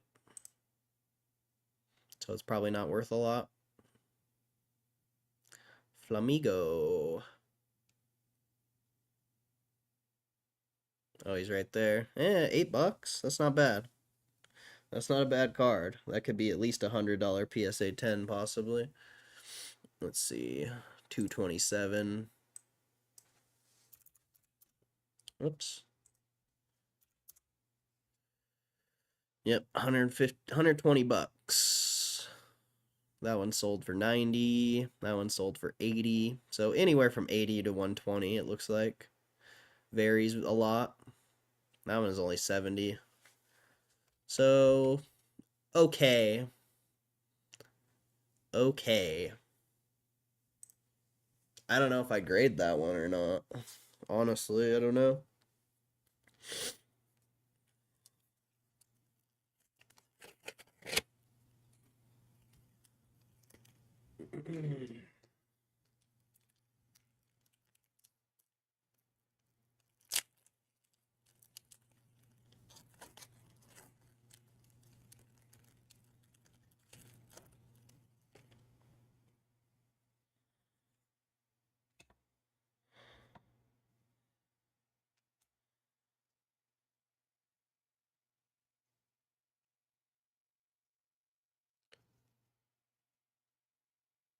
Sandy gas.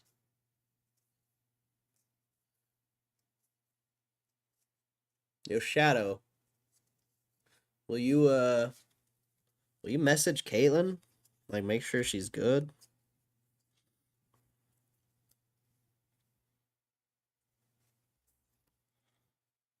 It's very odd that she's not here. Very odd. Let's see. Just want my day off, fair enough. I feel that. I just hear people say shit like that, like eating cookies ain't gonna make you skinny just because you manifest skinny. Yeah, I agree.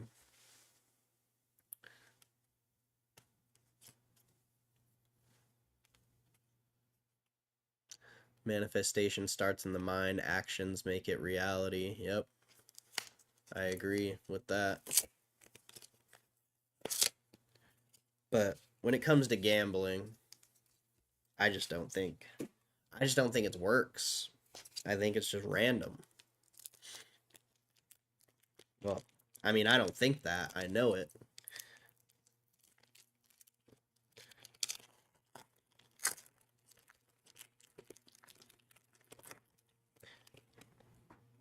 The kid who scammed me like 30 grand, that kid was like obsessed with manifestation. And I watched him burn $8,000 in a slot machine, so does it work? I don't think so. Like I said, I think it's good to have a positive mindset and think that good things are going to happen, but I would never like say for sure.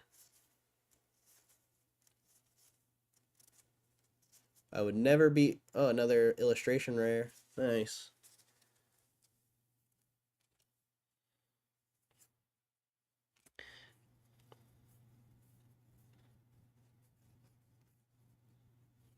Manifested 30K, not bad. I don't think you manifest that. I don't think scammers manifest things either. It's more than 30K though, because I'm not the only one. I think that's just called being a piece of shit. I don't think there's anything else other than that. Just called being a piece of garbage. It's pretty easy to make money when you're a piece of garbage, I'd argue.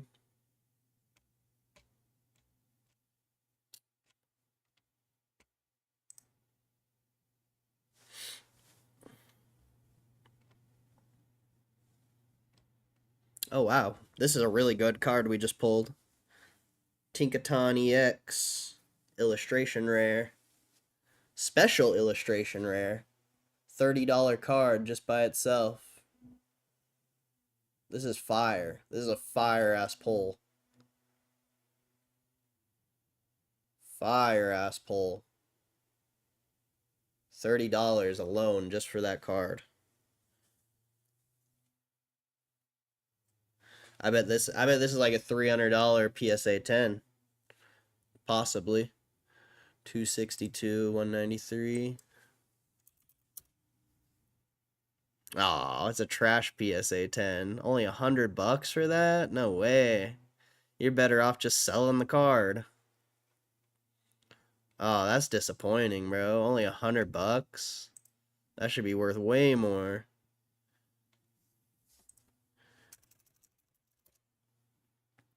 You can just sell the card by itself for $20.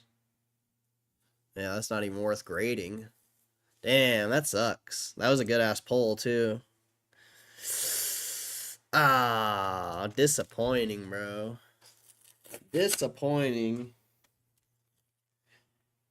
At least it's $100, I guess. Maybe it could be worth PSAing. I don't know. I don't know. It's pretty disappointing. I thought that was gonna be like a $300 PSA 10 at least. Only 100? That's trash. That's trash.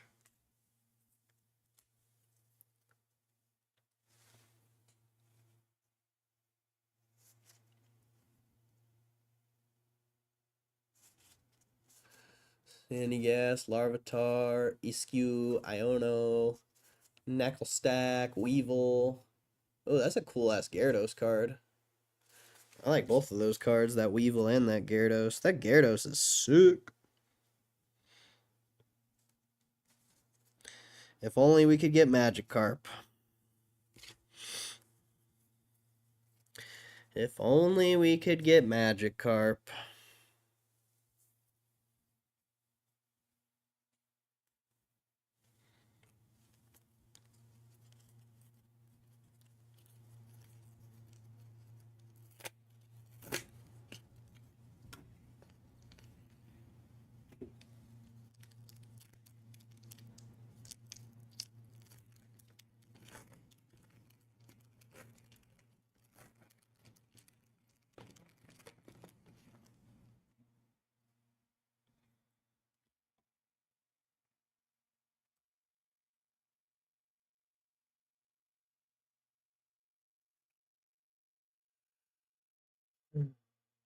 Focus. Focus. Come on, bruh. Whatever, I give up. Jigglypuff, Graphagig, Orangor, Electrode, whatever that is. Therapeutic Energy, whatever that is. Dude, another one of those? That's a third Skelleridge EX. That's insane.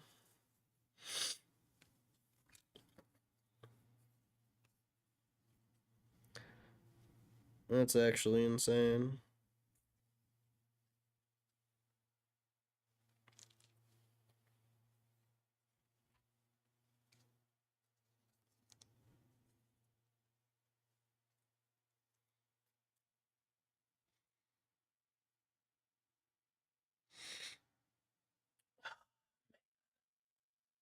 Alright, peace out, Shadow. Much better pull session last week. Yeah, at least we got the Raichu last week, though.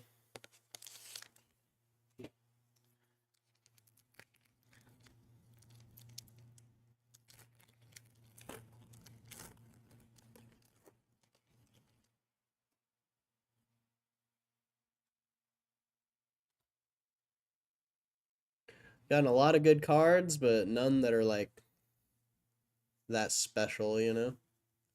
Besides that Tinkaton, but that's trash, so that's only worth like $100 as of 10. That's actually booty cheeks.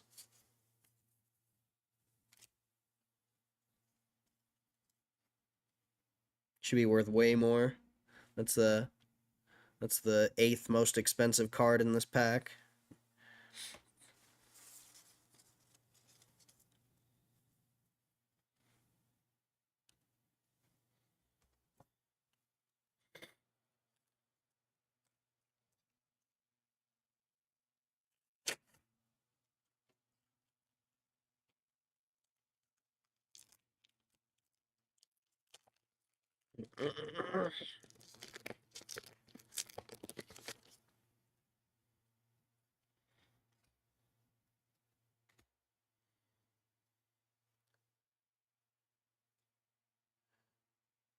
DM'd her. She's probably busy being a mom and stuff. Maybe. Probably the case, but golly gee, she's been consistent. Yeah, that's why it's weird, huh? Yeah. You don't realize you don't realize how like uh I don't know what I'm trying to say. I guess you don't realize how much you miss someone until they're actually gone. You're like, damn.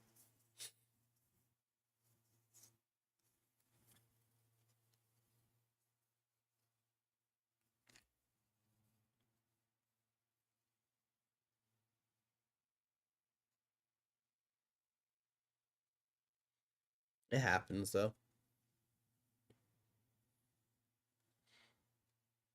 Maybe she got banned from watching the stream.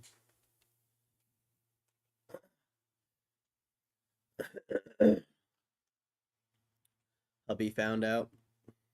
He's like, you can't watch that no more.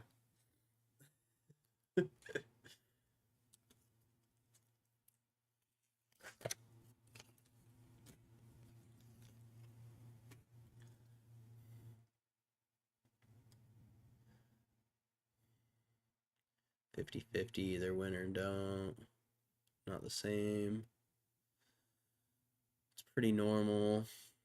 I can't unsee Harambe. Focus finally hitting.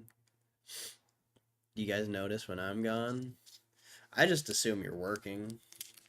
Because you're always in and out.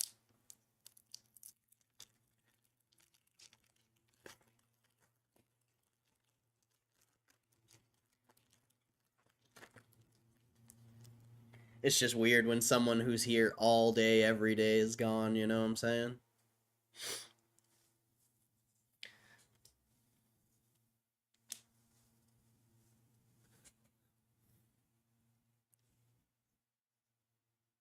It'd be like if like 6ix9ine or like Matt Romano wasn't, or like Hugh or someone. Like they are always here. Or like Moose again, even though they don't like talk, you know? Like it would be weird if they weren't here.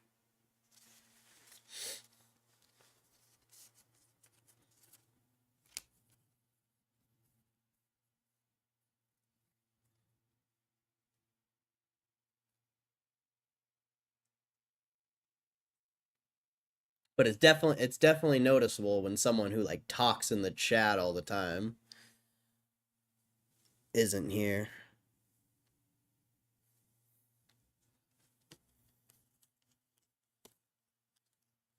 You're like an outdoor cat, Kristen. You're not always here, but I always know you'll be coming through that door eventually. That's a, that's a fire comparison. Oh man, that's funny. That's hilarious. That's a hilarious comparison.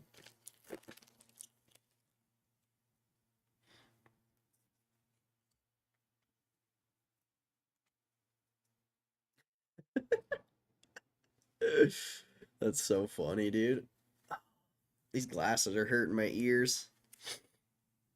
I guess that's the issue with cheap fucking. I wish I had my Ray-Bans in here.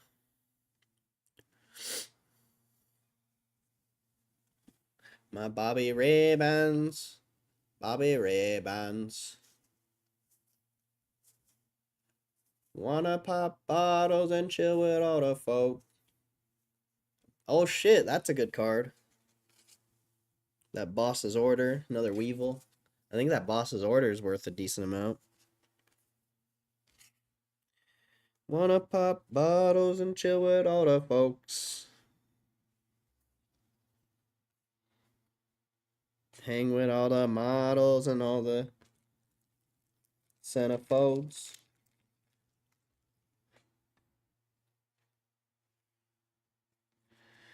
She want them Ray-Bans, Bobby Ray-Bans. Got them Ray-Bans. Alright, let's see. I swear this card's at least like a $5-10 card. Yep, right there. 15 bucks. Not bad. Not bad. 265. I get some good pulls, but just like nothing crazy.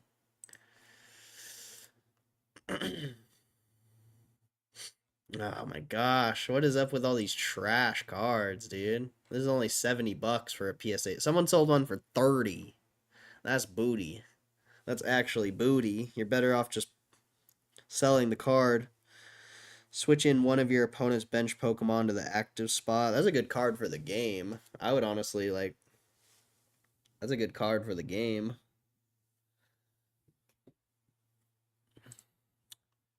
You wanna pop bottles and chill with all the folk.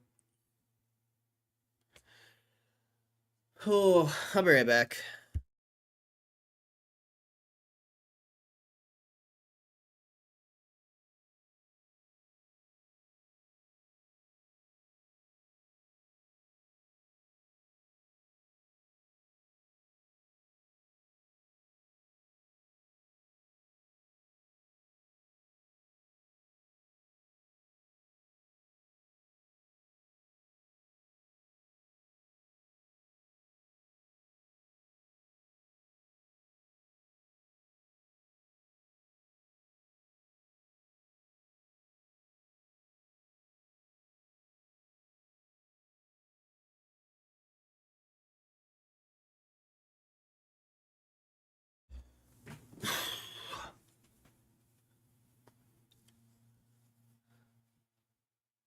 Caitlin's an inside cat. She snuck outside. Lately been busy, yeah. What's some good Poke packs to look out for? I mean, any of them probably. Like, I would just come to TCG Player and look at all the packs and see what the top cards are. Like, even this pack, like, these Paldea Evolves aren't that great. But when you go to compare it to something like, oh, I'm not showing my screen, but like if we search like Surging Spark, which is something that a lot of people are hyped on right now. The top card in this pack is 450 bucks, but you can't find Surging Spark fucking anywhere. Actually, I found Surging Spark at the card shop, but they were selling it for like $8-9 a pack, so you're paying almost double what the packs are even worth. And sure, you have better cards that you can hit on here, but ultimately, I don't know. I just don't know if it would be worth it if you're paying like $8-9 a pack. And then what would be the next one? Probably Stellar Crown. It's probably your next pack that people are hyped on. And there's literally nothing good in this. At least the packs I'm pulling, it has the Magikarp. Like, there's nothing good here. I mean, 70 bucks for a single card is insane. And I'm sure 170 out of 142. I'm sure it's a decent PSA. Let's see, only 200 bucks for a PSA. So you would just have to research, really. You gotta, like, for me, the reason why I bought so many of these cards is I think the gamble is kind of undervalued, especially because you can't find packs anywhere.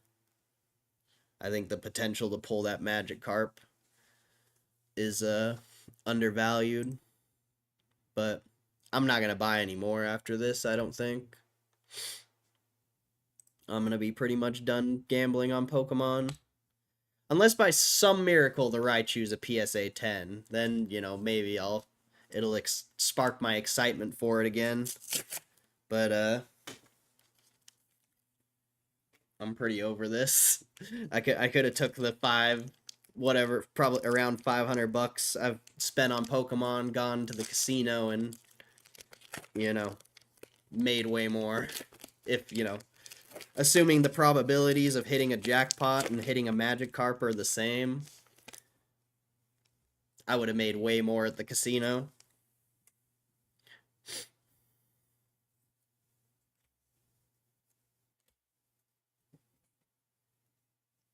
Or I could have saved the 500 bucks for a potential future sports bet, Like, this gambling on Pokemon is kind of trash, I'll be honest.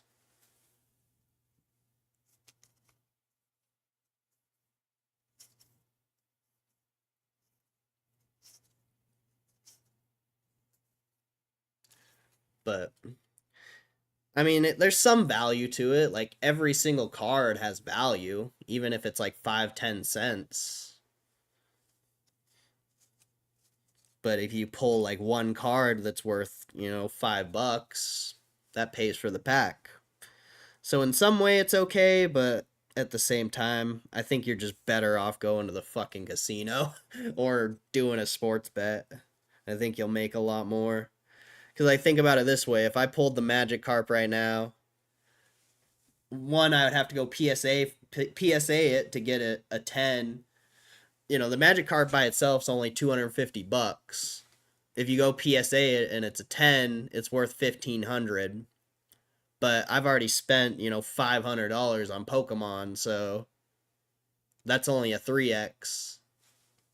Like, that's not that good. And it's not guaranteed that you'll get the PSA 10. It's pretty unlikely, actually, I think.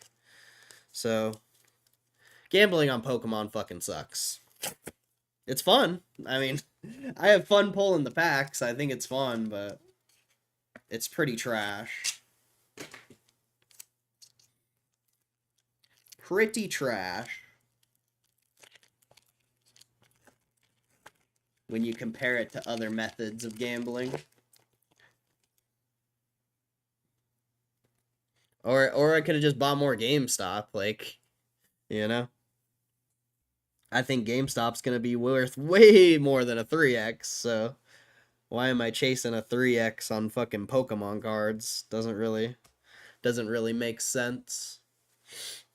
Besides that it's fun. Whatever.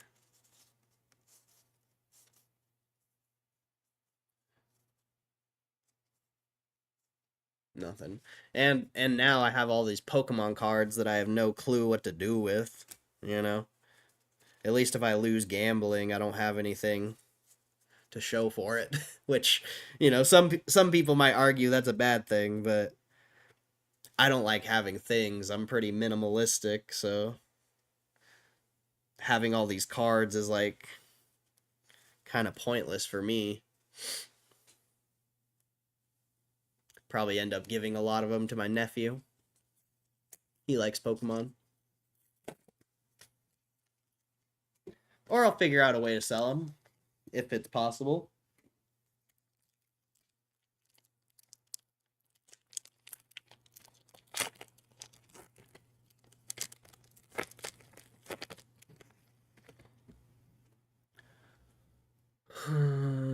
Let's see. I lighten my coming here after Corey found another. That's rude. That's rude. I can't have multiple ladies? That's messed up. Do you like fishing? It's alright. I don't know. I grew up like doing outdoorsy stuff, so I wouldn't say I like it, but it's okay.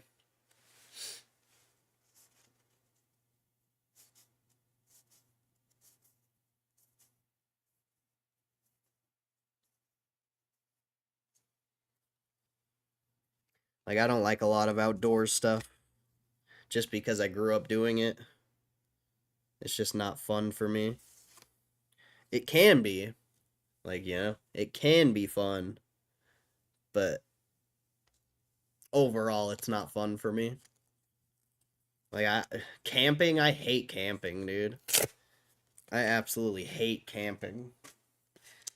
I want to be inside. I don't want to go sleep in a fucking tent.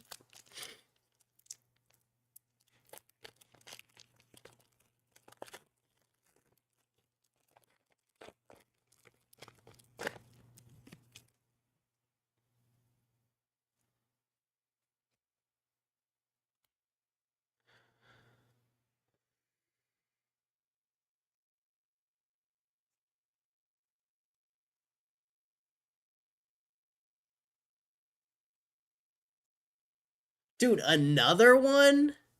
Bro, that's literally the 5th fucking Skeletorage. What the hell, dude? How have I pulled that card this many times? That's ridiculous, bro. That doesn't even make sense. That literally doesn't make any sense.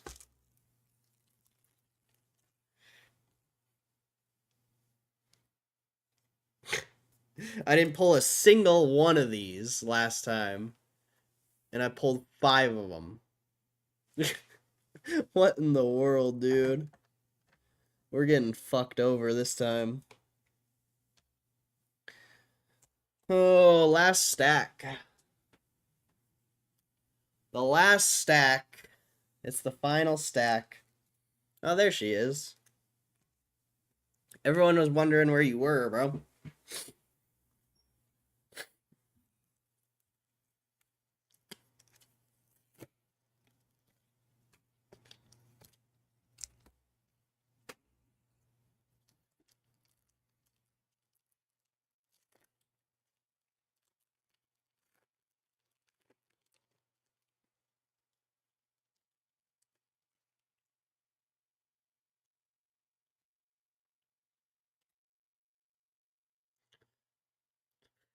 Hooray, you're alive.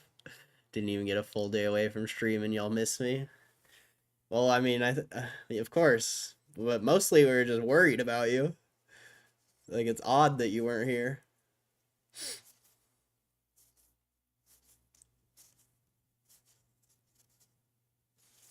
Very odd.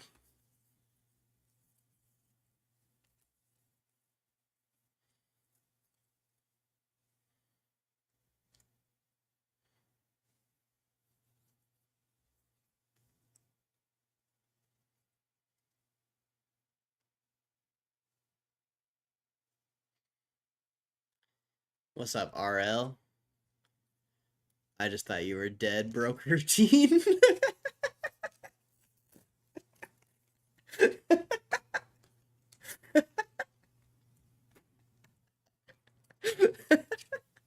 That's so funny. Well, she's not dead, so thank the Lord. Thank the Lord. She's good. He's back in action.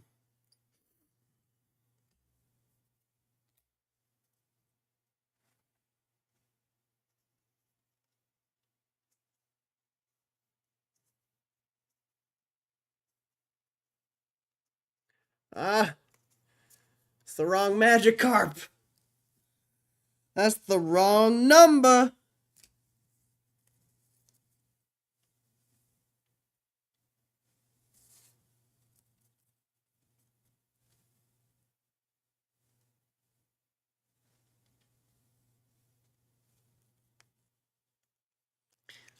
RL, what's up? It's a me, a Mario. Yeah, we had to wear the red hat today because GameStop's down. Well, sorta. I mean, is GameStop down? It's basically the same price. Actually, up from last week. So, I don't know. Is it actually down? Not really. But it is red today, technically.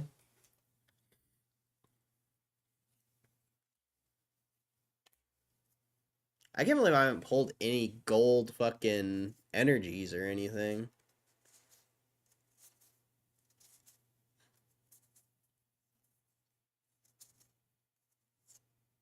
Nothing.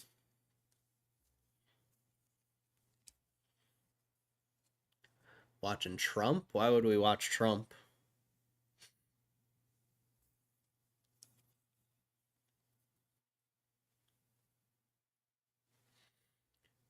Creature of habit. Thanks for noticing. Why am I the chat cat now? No, he was comparing cats.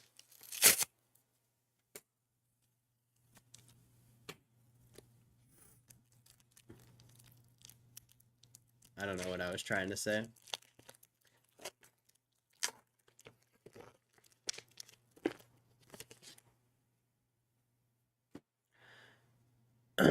He is live in a minute. Big announcement. About what?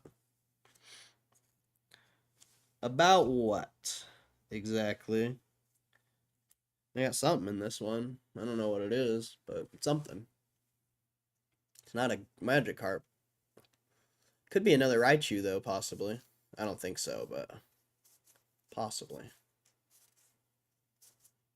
Oh, wow, another one of those. Oh, it's a Slowking. Another Tink-a-Tink. Or I think that's a different one. I don't know.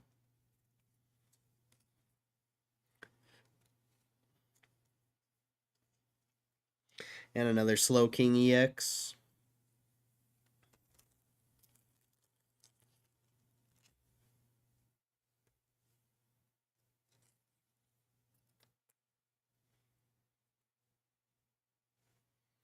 He's not even American. Well, it must be a crypto thing if Kev's talking about it. I mean, I got 2 more packs here, so. What's this one? Tinka Tinka. Tinka Tink.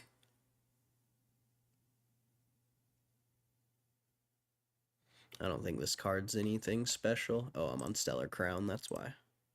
We gotta go back to Paldea. Speaking of Stellar Crown, I do have like 3 packs of Stellar Crown that I found like a few weeks ago that I forgot to open last time.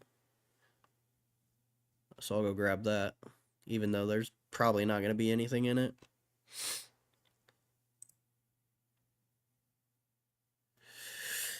I think this is the Tink-a-Tink I got last time. $12 card, 216. That's the card right there, 216 out of 193. Nobody sold one. Oh wait, this is buying. Damn, son. I think that one's different though. That one looks like it's like black. Someone sold that for 200 bucks. Evolved Hollow.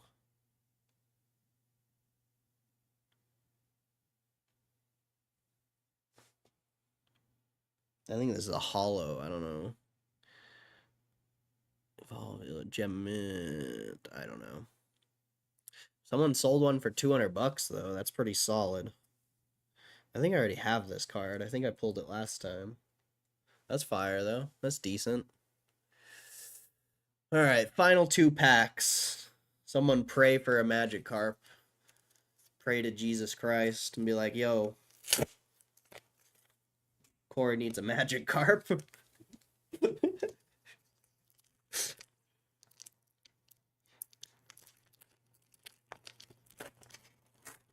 He spent way too much money on Pokemon.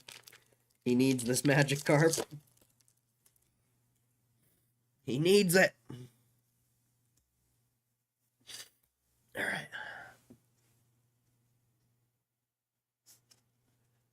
There's Magikarp, but it's the wrong one.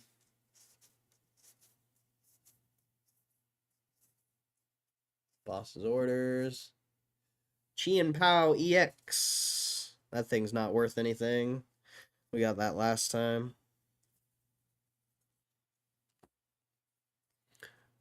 Ain't wasting a prayer on a Pokemon card? There's no such thing as wasting a prayer, my friend.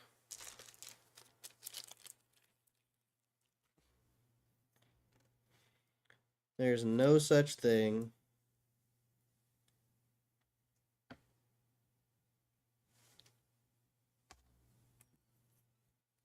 All right, final one.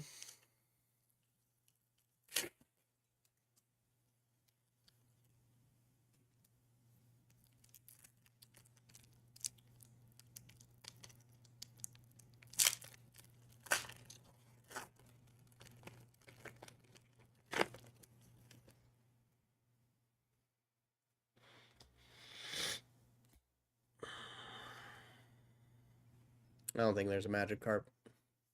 It's all good, though. It's part of gambling. This is gambling right here. You go in expecting to win, and you don't. Nothing. Nothing. We got some alright cards, though. Nothing special, but we got some alright ones. That Tink-a-Tink that we pulled last was alright. Not too shab.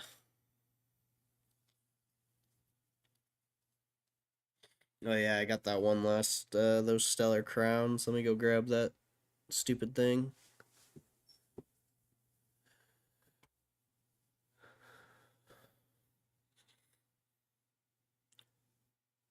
Out here making metaphors.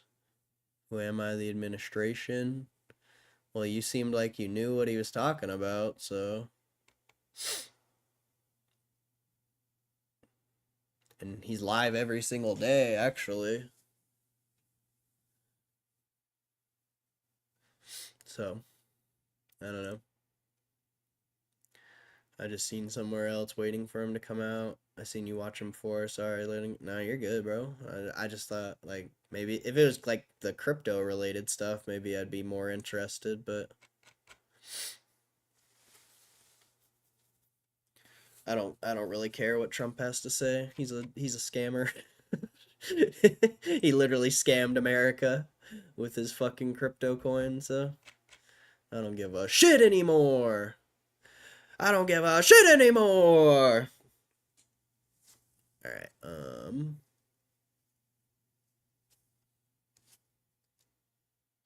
All right, you out? All right, peace out. What's up, Caitlin? Will you guys help me move? I'll buy you all trendy boxers from Target. I mean, I'll help you move if you want. Tickets are like $300. Something like that, somewhere around there. So at that point, I think you're better off just hiring someone from like Home Depot or something. I'll be right back.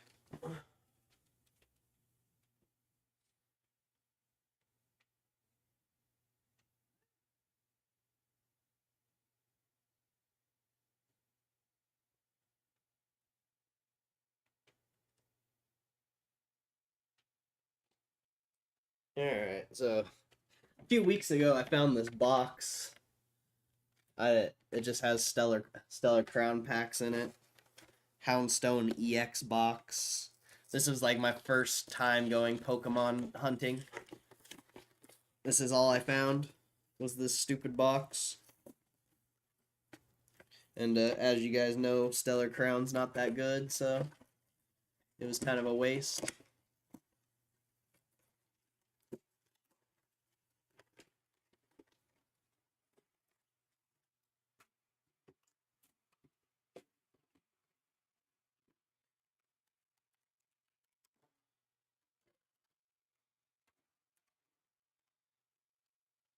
A few packs. I got a Twilight Masquerade pack in here too. 2 Twilight Masquerades. These packs look fucked up though. And then it comes with this giant card. I don't really know what this is. A giant card. I don't even know if that's anything.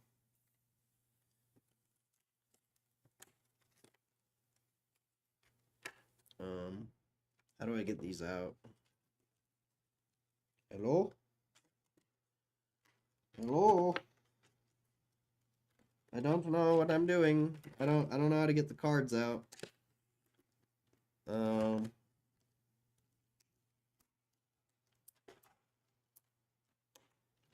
uh Whatever, I'll figure that out in a minute. I'll figure that out in a minute. Stellar Crown. I mean, I'd imagine opening one pack isn't. If there's something in here, I'll be so surprised.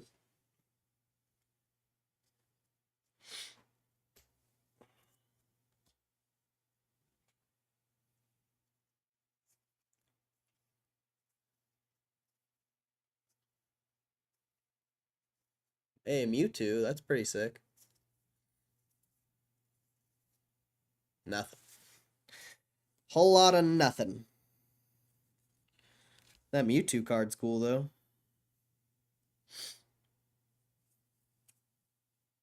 Pretty cool.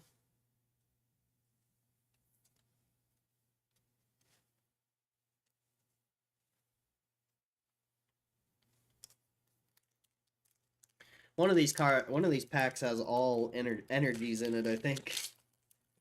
I don't know which one.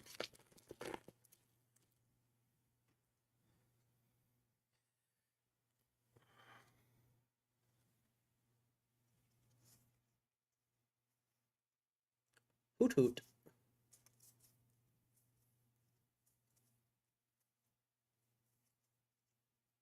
Oh, that's a cool Rapidash. Hey, look, an EX. Hey, look, an energy card.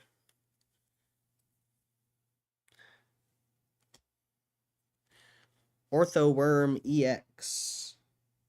That Rapidash is cool.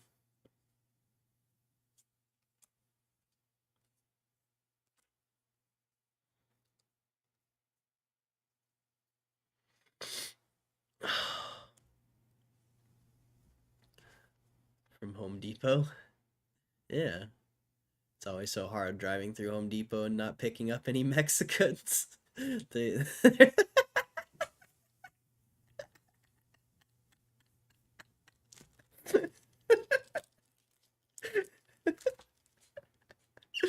Holy shit. Maybe Kristen doesn't have that where she lives because she lives in middle America. She possibly doesn't have those. The Mexicans that hang out outside of Home Depot. There's a possibility she's never seen that.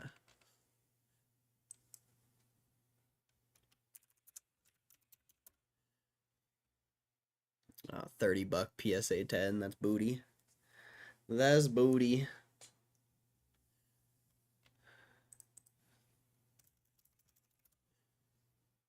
$1. A whopping $1 for that card. Yippee. Yippee. The excitement. Can you feel it? Can you feel it, Mr. Krabs? Ah. Jose Jalapeno on a stick. Do you want to touch my stick? Would you like to touch my stick?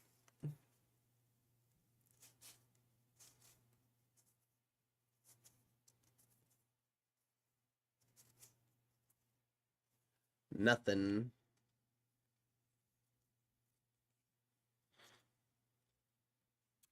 Ah.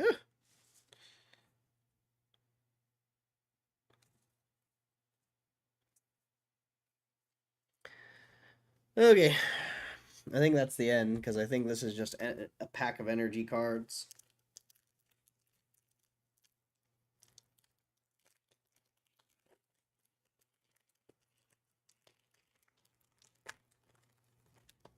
Oh, what the hell? I thought one of these packs was just energy cards. I guess not. That's weird. That's odd. Abra.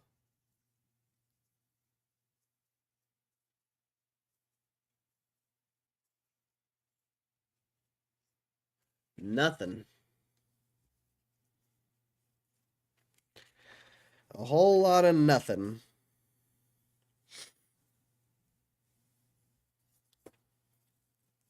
Well, that was exciting.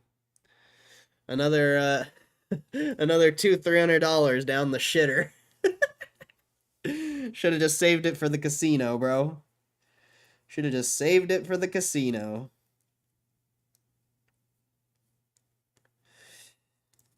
Oh well. That's gambling for you. Welcome. Welcome to it. Welcome to gambling. You win, you lose. Most of the time you lose. Or a ticket to good old Nebraska. Yeah, facts. I could have just did that instead. Could have just did that instead. I'll be right back.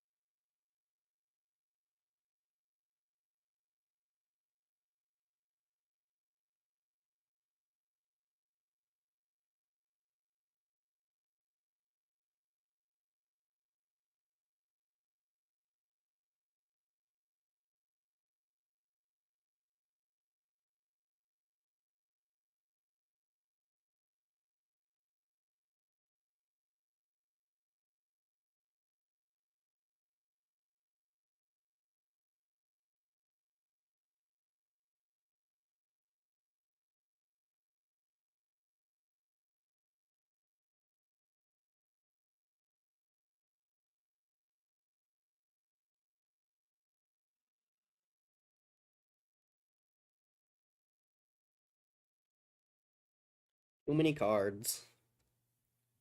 Ugh. Oh, wait, what are these? How do I get this out?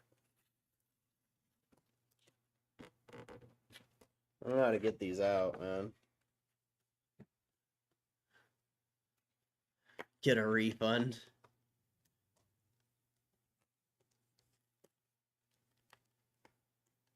Where have you been? Don't worry about it. You had everyone worried about you. You're not even going to tell us where you were? Everyone thought you were dead.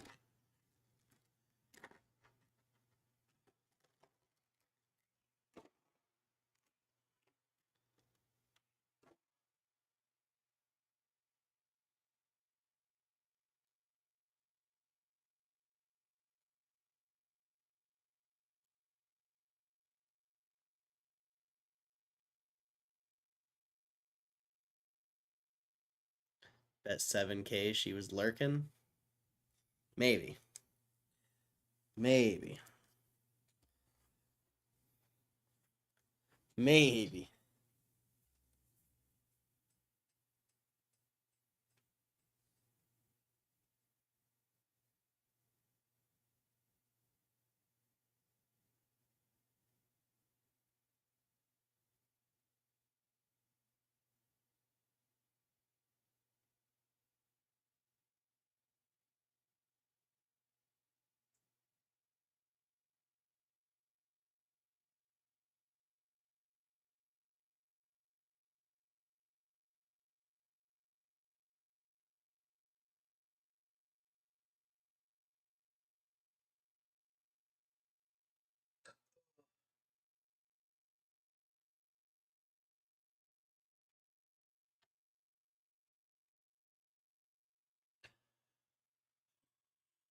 Whatever. There. I don't know what to do with this giant card. Probably just toss it. Whoops, sorry, Tape Cat.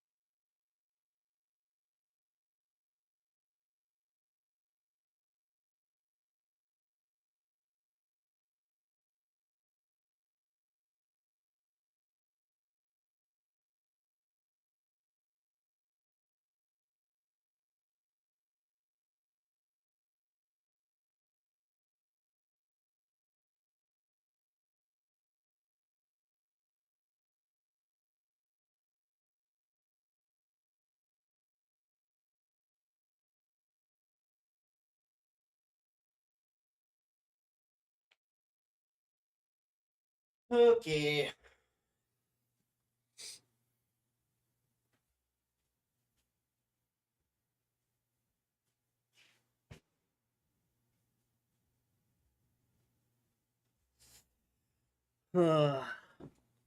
Watch, I'm gonna PSA all those cards and not a single one's gonna be a 10.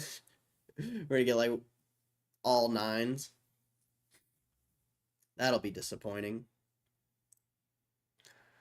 That'll be disappointing.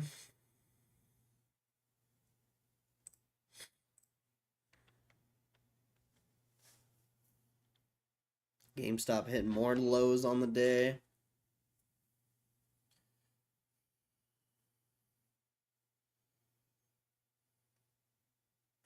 Pretty sick. Pretty sick.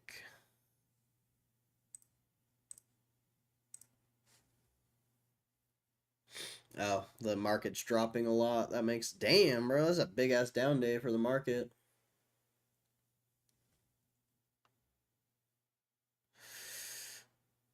Trump confirms Mexico and Canada tariffs. Is that why Trump's live?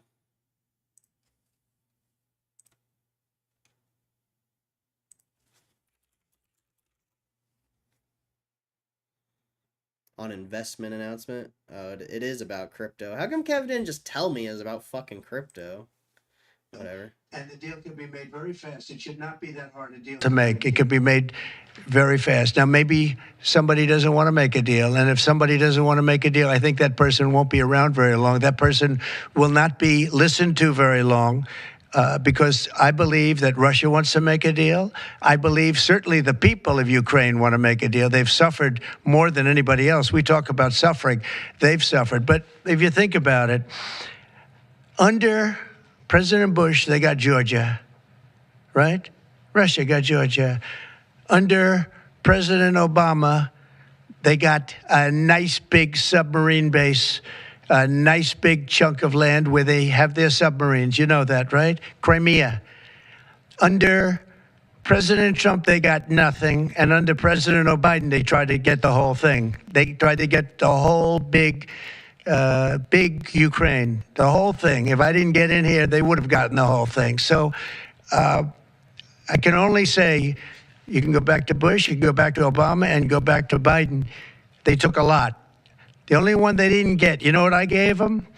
I gave them anti-tank missiles. That's what I gave them. I gave them sanctions on Russia. I gave them javelins. You know the javelins? You know when they took out all those tanks? You know the tanks were heading to Kiev by the hundreds, and they were unstoppable. And I gave them javelins. So, you know, I really, Putin is the one that will tell you this has not been so good for them. The fact is that I just want fairness. I want fairness. But think of it. I gave Russia nothing except grief. I gave them nothing. I gave them sanctions and javelins. That's what I gave them. Obama gave them sheets, and you heard that statement before. It's a very famous. Trump gave them javelins, and Obama gave them sheets, and then they say how close I am to Russia. And let me tell you, we have to make a deal because there are a lot of people being killed that shouldn't be killed.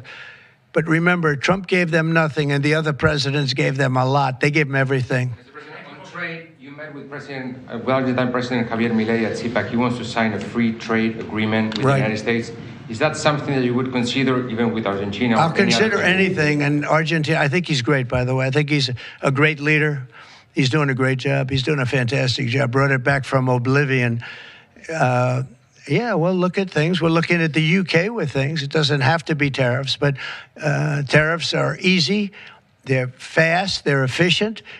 And they bring fairness. For instance, when people kill their dollar, their equivalent of the dollar, whether it's the yuan or the yen in Japan or the yuan in China, when they drop them down, that puts us at a very unfair disadvantage. So all I have to do is say, Howard, we're going to have to raise the tariffs a little bit because I've called President Xi, I've called the leaders of Japan to say you can't continue to reduce and break down your currency. You can't do it because it's unfair to us. It's very hard for us to make tractors, Caterpillar, here when Japan, China, and other places are killing their currency, meaning driving it down. So all of these things add up.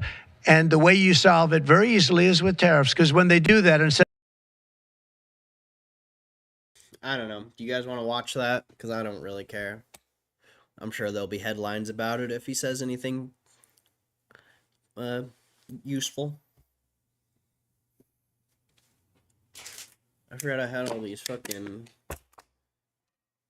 water bottles.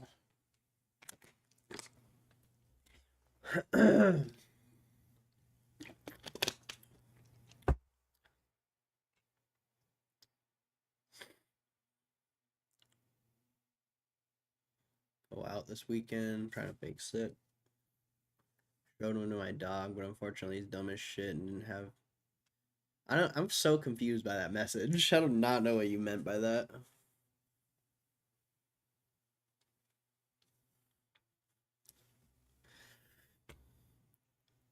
Weekend of emotions. Yeah, share with the class.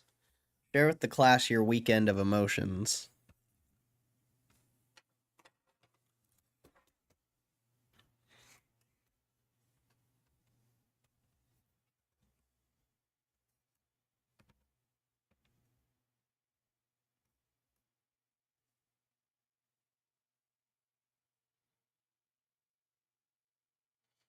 Going on a date? That's crazy.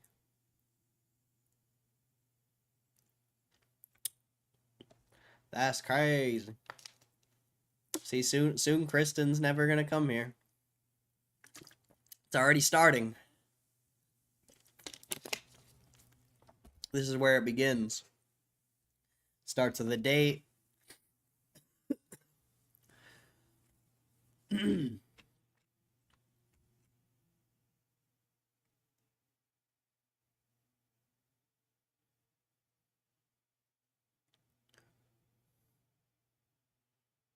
Messy.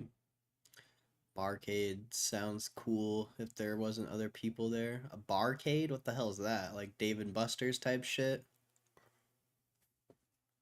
David Buster's? The only bar cave I know of is the casino. The barcade. That's interesting. Known to drink too much. Where'd you find your date, Gme Babe? Friend of a friend, dinner. Nice. Fancy. No way I'm a lady. But what if it's like a good date? Still no?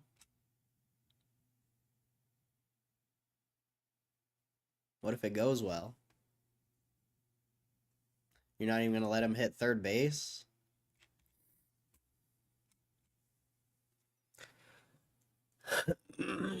What about second?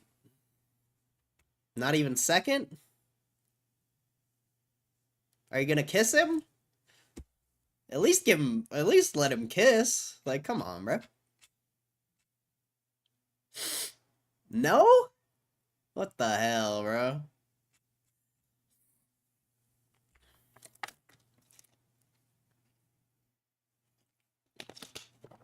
Gotta work for me?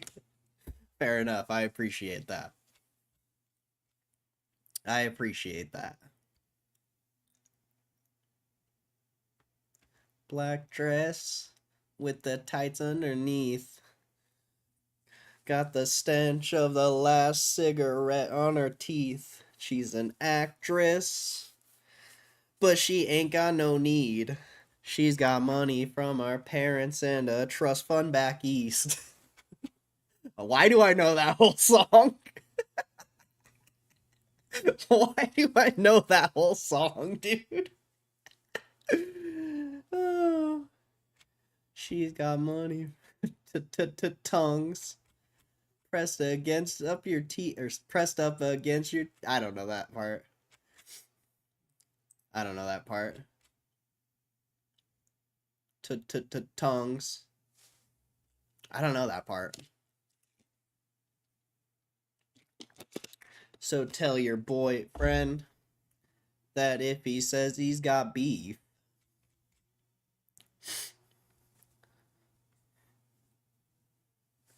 she wants to touch me with of some other girl's teeth. Okay. Gotcha. Gotcha. I would have never got that. I'm picky. You're going on a date with him though, so you're confusing. You're confusing.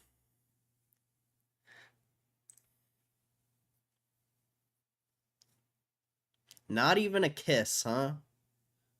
That's crazy. I don't know. That's interesting. I mean, I don't like kissing. I think it's kind of gross, so I feel it, but it's very interesting.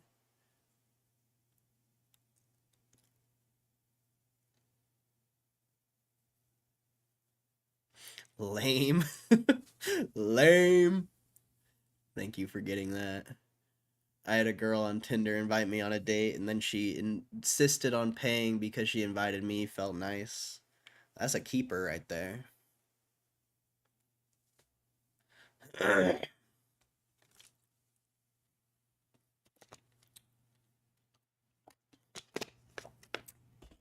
Well, maybe. Debatable. It sounds nice, right? It sounds good.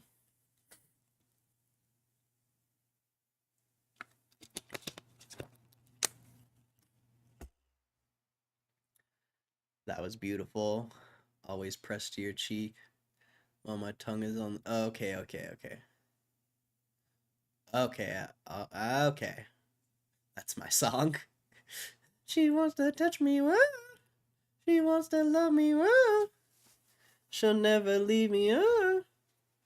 Oh, oh. Don't trust a hoe. Never trust a hoe. Won't trust a hoe. Won't trust me.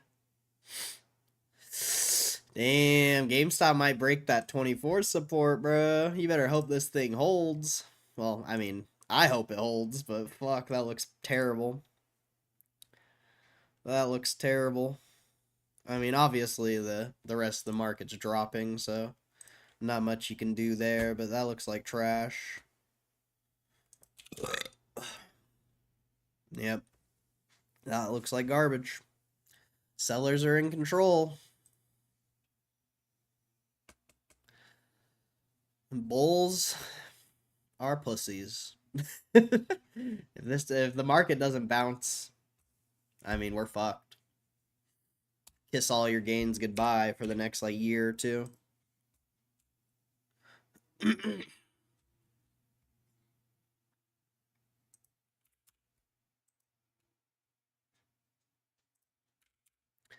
Kiss all your gains goodbye. Yeah, the Russell looks like absolute garbage. There's no index news. This is a bear market, my friend. Welcome. Welcome to the bear market, where you get incredible bounces that make it look like it'll possibly become bullish again, and then it just sells off more. This is the bear market. I mean, the Dow and the S&P are still neutral. You know, the Dow and the S&P aren't bearish yet, but the selling is fucking brutal. Quite brutal.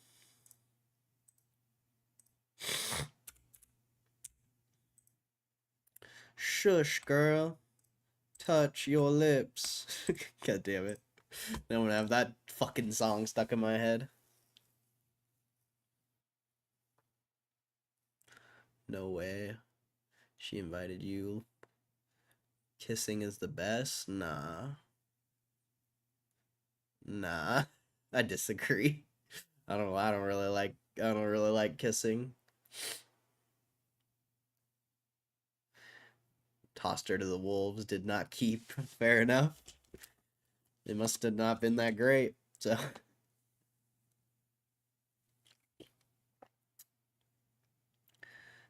when the market flips bullish after tomorrow's nothing burger of tariffs, I'll be lolling at you gay bears. I mean, I'm not bearish. I haven't sold my position yet. But I think it's we'll see, man. We'll see. Sellers are fucking strong, bro.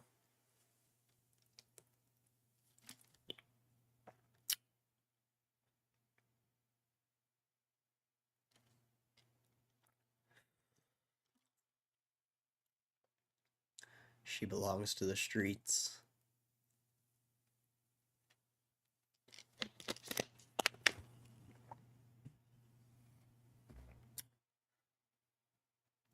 It's the whole build-up, though. You guys just haven't kissed somebody good. I mean, I've had some, like, good kissers, but I don't know.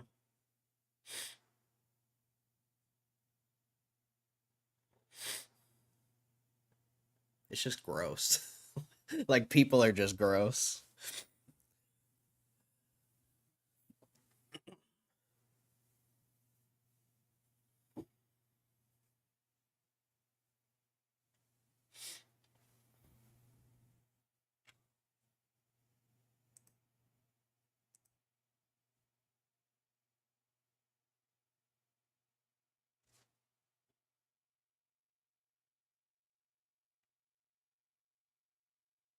Kissing girls, gay. Gay.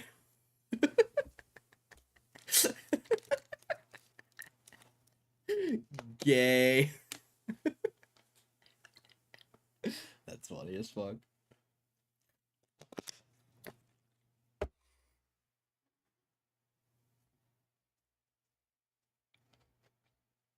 Some people's gross. It's not gross. I would argue it's pretty gross.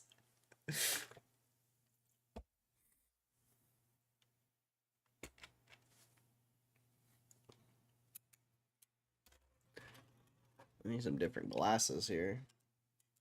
Let me get some. Let me get some fucking Super Trooper glasses on. Oh wait, I want these ones. I don't think I've wore these ones yet. I wonder. Oh no, I've wore these ones. They're crooked as fuck. they're so crooked.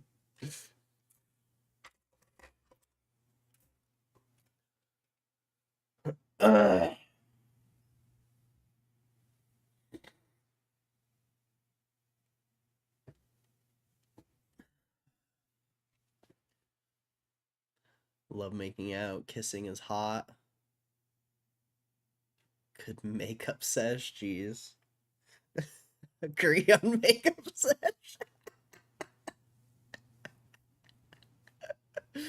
Oh shit. Oh man. Well, that's yeah. GameStop's whatever.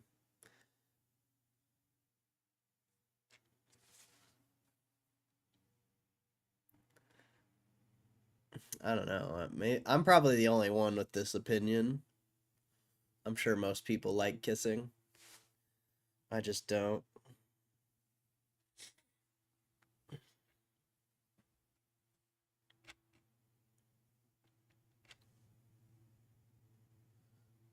Make out, dang autocorrect. You know what talks of kissing leads to? I don't know. Can't taint this version of Caitlyn. Gag. One of my best friends hates kissing too. I don't get that. Yeah, I don't. I can't describe it. But I couldn't tell you the last time I kissed anyone anyway, so my opinion's pretty irrelevant, I think.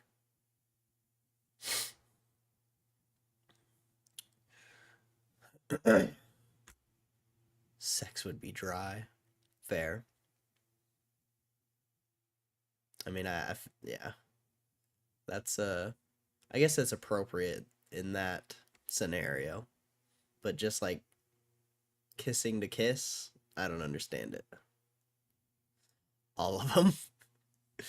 All right, well, this is why I'm single, in case you were wondering. I'm sure the more you learn about me, the more you should realize why I'm single, so. Oh, shit. All right. Rockstar buys video games deluxe, presumably to make future releases even more deluxe. Oh, and the Grand Theft Auto series has now sold over 440 million copies. Rockstar Games has announced the acquisition of Video Games Deluxe, a studio based in Sydney that it's been working with for some time. The personal relationships involved go back even further. Video Games Deluxe was founded by Brendan McNamara, who led Team Bondi in the creation of LA Noire, before allegations about poor working conditions saw it and Rockstar part ways. Team Bondi was liquidated in 2011, with McNamara and many key staff moving to the Australian production house Kennedy Miller Mitchell to work on the ill-fated and cancelled title Whore of the Orient. What?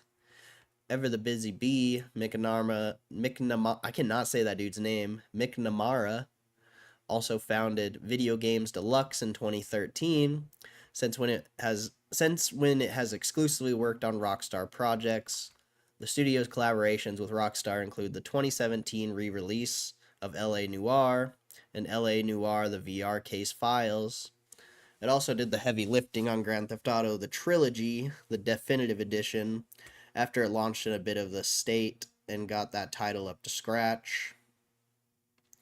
The press release comes with the usual from Rockstar, which is to say the most banal, dude, I cannot read right now, banal quotes imaginable.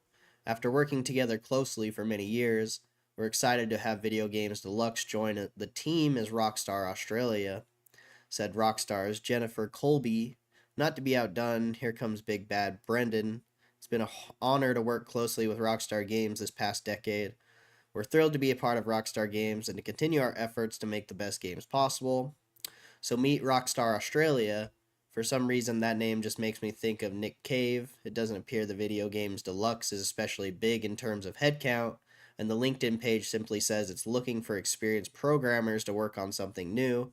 This takes the total number of Rockstar subsidiary studios to 10, plus Rockstar HQ in New York City. There's one little nugget squirreled away in the press release, in the boilerplate text at the bottom about Rockstar itself. It calls Grand Theft Auto one of the most successful entertainment properties of all time, with over 440 million units sold worldwide. This figure did appear in a Take-Two earnings call last month, but hey, it's news to me. And GTA 5 is responsible for 210 million of those sales. Grand Theft Auto 6 remains on track for this year, though don't be surprised if Rockstar decides to give itself a little extra time for the spit and polish and make it super deluxe. After all, per Strauss Zelnick, the goal is simple. We're seeking perfection. Okay.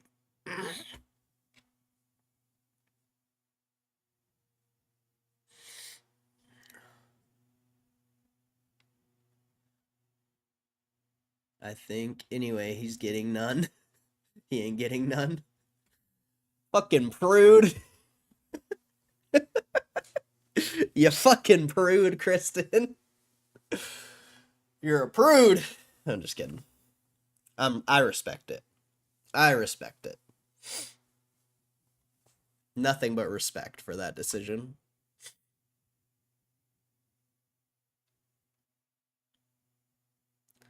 This is one of those he just hasn't found the right one situations. I don't know if I agree with that. I've been with some quality women. It's just I'm not a quality person, so it never works. Oh shit. I'm too selfish for this type of stuff. What's up, Shadow? Talking about feelings today. Need for Speed. X-rated. Not everyone's allowed inside. Fair enough.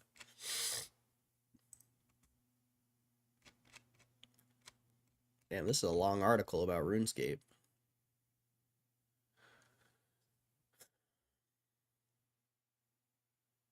RuneScape is finally wrapping up one of its earliest storylines 24 years after the first quest debuted. Not even 2 months into RuneScape's life, on February 28th, 2001, the quest Prince Ali Rescue debuted. It kicked off the Desert Quest line, one of which 24 years later still hasn't actually finished until now. As revealed during the RuneScape Ahead at this weekend's RuneFest, the quest line will finally come to a conclusion across the Return to Desert trilogy quests happening in April and July. You've raided tombs, you've discovered ancient artifacts, and you've done a fair bit of smuggling. You've even resorted the spirit of a long-dead Pharaoh Queen, Mod Strike told RuneFest attendees, all the while crisscrossing the desert and learning more about the desert pantheon, in particular Amaskut, the Devourer, cat goddess of destruction. This must be RuneScape 3 shit. I haven't played RuneScape 3 in years. I've only played old school. I haven't played RuneScape 3 since they made RuneScape 3. Old school's the only good one.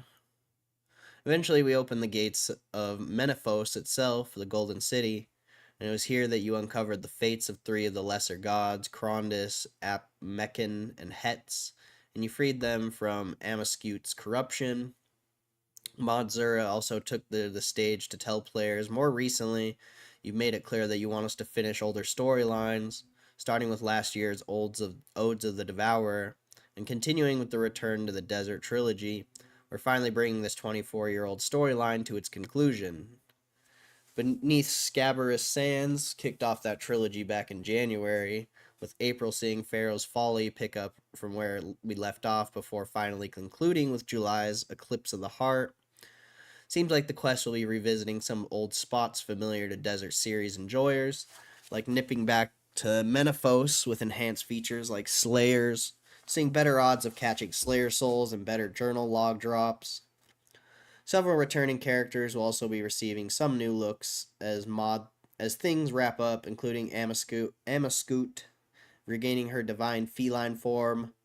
Modzura told fans, plus players will be able to go toe to toe with Amascoot herself in a brand new fight, one of which is also being accompanied by the game's first ever world first race. What? It's always kind of wild to me just how long some MMO quest lines can go on for. And, and I'm sure longtime RuneScapers will enjoy getting to see the conclusion to one of the game's longest standing stories to date. My worst fear with these games is seeing genuinely interesting plots left to die as new, shinier things take its place. So I'm glad to see one narrative able to run its full course. Yeah, I don't know anything about that. That has to be RuneScape 3, right? Yeah. Has to be.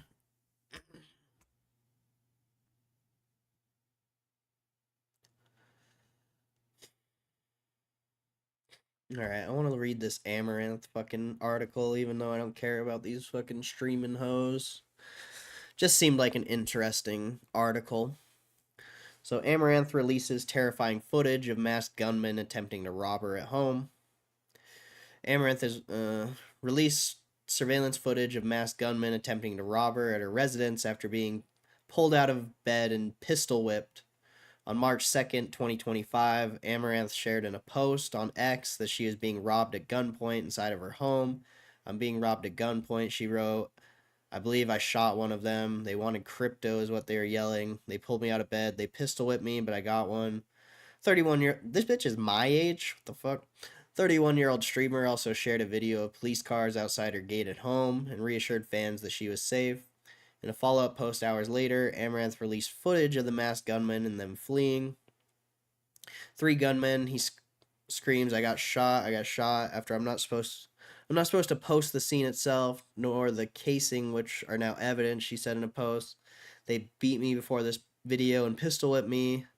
The pummeling felt like it would never end. I protected my head by putting my arms up like I learned how to do in boxing. Blood was streaming down my head and my hands were beat brown. They brought duct tape and masks and were armed with handguns. In the video, you can see Amaranth leading 3 men into her streaming room, which is a separate building across from her main house. It's in here. She presumably talking about her physical crypto wallets.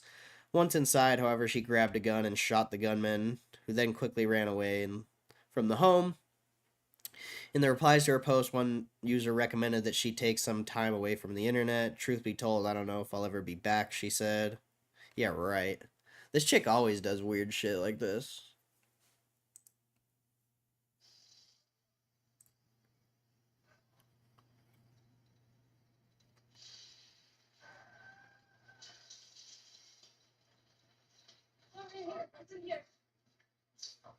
This looks fake as fuck.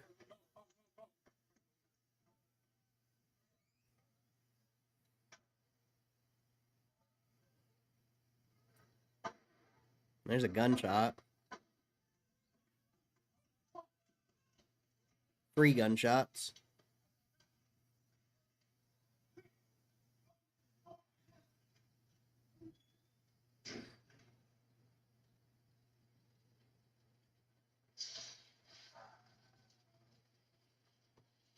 I like how she has like a fucking $300,000 G-Wagon. I don't think this is legit, bro. I don't think this is legit. I mean, the Houston police are searching for the robbers, supposedly. Houston police searching for robbers. If you have any information related to this aggravated robbery home invasion, contact the Houston Police Robbery Division or Crime Stoppers of Houston, said the Houston Police Officers Union in a post on X. This incident took place the same night Twitch streamers Senna, Valkyrie, and Emiru were attacked by a stream sniper, leading to them canceling their ongoing marathon. Interesting.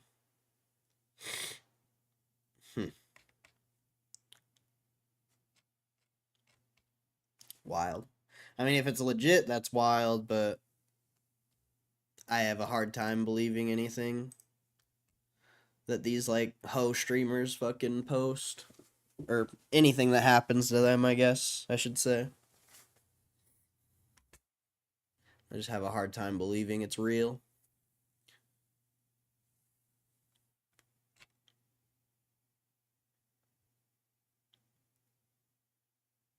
Fucking ho streamers, bro. Not everyone's allowed inside. I would beg to differ, not a quality person. The rest of it, I agreed. I mean, I don't know.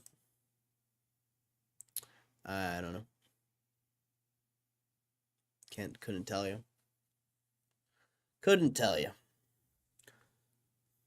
Went back and played GTA 4 last night. So good. More like 11 and a half.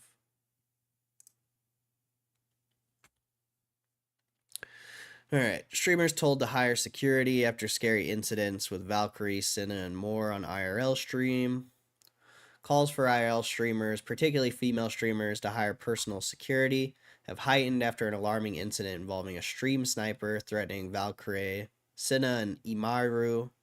The three popular Twitch stars were out in public as part of their Sysathon streaming marathon when a man approached them and at one point lunged towards them, saying, "I'll kill you right now." He had tracked their location using the broadcast, and earlier asked Imaru for her number, which she refused. On the same night as this incident, another streamer, Amaranth, revealed her home was broken into by armed thieves. Yeah, we read about that.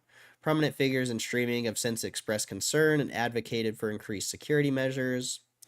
Choco Bars emphasizing the need for better protection for content creators.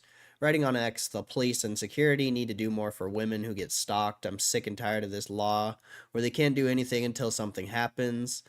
I mean, these bitches make like millions of dollars. They can't fucking hire fucking security themselves. Like, they're fucking bums. These fucking girl streamers are bums, bro. They can't just hire someone to follow them around for like $20 an hour or something. Like, how difficult is that? Choco Bars has been advocating for more action to be taken against stalkers targeting streamers for the better part of a decade, expressing fears that she may be killed by her stalker in 2020.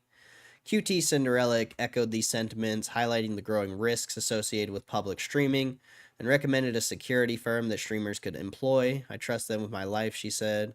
"There have been times where they have had to be with me 24/7. It could save your life, save their info." In a previous post, QT said the police were often not enough to deal with these situations. You try to file a report, they tell you to do it online. You do it online and they reject it. Esports commentator Monte Crisco also weighed in, surprised that more streamers, especially those among the top earners with millions of dollars, who are at the highest risk due to their fame, do not hire private security. He described it as mind-boggling. Yep. That's why it's like, is this shit even real, you know? It's probably just bullshit, you know? These people start to lose a little bit of relevance,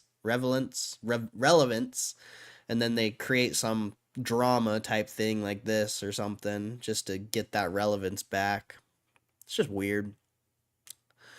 However, comedian Lou Spears said that security is only an option for the top 1% who can afford it, meaning most female streamers will not even attempt IRL broadcasts. The use of security for streamers is far from new, though in 2021, members of streaming org One True King faced a similar situation when a stream sniper harassed them. Following that incident, OTK co-founder Asmund Gold revealed that the group was considering hiring security for future public broadcasts.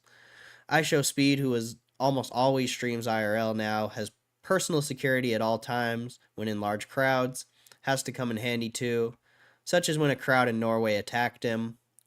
Additionally, content creators like Sweet Anita and Valkyrie have faced stalking incidents, prompting discussions about the need for personal security measures. Companies like FastGuard Service have noted a surge in demand for private security from influencers across various platforms. Okay.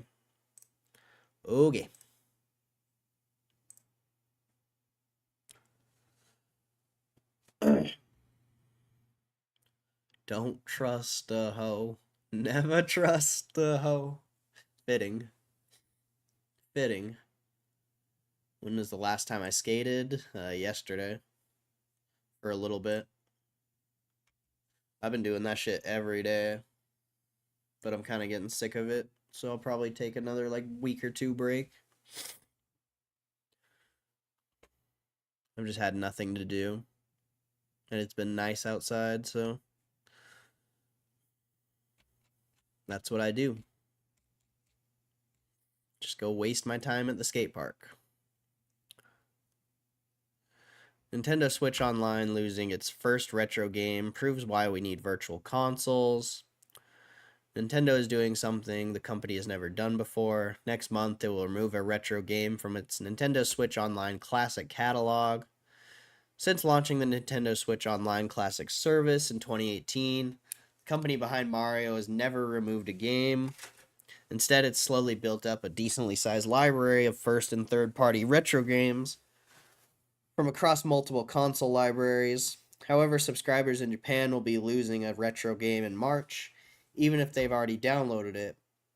On February 27th, Nintendo Japan quietly announced the Super Famicom game, Super Formation Soccer, will be removed from the Japan's Nintendo Switch Online service on March 28th.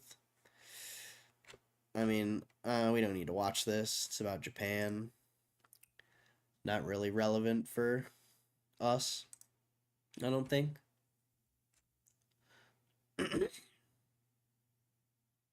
Let's see. There's no good articles. Oh yeah, a lander landed on the moon finally. Broke out my skates this weekend and busted. Nice.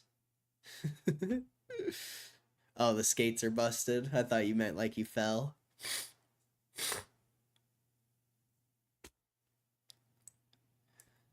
Firefly's blue ghost lander successfully touched down on the moon. Firefly Aerospace's first attempt at landing on the moon was a success. The company, which is working with NASA under the agency's Commercial Lunar Payload Services program, announced early Sunday morning that its blue ghost lander softly touched down on the moon, and it's upright and communicating with the team back home. Blue Ghost landed at 3:34 a.m. Eastern Time in a region known as Mare Crisium. While Firefly's lander isn't the first commercial spacecraft to land on the moon, it is the first to land properly. Intuitive Machines' Odysseus ended up on its side last year after a faster-than-planned descent. Blue Ghost and the NASA instruments it's carrying are expected to remain in operation for about 14 Earth days. After that, lunar night will begin. If all goes as planned, the lander will capture images in the lead up to lunar night, and a few hours after the darkness falls, getting high-definition imagery of a total eclipse. Oh, that's cool.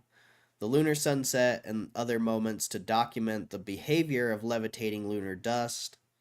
NASA is also testing instruments that can drill and collect samples from the surface. Firefly's Blue Ghost Mission 1 launched on January 15th and reached lunar orbit about a month later. The team says it's already sent over 27 gigabytes of data back to Earth from its journey, just through transit to the moon. Firefly's mission has already delivered the most science data to date for the NASA Eclipse initiative.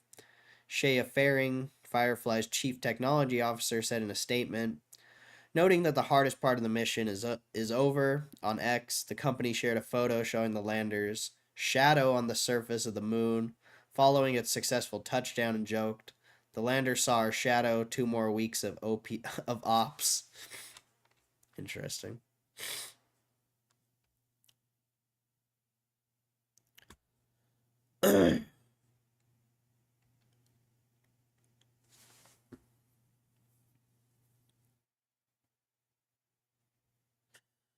Deer wearing high heels whenever I roller skate. Go to our skate place again. I'm not used to the four wheels. Oh, I meant fell. Oh, nice. Falling is always fun. What do I look like, a nerd?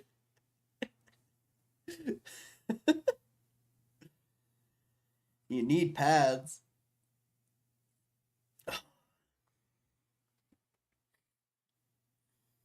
Especially if you don't know how to fall. At least a helmet. I've seen so many kids fucking smash their fucking head on the ground.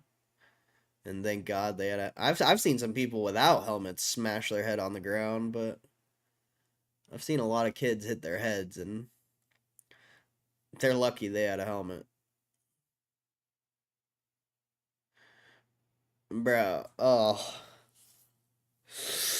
Oh, I hate skate parks, bro. I've seen some fucked up shit. I watched a girl hit her head and she started having a seizure. That shit was fucking nuts, bro.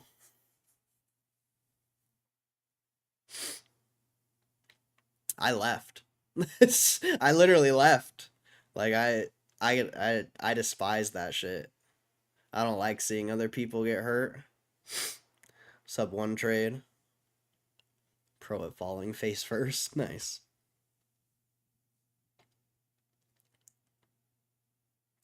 I've seen so many people get hurt. It's ridiculous. And it's scary. Didn't I read this already? Whatever, we'll read it again.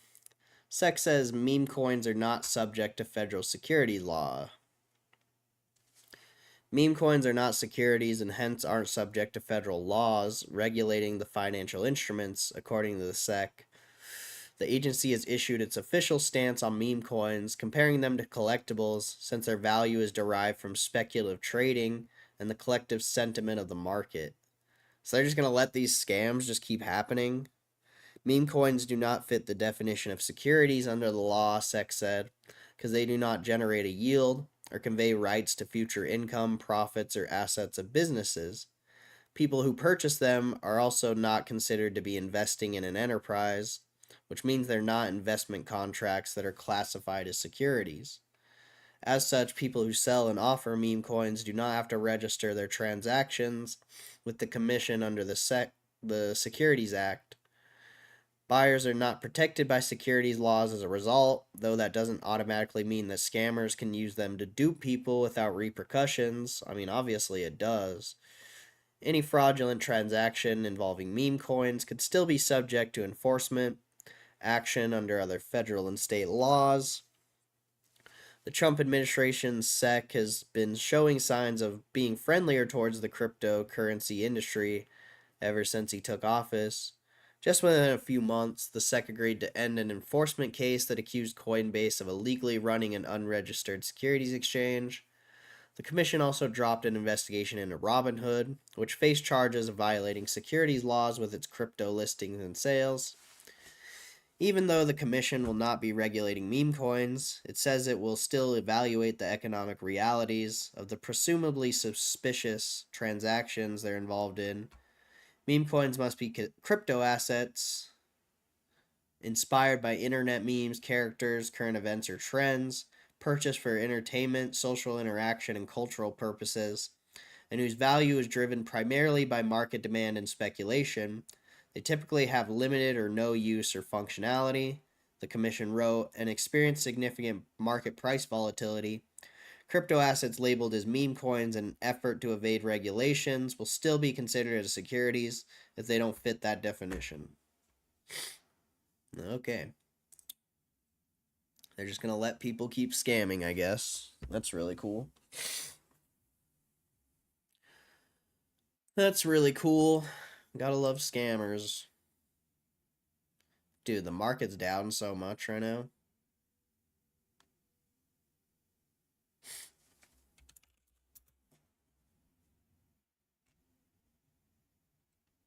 Well, that didn't last very long.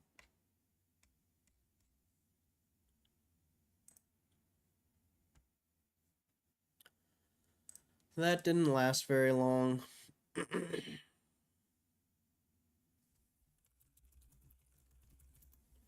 Wonder, can I still look at charts? Oh, nice. I can. It just won't have any of the lines and stuff, which is fine by me.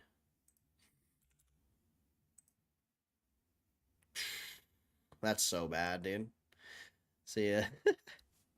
Oh no.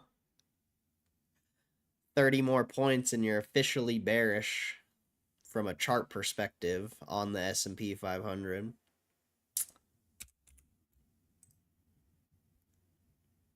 Nasdaq looks trash. And the Dow is a far way away. It's like over 1,000 points, but yeah, that's crazy. That's crazy.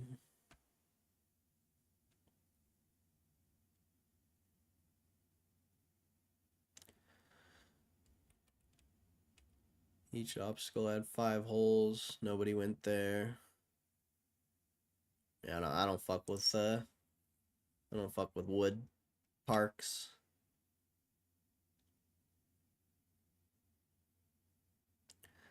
Yesterday because she hadn't seen me without makeup since the other day.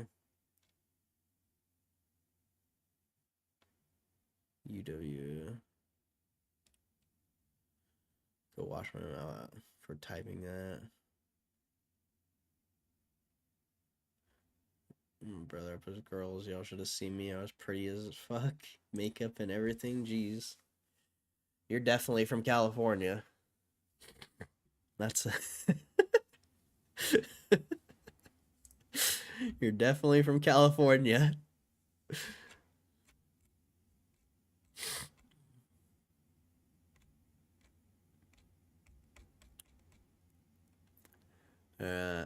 I know nobody gives a shit about wrestling. Well, I know you guys don't care about wrestling. I'm not even gonna watch it. Or I'm not even gonna read this. Nobody cares about wrestling, so I'm not reading that.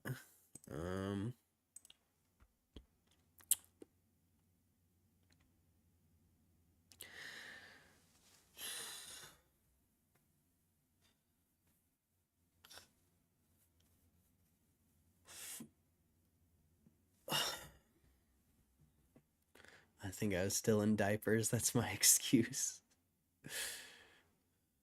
That's wild. Makeup on all the time because he watches me put it on. Cute.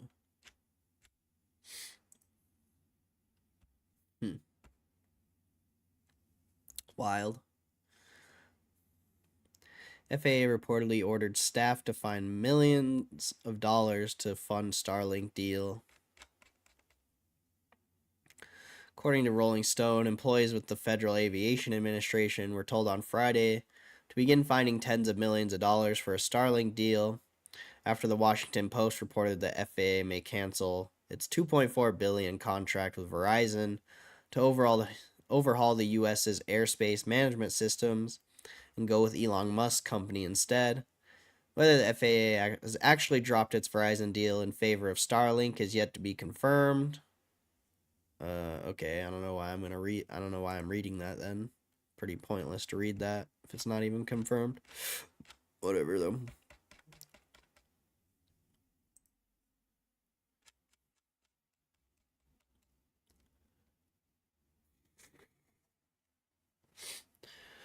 Trump tariffs will raise gasoline, electricity prices in the U.S., Canada, energy minister said.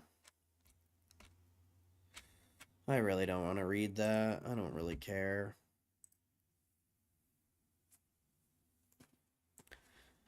Domino's launched stuffed crust pizza. That's exciting. Don't want to read about it though.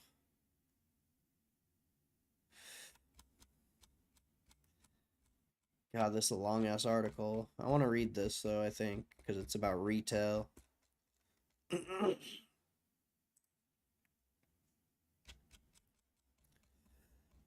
Let's see. Amazon to bring palm scanning tech to NYU Langone Health facilities. Patients at NYU Langone Health facilities will soon be able to check in for appointments using Amazon's palm scanning technology. Contactless service called Amazon One can identify patients securely and quickly, according to a release. NYU Langone said the technology will help it speed up sign-ins, alleviate administrative strain on staff, and reduce errors and wait time. For a health system that handles more than 10 million patient visits each year, every minute counts. With Amazon One, NYU Langone anticipates it will be able to cut the time patients spend at their front desks from about 2 or 3 minutes to less than a minute, Andrew Rubin, NYU Langone Senior Vice President, claims. That's both a positive experience for the patient to be able to actually get in faster and requires less work on our part of having to authenticate who the patient is. Amazon will not store or access any patient health data or personal information beyond their palm prints. Participation is voluntary and patients can opt out at any time. NYU Langone operates 6 hospitals and more than 320 outpatient facilities, and is the first healthcare organization to ever deploy Amazon One. The collaboration has been about 9 months in the making. Amazon said it's planned to explore additional applications for Amazon One within the healthcare in the future, such as credentialing for access to high security areas and shared computer systems. The company introduced Amazon One as its Go cashierless stores in 2020, and it rolled out to all Whole Food Market locations in 23. Really? NYU Langone will be the largest third-party deployment of Amazon One to date. The service will be available at NYU Langone sites in New York metro area starting next week, and it'll expand to other locations this year. And Amazon and NYU Langone did not disclose terms of the deal. I didn't know they had those at Whole Foods. I haven't been to a Whole Foods in years. I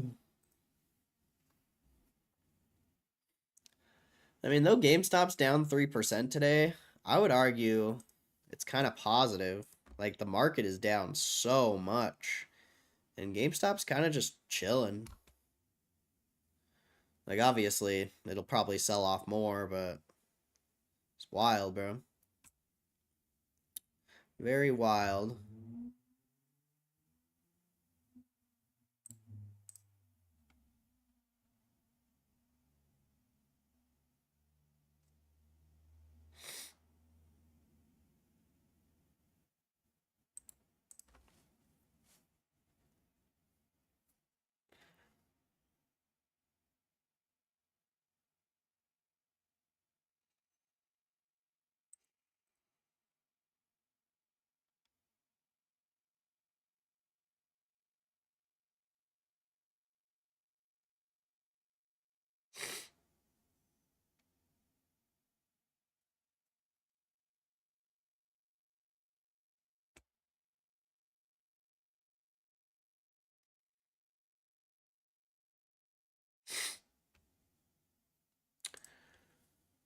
Okay.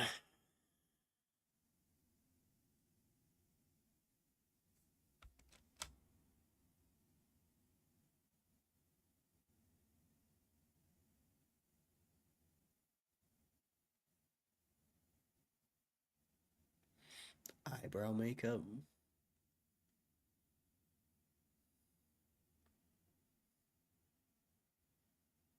Now more than ever. Thinning eyebrows. That's funny. Baldy brows. You ever seen a girl have to change everything because she's sad that day or something? Wait, what? Like rearrange furniture, dye her hair, buy too many clothes. Seems like a typical person, not just a girl. Seems very typical for most people. Or a lot of people. I guess I shouldn't say most. Is that why I'm buying a bunch of Pokemon cards? Because I'm just I'm just sad and depressed. I just gotta buy Pokemon cards to make myself feel good. Kind of accurate. Sort of accurate.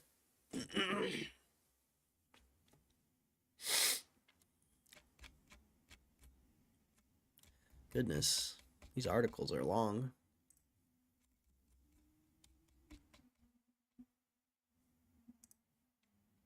All right. Why foreign retailers like Primark and Mango are expanding across the US?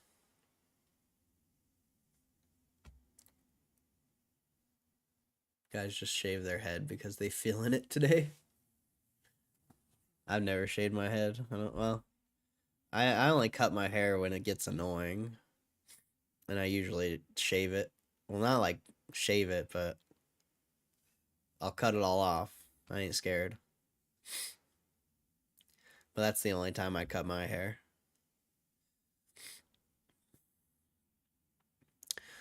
Elmhurst, New York. One of the newest additions to the Queens Center is a store that many local mall goers may not recognize. Along with well-known mall staples like Macy's, American Eagle, and Bath and Body Works, the shopping center is now home to Primark, the Ireland-based discount retailer which sells clothing, shoes, purses, and more. Opened its doors there in December, and it has more U.S. stores on the way. Across the country, a growing number of malls and shopping centers are getting a dose of international influence. Retailers including Primark, Spain-based Mango, Canadian retailer Artesia, and Japan-based Uniqlo are adding new stores across the US and pushing into regions where they haven't gone before, outside of coastal cities like New York City or LA. Nearly 19,000 stores opened in the US between 2018 and 2023, and about 28% of those were foreign-owned retailers, according to the most recent available figures from global data. And in the past few years, retailers based in Europe or elsewhere around the world have announced ambitious U.S. expansion plans. Primark, which has 29 stores in the U.S., plans to reach 60 locations in the country by the end of next year. It has signed leases for new stores in diverse parts of the U.S., including El Paso, Memphis, Hyattsville, and Miami. The retailer known as Penneys in Ireland has become a household name in Ireland, the UK, and other parts of Europe since its first store opened in Dublin in 1969. The U.S. market has become an important place to break new ground as the company hits a maturity point in some European countries. President of Primark US Kevin Tulip said in the interview, "The US is the number one consumer market," he said, "so to be here and to get it right means a lot, but you really need to get it right." Market's about to close. You're going to get a close at like 24.40 on GameStop, and who knows what the rest of the market's going to do. We'll look in a little bit. But today was pretty bad. Pretty bad. Pretty bloody. What the hell? You got a GameStop pop after hours if that's real. Oh no, that was fake. That was fake. That was just some Robin Hood shit. But you got to close like 24.41 or something like that. Something like that.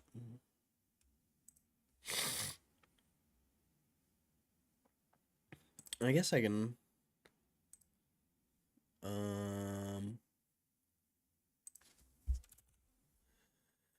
guess I can bookmark this actually.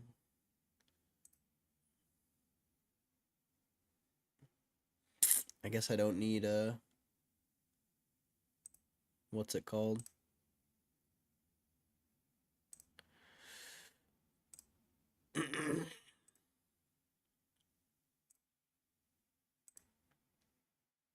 Why? There it is. Boom.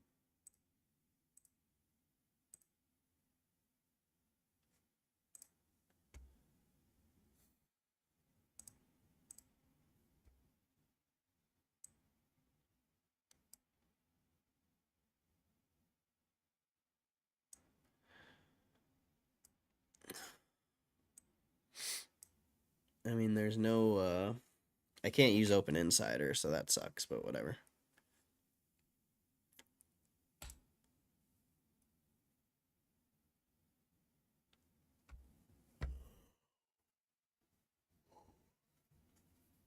Yeah. I can't believe the day's already over. That's crazy. How did the stream do today?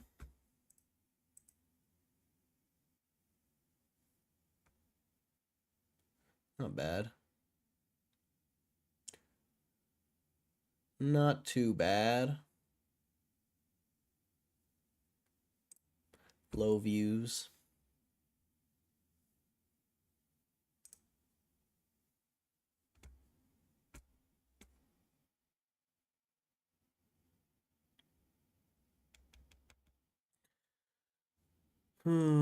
Let's see.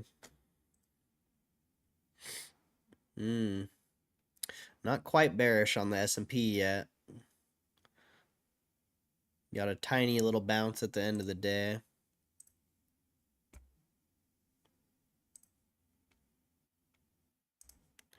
Tiny bounce. Dow's whatever. NASDAQ looks like trash. And the Russell looks terrible. So who knows what's going to happen with that.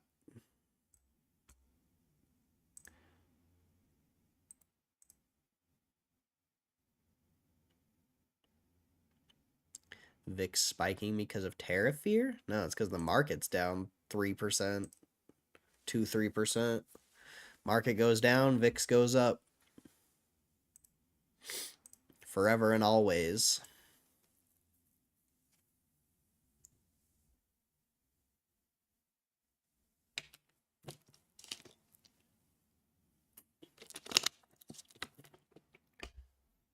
And today was pretty volatile drop.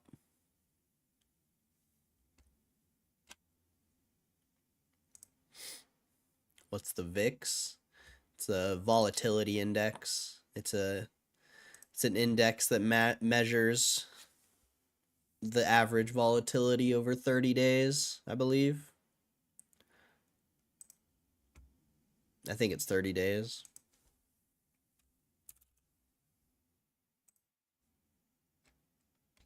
There's no definition on here, but I'm pretty sure it's 30 days.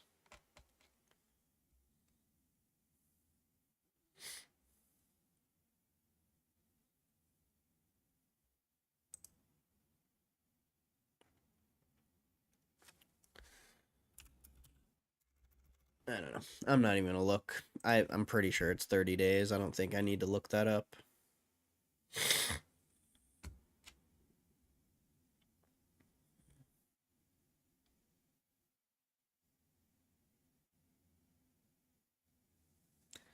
Past 7 years, I've let it grow down to my shoulders and completely shave it off and start over. Yeah, I do that same shit.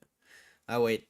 It's usually once it starts getting in my eyes, then I get sick of it, and then I cut it. But this time around, who knows? Maybe I'll keep it.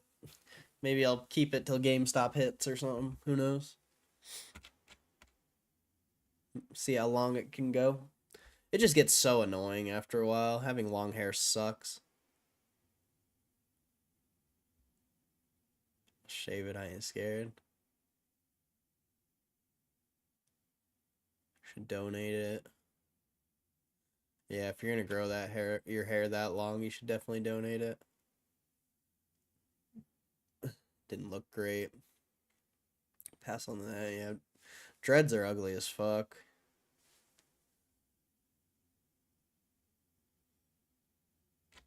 I do not like.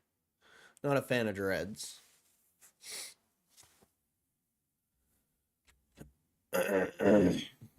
Cornrows.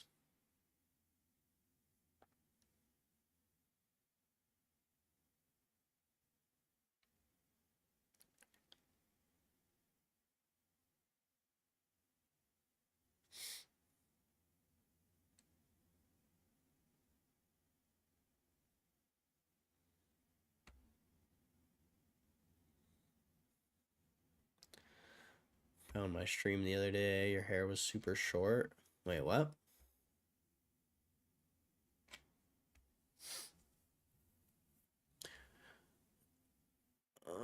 Why the U.S. is a retail expansion target.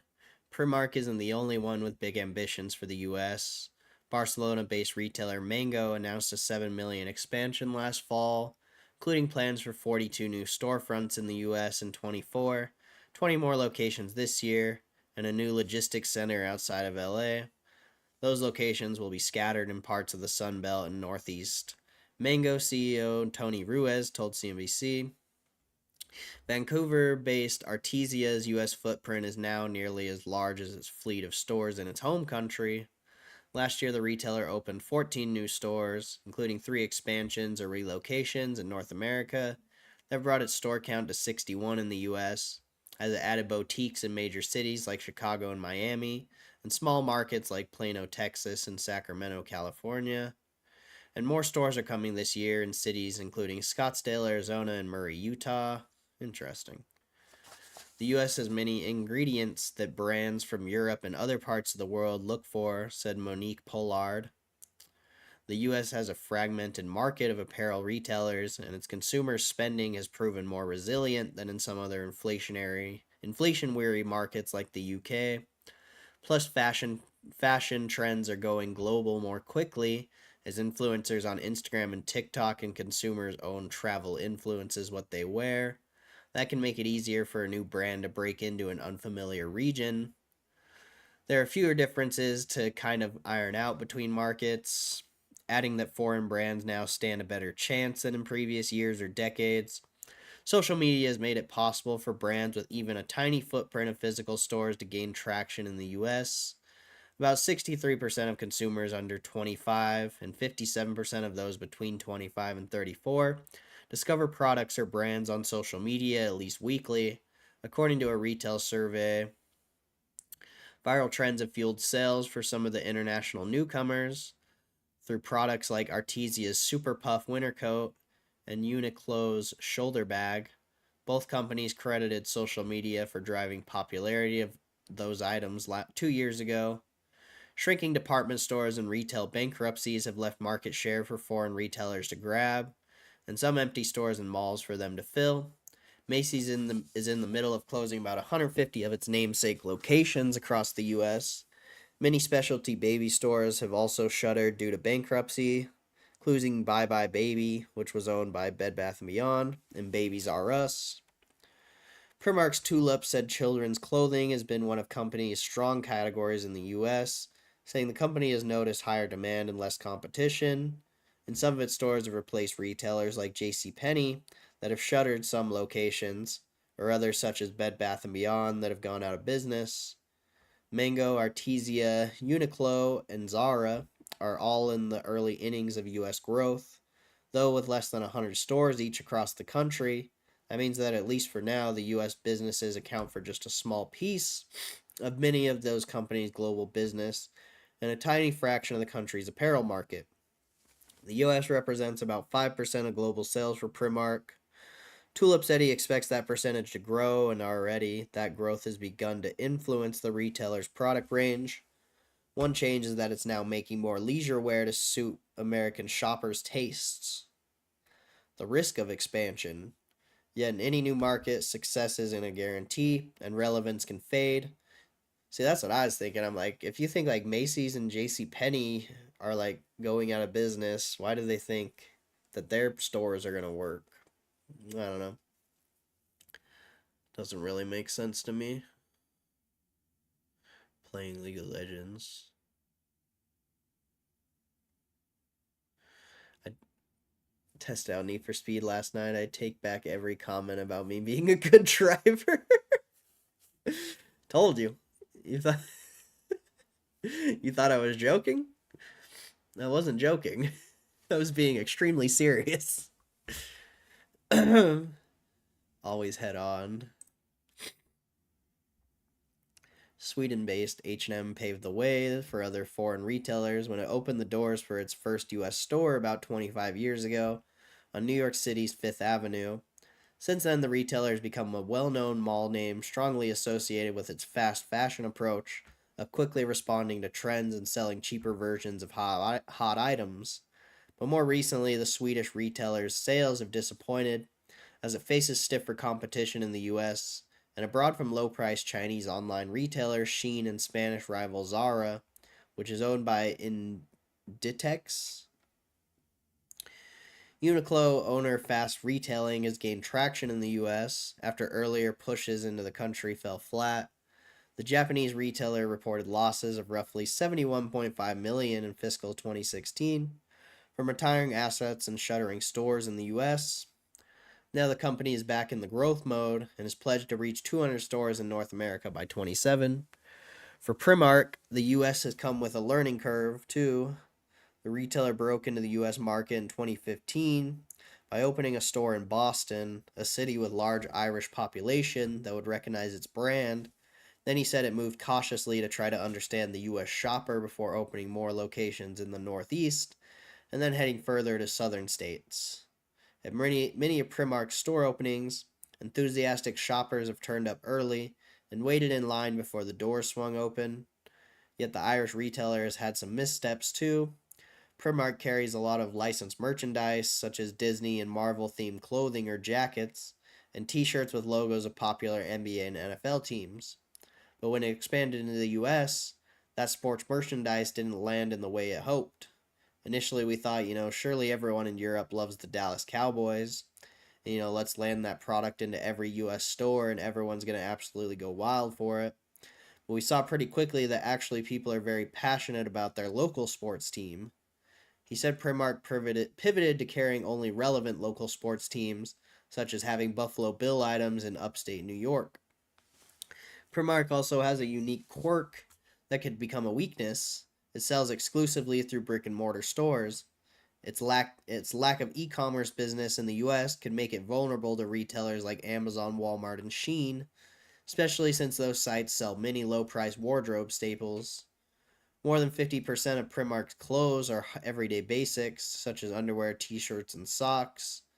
As the newcomers have tried to gain traction with American shoppers, some brands have taken a different tack. Zara's net store count in the US has stayed flat at just shy of 100 for the past 5 years. Instead of more locations, Zara's parent company has added more room in its stores. In 2013, the average store size for Inditex's retailers, including Zara, was around 6,000 square feet. That shot up to an average about 8,600 square feet a decade later. While the growing international retailers have only a small footprint in the US, they have already proven influential as they offer shoppers fresh choices and US retailers new competition. One of Primark's next expansion moves shows the company is not subtle about its ambitions. The store is set to open in New York City's Herald Square. It'll be less than 2 blocks away from Macy's iconic flagship store. On a recent day at Queens Center, a few miles away, prospective customers browsed the aisles of the Primark store, and some left with an armful of purchases. Jeanette Torres, a retiree who lives in Brooklyn, heard about the brand from her son. She said the company's low prices convinced her to shop there. She purchased a t-shirt, underwear, and winter hat, which costs a total of about $30. She said she likes that those prices don't come at the expense of the store experience.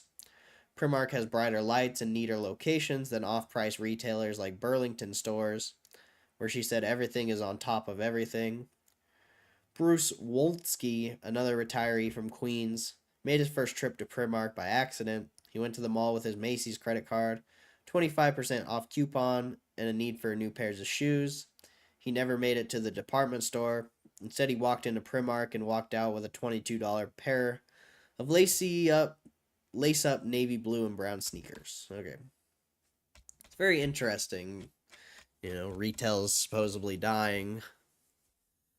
But, I mean, who knows how this plays out in the future, but retail is supposed to be dead. That's what everyone says. S&P 500 posts biggest loss since December as Trump says tariffs will proceed. Well, no shit. It's like, why would that be surprising? I'll be right back.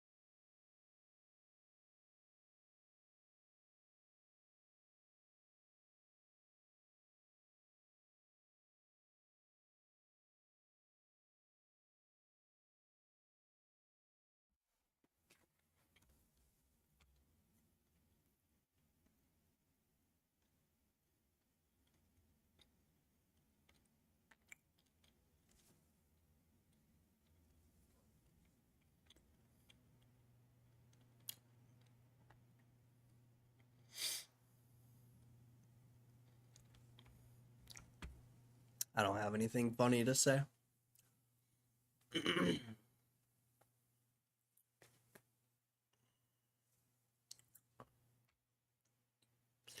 Don't have anything funny to say.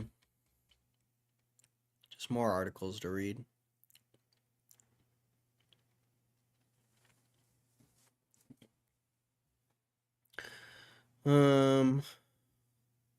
Trump announces $100 billion investment in the U.S. from TSMC, calls it most powerful company in the world.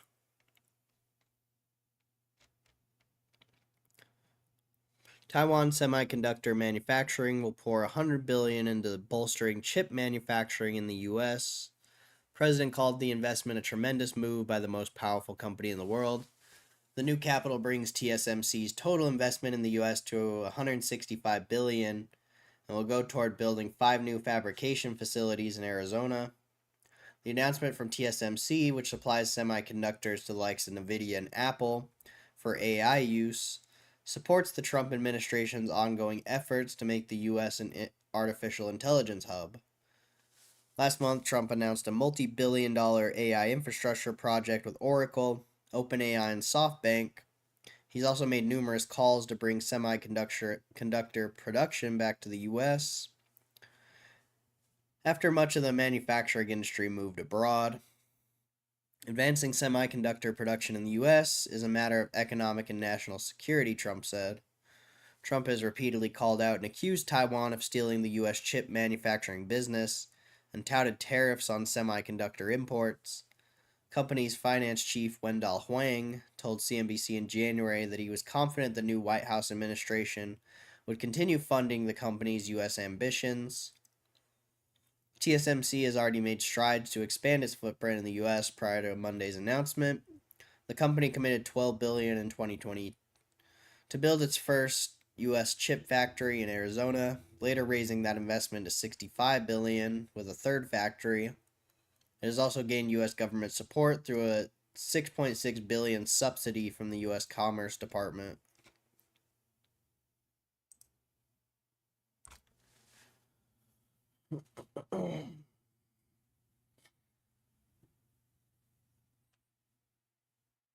Oy.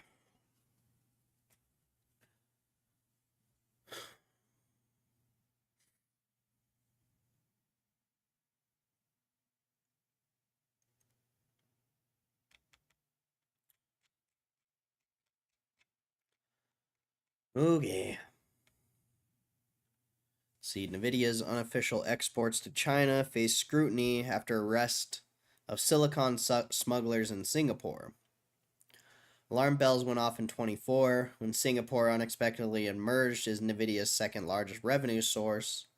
The disclosure fueled widespread speculation that Nvidia's AI chips were being channeled to China. Those concerns were intensified in January after China's DeepSeek burst onto the international AI scene due to the sophisticated and reported cost effectiveness of its model. DeepSeek's AI is trained on Nvidia's graphics processing units despite export restrictions designed to keep the technology out of China. Singapore has been working to dismantle a shadow network trafficking Nvidia's cutting-edge AI chips, and late last week authorities there detained 3 people on charges of deliberately mispresenting the final destination of U.S. manufactured servers, likely containing Nvidia's highly sought-after chips. Singapore's Home Affairs and Law Minister K. Shanmugam revealed Monday that servers from Dell and Supermicro Computer were shipped to Malaysia, raising the critical question, was Malaysia truly the final destination? Nvidia declined to provide comment on any of these developments.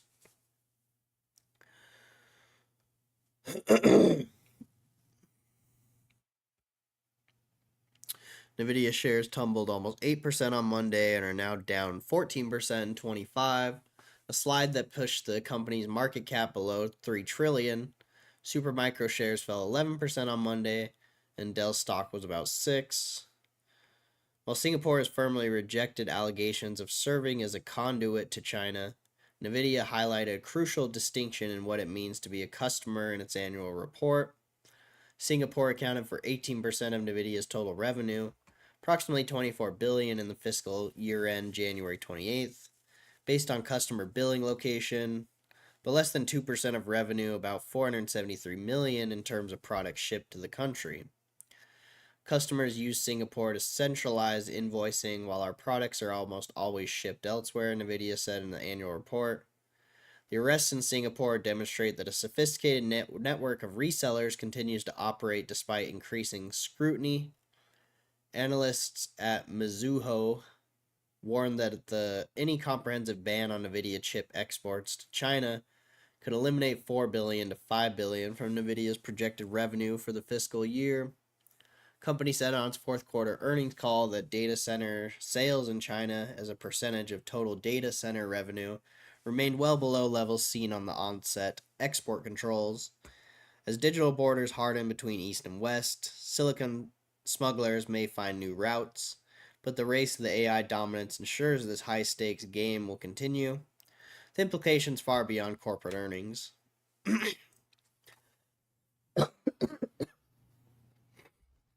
Man.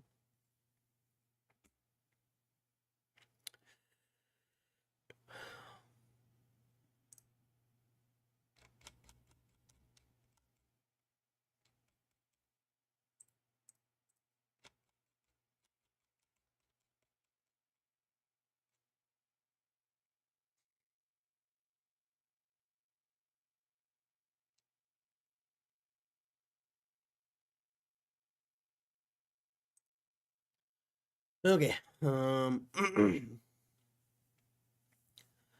President Trump said the U.S. will impose 25% tariffs on Canada and Mexico on Tuesday, scrapping hopes of a last-minute deal that would avoid a stoking war with America's top trading partners.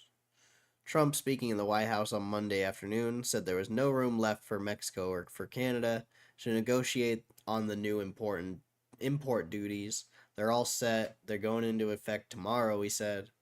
Stocks already trading in the red, saying further following Trump's comments. Trump on February 1st signed an executive order imposing 25% tariffs on imports from Mexico and Canada, with oil from Canada subject to a 10% duty. But he postponed those plans for a month on February 3rd, after both U.S. neighbors pledged to take steps to address issues at their respective U.S. borders. Trump confirmed last week that the paused tariffs would go back into effect Tuesday, complaining that illicit drugs are still pouring into our country from Mexico and Canada at very high and unacceptable levels. He also announced that an additional 10% tariff on Chinese imports would take effect the same day. Earlier Monday, Commerce Secretary Howard Lutnick had suggested that while Trump would take executive actions on Tuesday, he might soften his tariff demands. He knows they've done a good job on the border. They haven't done enough on fentanyl. Let's see how the president weighs that today, Lutnick said on CNN. We're going to talk about it all day today, and then he'll let everybody know tomorrow with the plans. Mexico had initially managed to stave off Trump tariffs for a month by pledging to send 10,000 soldiers to the U.S. southern border to combat drug trafficking operations. With that deadline looming, Mexico has late February extradited 29 cartel members to the U.S., but those actions apparently failed to placate Trump. Just so you understand, vast amounts of fentanyl have poured into our country from Mexico, and as you know, also from China, where it goes to Mexico and goes to Canada. Tariffs are essentially taxes on foreign goods that are paid by the importers. Critics warn tariffs will ultimately lead to higher prices for U.S. consumers, but they are Trump's favorite way to flex America's muscles against its adversaries and allies alike. Since taking office for a second term, Trump has already slapped 10% tariffs on Chinese imports and imposed a 25% duty on all U.S. imports of steel and aluminum. He has also unveiled a plan to enact reciprocal tariffs on other countries that have their own tariffs on the U.S. Trump's comments on Monday came during an event touting a $100 billion investment in the U.S. by Taiwan Semiconductor. Trump said that by planning to build new chip fabrication plants in Arizona, TSMC will avoid getting hit with their own tariffs. He admonished Canada and Mexico to do the same. What they have to do is build their car plants, frankly, and other things in the United States, in which case they have no tariffs, Trump said. Okay. Still sick. Kind of. Definitely not as bad, but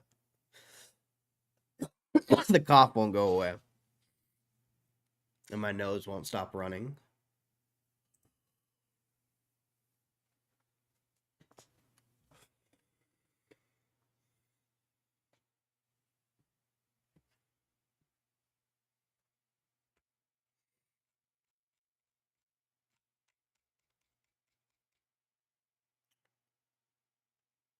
But not improving.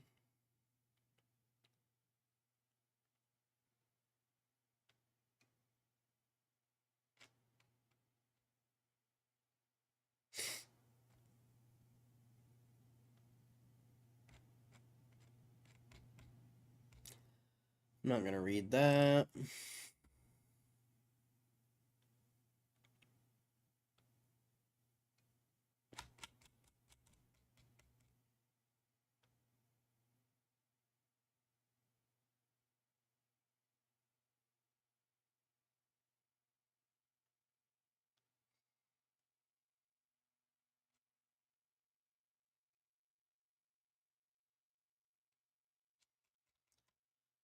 FCC chair says U.S. will defend interest of its tech giants as European rules stoke tension. I don't want to read that.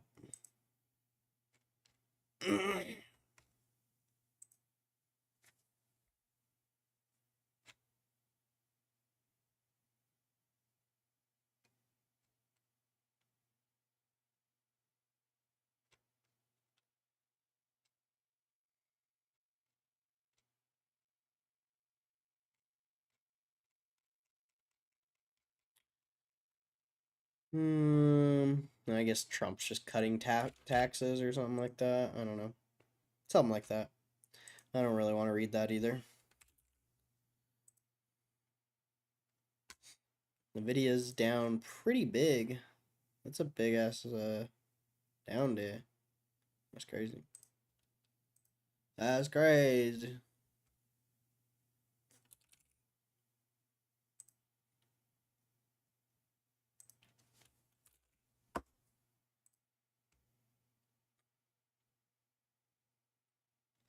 There's your $12 move you got off of earnings finally.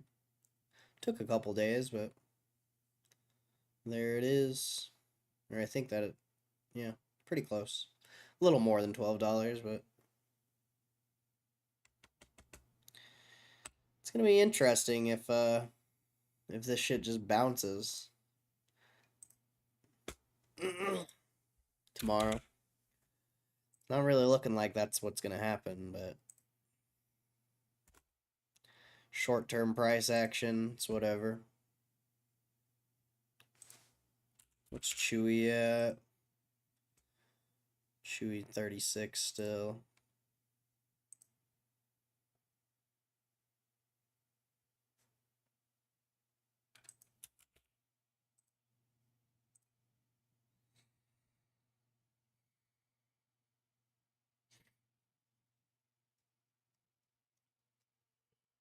Okay.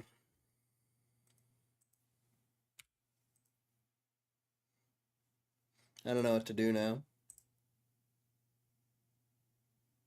Nobody's talking in stream. There's like nobody here.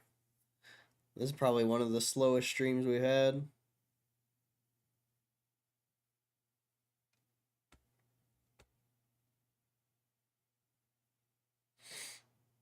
Kind of interesting. Yeah, I know you're here.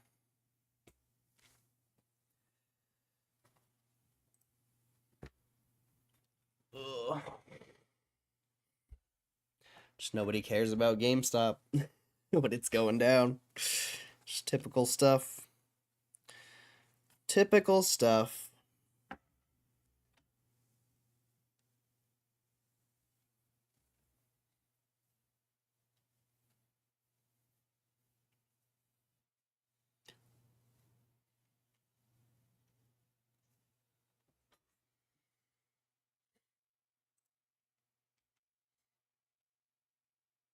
Hmm. I don't know.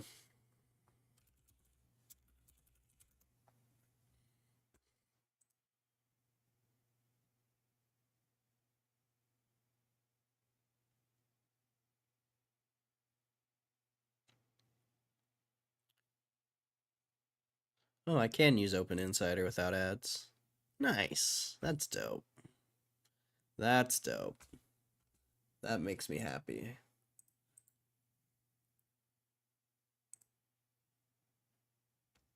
Probably because everyone's sold. Probably. I mean, thank God. Hopefully. I hope so. Because then maybe it will bounce. Maybe it will bounce if everyone's sold. That would make me happy.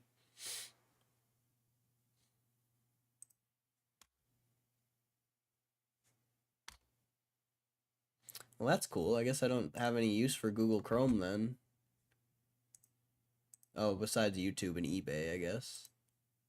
That's about the only use I have for Google Chrome now. That's nice. That makes me happy.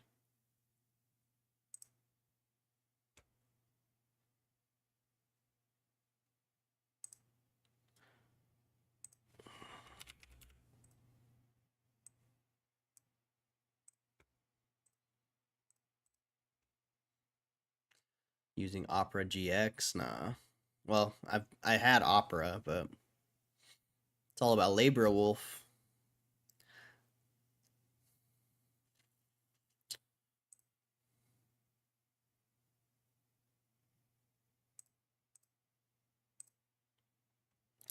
Libra Wolf's pretty dope, actually.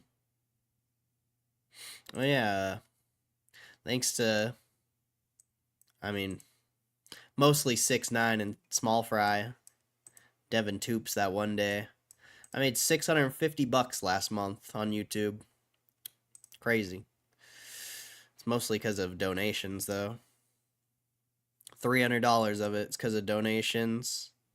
78 because of memberships. I think that's because of Devin, because Devin didn't donate. He gifted memberships. Only $40 from watch paid ads, which to be expected. It's been a slow month. Nobody cares about GameStop these days. A whopping 84 cents from shorts and $215 from just videos. So pretty dope. Shout out to everyone who's donated.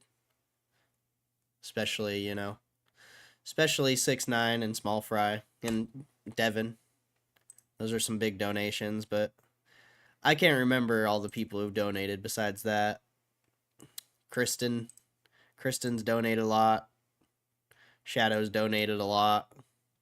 Hugh's donated quite a bit. Oh yeah, Hugh donated like $50 that one day. That was January though, I think. A lot. Damn, you've donated quite a bit, Shadow. Actually, you got to be putting that in Robinhood though. Like these people, 6ix9ine, Small Fry. Money to them isn't real. Like it doesn't matter. You, on the other hand, my friend, you need to be investing in yourself. Caitlin donated some. George Wall. I don't know who George Wall is. And then all of these are old. Damn, Kristen donated $20 one time. I forgot about that. That was old. That was back in December. Oh, nice. It tells me the dates. That's dope. That's dope. It tells me the dates. Okay, all of these were in February. Except George Wall. Okay, I thought Hugh donated $50. Oh, it's right there. So this was all in February.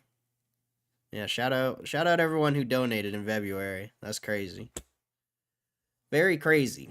If too bad YouTube takes half of it, cause there was like $600 total in donations, and I only got 300 of it. So that's pretty whack. Pretty whack. But that's the name of the game, I guess. I don't know what else you'd be able to do, really. Like, you can get Patreon, and they only take like 8% or something like that. You could do that, but most people aren't going to subscribe to a Patreon. I think the convenience of just donating in the YouTube chat is the reason why people do it. I guess I could like sell merch or something, but I don't even know what I would sell. I don't have any desire to make merch or anything like that. So I don't know. I don't know. But shout out to everyone who donated last month. That's just dope. Pretty dope.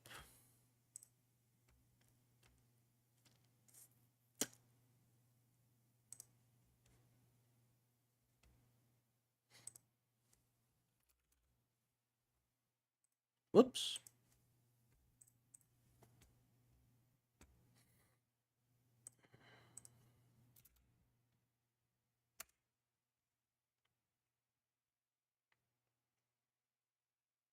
Damn.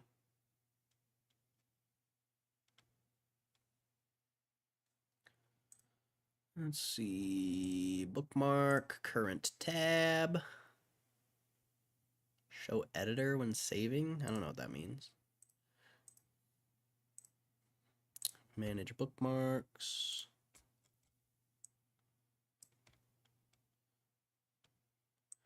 Now I can put that there. I can put this here. And this. Oh, I can't use my frickin' spreadsheet though, because it won't keep me logged in.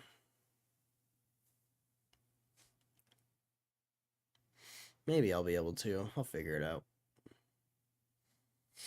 Maybe there's a way to do it. Or actually, it might be better this way, because then I can just have the spreadsheet open on a different page. Probably be faster, honestly.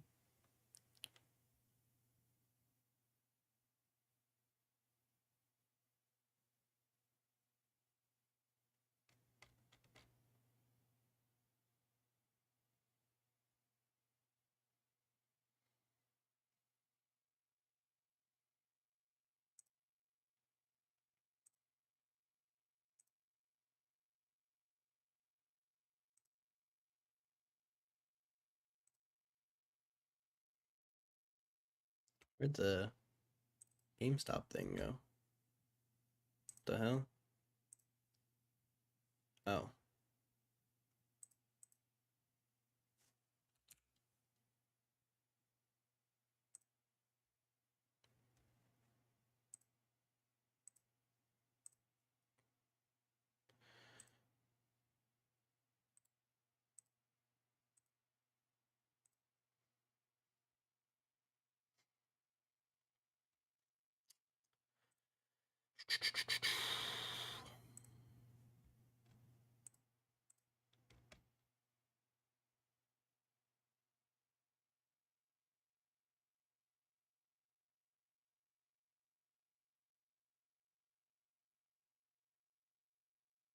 I'll do that later.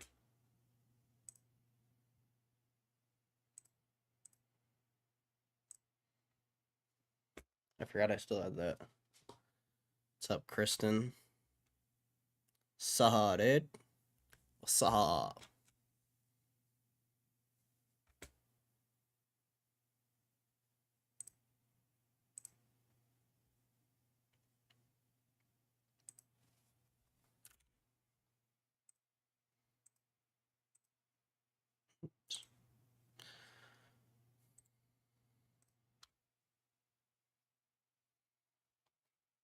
Saw dude.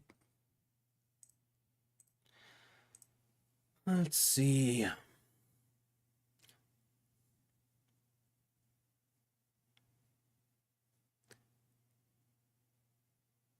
From me, trust me. Corey, if you had to live the same day every day for the rest of your life, what would it look like? Probably what I'm doing right now, honestly. I mean, I don't know. It's hard to say, like, it's hard to say. It's hard to say whether, like, streaming would be a part of that or not. But I think it would be. I honestly think I'm living the life I would like to live, realistically. maybe have like a lot more income. That would be nice, but what are you gonna do? What are you gonna do? The stream kind of gets in the way of income, but ultimately, I don't think money matters that much. Like, you need it, but does it really matter?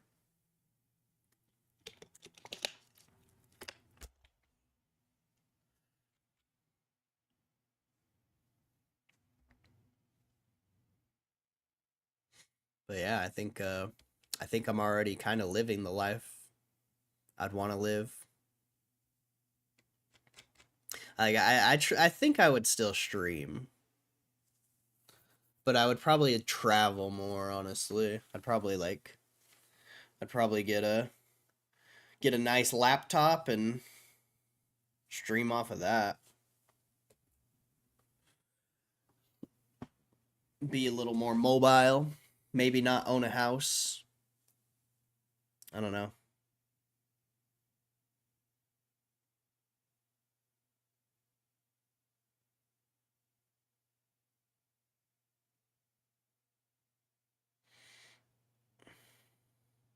Dollar I cents really 50 cents. Yeah.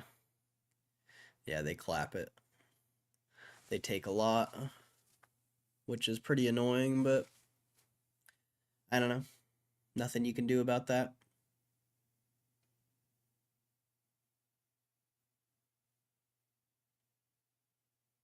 That's why in the beginning I was telling people not to donate and just buy GameStop gift cards, because I could at least, like, you know, at least you'd get the full donation, but the convenience of donating on chat is you can't really beat it.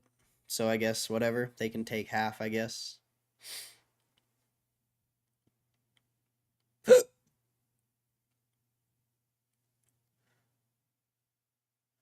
Lots of video games and lots of drugs. That sounds terrible. I feel like I have an opportunity for you to sell merch. Elaborate. Elaborate. What's up, Kristen?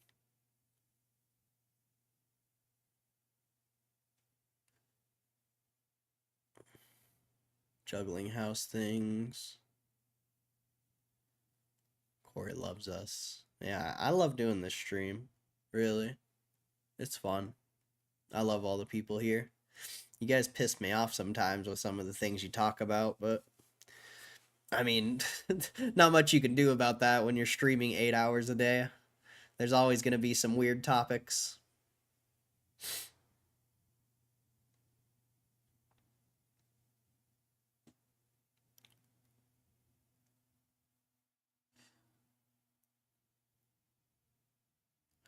Do you ever do the manic thing where you have to change everything about yourself in your house that day? Little things. If you lived the same day every day, I think I would if I could live how I wanted to live. I say I would like to travel, but ultimately I think if I was actually traveling, I would get fucking sick of it. Honestly. Oh yeah, this is the issue with TradingView without being logged in. They do this shit.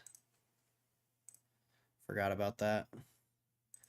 But yeah, I think realistically I'd get sick of traveling cuz I like just sitting at home. So, I think a perfect day for me is like wake up, go to the gym, start the stream for X amount of hours. Probably like what I'm doing now, 7 to 10 hours a day. I would honestly like to stream more. I want to, but it's kind of hard because people come home from work and then my house is loud and I'm sure they don't want to listen to me talk all day. So it's a little hard to stream more than I want to, but literally, like, the life I'm living right now is how I would live.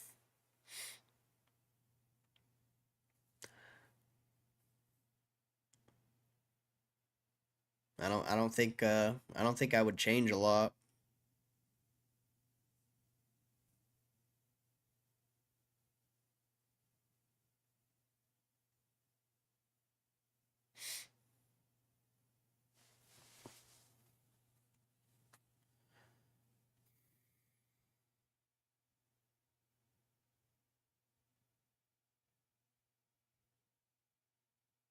If I broke up with someone, next time I'll send you a GameStop gift card. All right, for sure.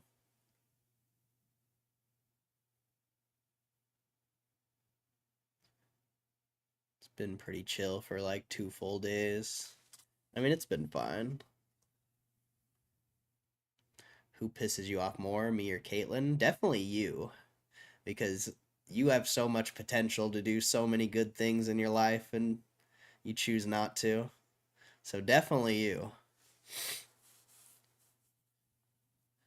But for all the wrong reasons.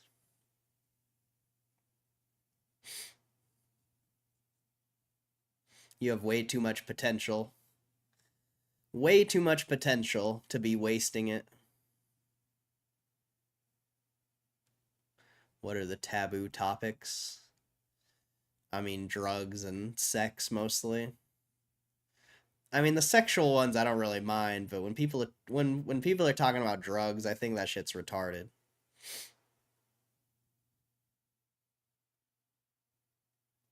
But I I uh I add on to the topic, so it's kind of my fault too.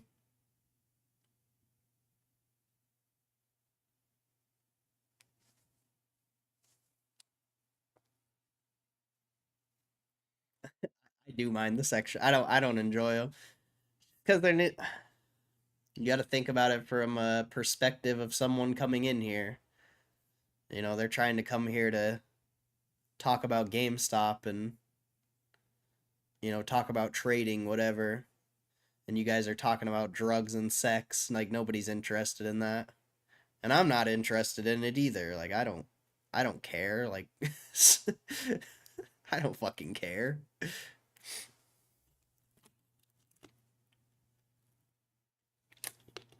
I wish more people would bring in relevant topics or talk about like things that are actually positive to life and actually beneficial instead of things that aren't.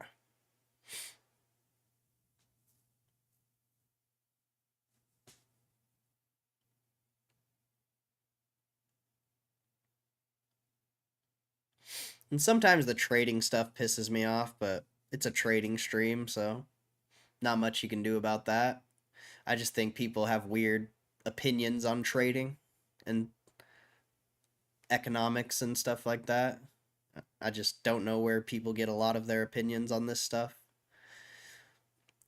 And then nobody brings in good plays in here or stocks to talk about. They're just echo chambering something they saw on YouTube. Like that shit's kind of annoying. But ultimately, I would much prefer talking about trading than anything else than most things, I guess.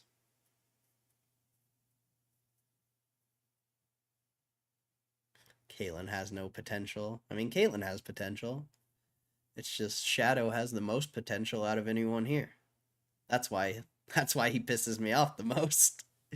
Cuz it just sucks. It sucks to see. I mean, I have a cousin who's Shadow's age, and it sucks to see people who have so much potential just waste it. It's very disappointing.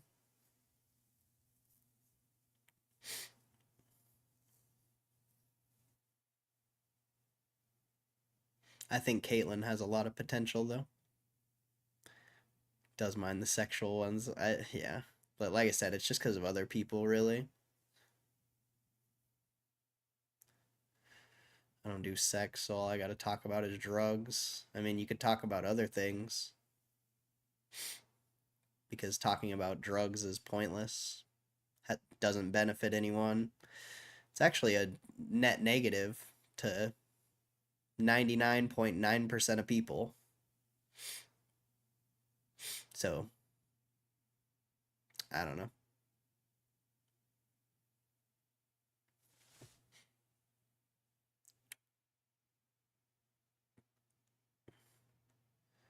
Don't listen to him. I do, I promise. That's why I'm chilling. Bubbles is innocent. Need to make sure to not waste too much money on drugs. Yep.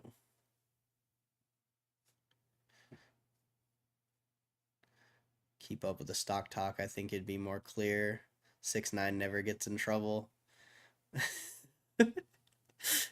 I mean, 6ix9ine's different, I guess, though. He just makes jokes. He just makes jokes.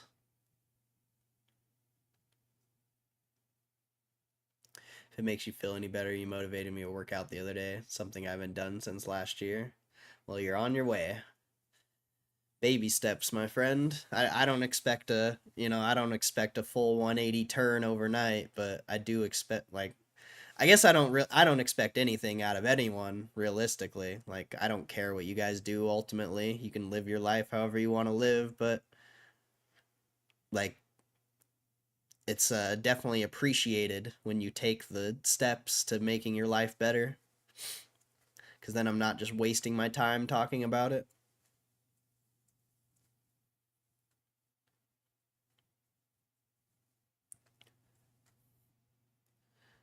Makes you feel better. Me and Shadow talk about real topics outside of here. How come you don't talk about real topics in here? That's fucked up.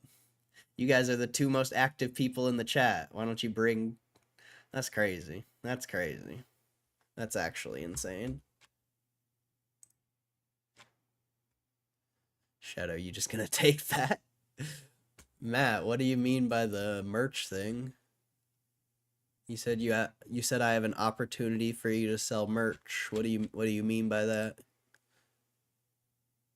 Like talking shit on people we don't like. Oh, alright, never mind, don't do that. Say net negative. Net negative.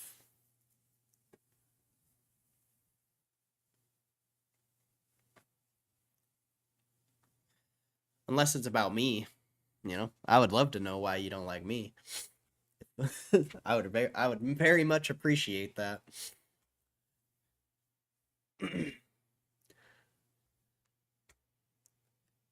I've gotten motivated to not gamble for a month and instead add to my GME position. Rocket emoji. Let's go. Let's go. I mean, gambling does suck, but it is fun. I hate to say it, it is fun, but it does fucking suck. It's a waste of time. I mean, GameStop's a gamble, somewhat. Stocks in general right now are kind of a gamble.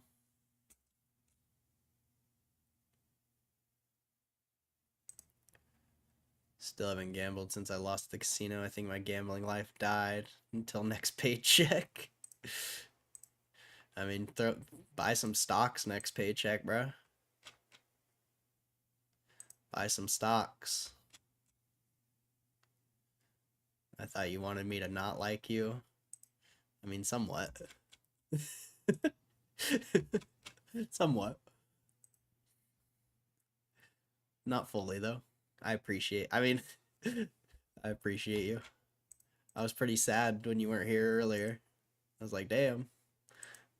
Caitlin left me.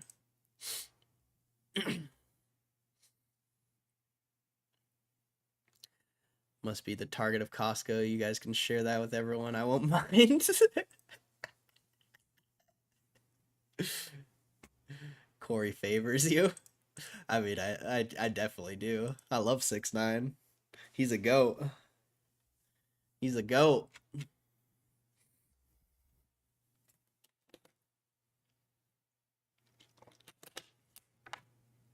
How can you hate a guy who's a millionaire and just gambles all day? Like, that sounds like the life to me. Sounds like the life to me. Mostly the millionaire part, but you know. You know. Somewhat. I could never. Damn, I guess I gotta try harder. Yes, I gotta try harder.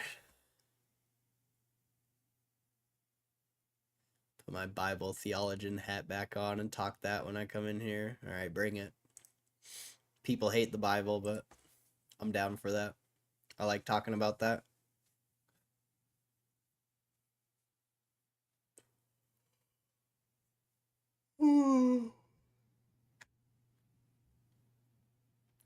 Speaking of the Bible, oh, there was something I wanted to read. There was something I wanted to read in the Bible, actually. Just a little one. Just a little guy, you know? Nothing too crazy. Just a little one. Kind of relevant with what we're talking about, in a way. Where's... I gotta reset up my Bible here. New web browser.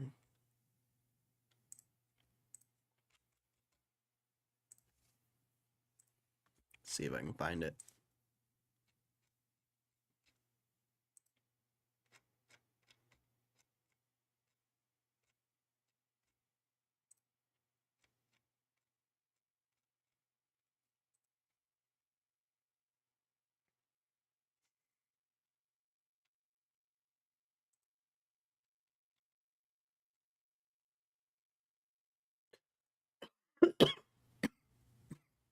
Goodness.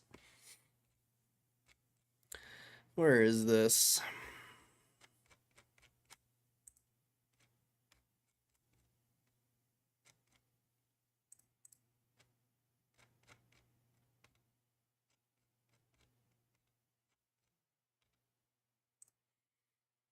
Ah. Yes. Everybody, let's see. It's gonna get silly in here. Everybody has a guardian angel, and some of them are wimpy. Favorite person in the Bible is Jehu. Jehu? He killed a king and made him crap all over himself. What? My brother and cousin and I have been trying to start a clothing brand. I can give you details off stream, but I think you'll love the idea of it. I don't know how we would, there's no way for me to contact anyone off stream.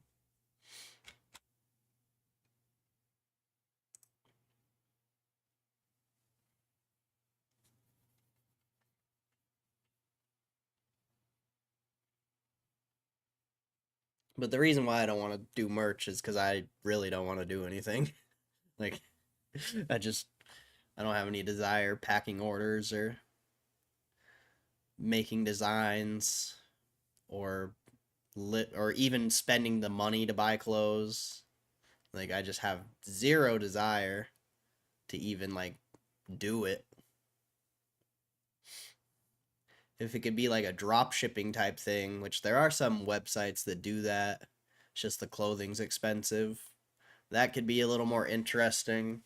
But then I still have to design whatever, and I don't even have any ideas of things I would do. So, like, I don't know.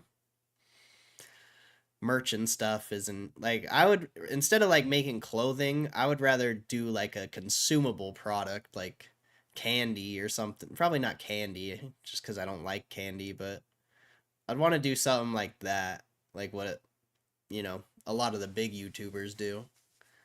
Like Penguin Zero, he has like soap. I think that's kind of cool. Like having soap is cool. Ryan Trahan has candy. Mr. Beast has you know, Feastables and Lunchly and uh yeah, I don't know. I just think more consumable stuff is cooler. More interesting, I guess.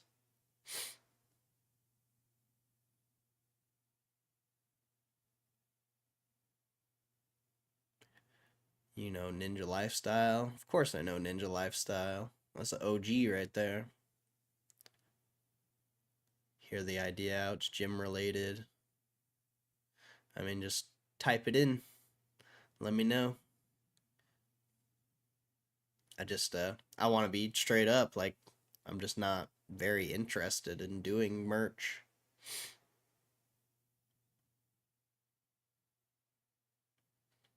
Black Ninja.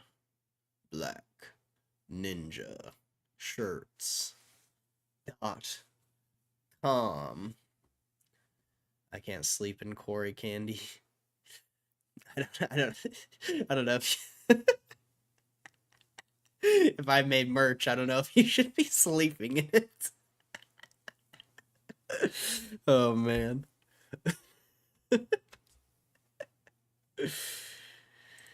He sent me stickers and a Burger King coupon in the mail the other day. I love that guy. That's hilarious. Yeah, Steve's a goat, bro. Steve's the goat. He's funny. He killed his. I don't know. I don't know why Steve doesn't get more views. Honestly, Steve is funny, bro.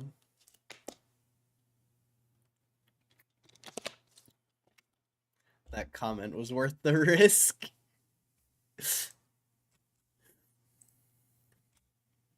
Yeah, I don't know what I would want to do, man.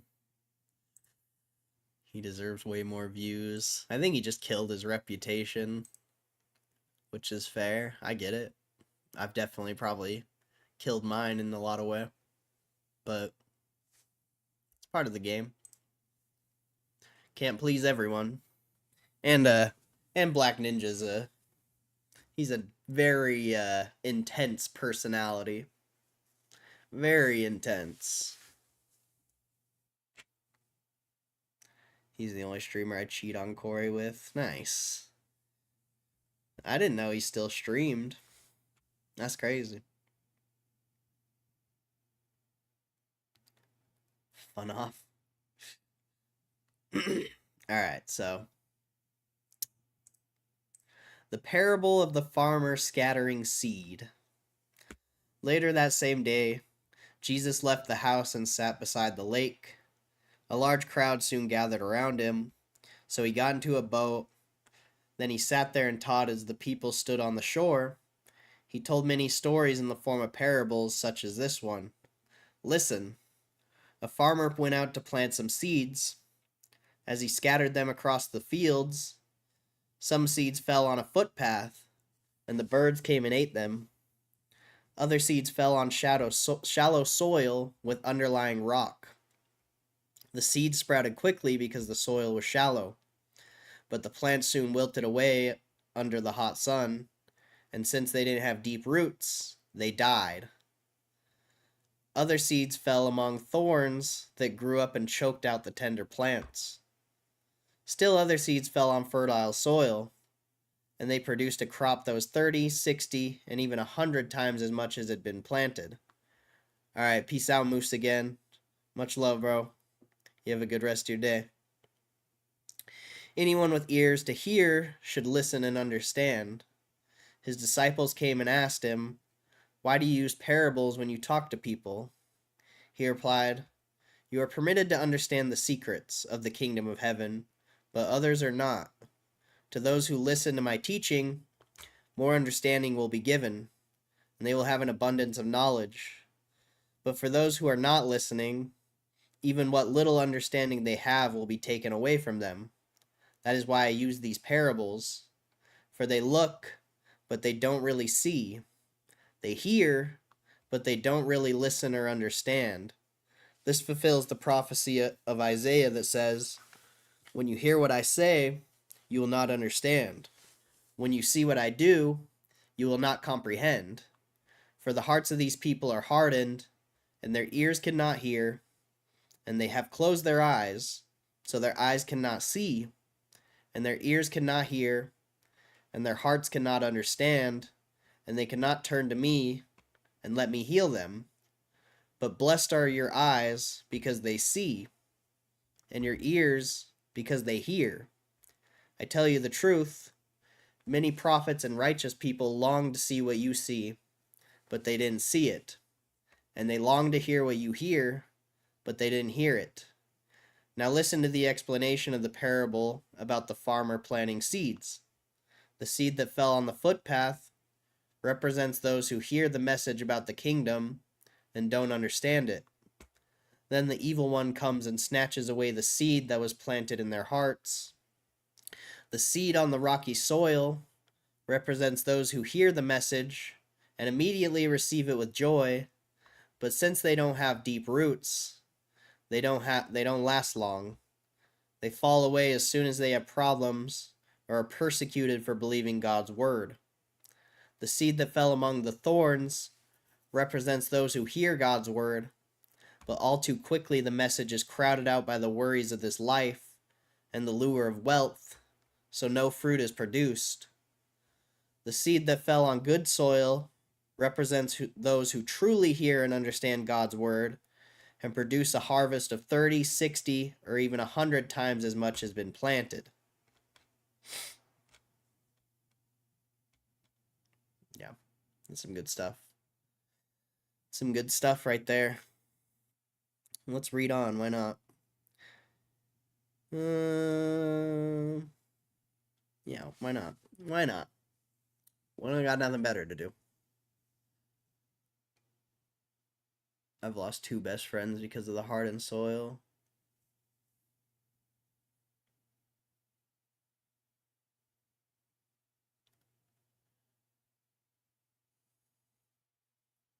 Who fell on my soil? That's for you to figure out.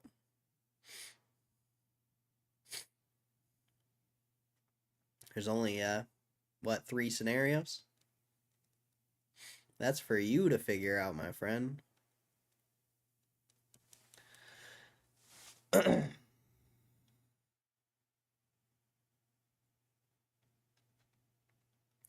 kingdom of heaven is like a farmer who planted good seed in his field, but that night as the workers slept, his enemy came and planted weeds among the wheat. Oh, there we go. Now I can, there we go. Now you guys can maybe see the text. Possibly. His enemies came and planted weeds among the wheat, then slipped away. When the crop began to grow and produce grain, the weeds also grew. The farmer's workers went to him and said, "Sir, the field where you planted that good seed is full of weeds. Where did they come from?" "An enemy has done this," the farmer exclaimed. "Should we pull the weeds out? Should we pull out the weeds?" they asked. "No," he replied. "You'll uproot the wheat if you do. Let both grow together until the harvest. Then I will tell the harvesters to sort out the weeds, tie them into bundles, and burn them, and to put the wheat in the barn." The kingdom of heaven is like a mustard seed planted in a field. It is the smallest of all seeds, but it becomes the largest garden of plants. It grows into a tree, and birds come and make nests in its branches. Though we're reading the Bible, I like to think the kingdom of heaven sometimes as your mind. Sometimes I think the kingdom of heaven is your mind, and it's not necessarily the kingdom of heaven. And that's kind of the point of this.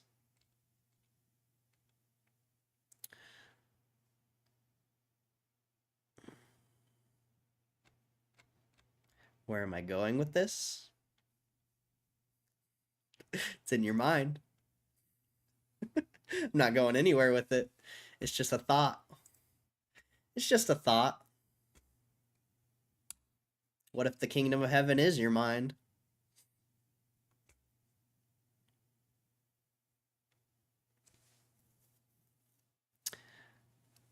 Explore that. I mean, let's go back to this parable. Where is it? Or we got to go to the explanation of it. I think it talks about. Anyway, but I mean, I can explain it. So the kingdom of heaven is a mustard seed planted in a field. It is the smallest of seeds, but it becomes the largest garden of plants. It grows into a tree, and birds come and make the nests in its branches. The smallest seed could be planted in your mind, and you don't even know what you're receiving because you haven't seen it grow yet. You don't know what it could be. You don't know what it could turn into. That's why I think sometimes it could be relevant to think of the kingdom of heaven as your mind in a lot of these. But it's just a thought. Just a thought. explore the parable about the state of your heart. Let's see. Parable of wheat and weed explained. The Son of Man is the farmer who plants the good seed. The field is the world, and the good seed represents the people of the kingdom. The weeds are the people who belong to the evil one. The enemy who planted the weeds among the wheat is the devil. The harvest is the end of the world, and the harvesters are the angels. Just as the weeds are sorted out and burned in the fire, so it will be at the end of the world. The Son of Man will send his angels, and they will remove from his kingdom everything that causes sin and all who do evil. And the angels will throw them into the fiery furnace, where there will be weeping and gnashing of teeth. Then the righteous will shine like the sun in their Father's kingdom. Anyone with ears to hear should listen and understand. Where's the... I thought they explained, like, the scattering of the seeds. It's somewhere in here. I thought.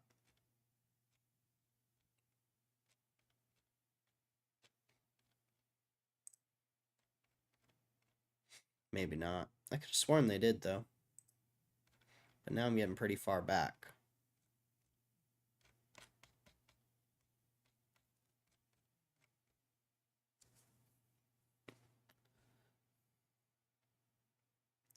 You're saying the kingdom of God is an example of an idea in your head, then yes. Hearing something different. I don't think the kingdom that's kind of what I meant, but not really. What if the kingdom of God is you and everything that makes you?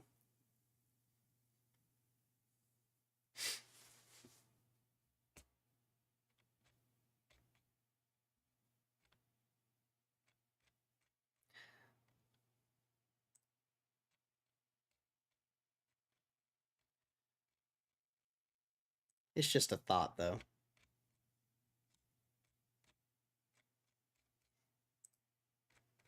I just like to give different meanings to this stuff because not everyone believes this stuff. But if you can twist it in a different way to make it more relatable, I think it would make a lot more sense to a lot of people. Anyone just hears heaven and God and Jesus, and they automatically have their opinion about whatever is being talked about. But you remove those words, you remove the religion part of it, and you just take the words and apply them to yourself. I think that's where it's more interesting. And possibly could be more interesting for a lot of people. But I don't know, I couldn't find that thing, so it's whatever.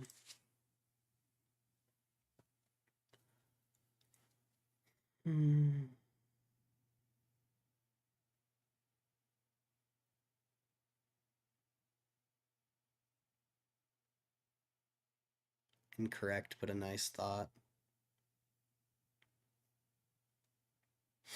Is it, though?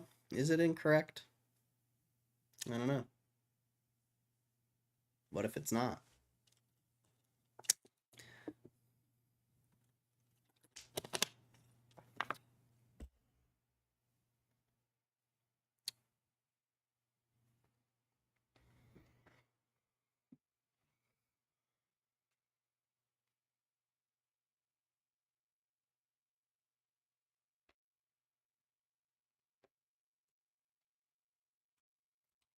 I'm right up until you say that.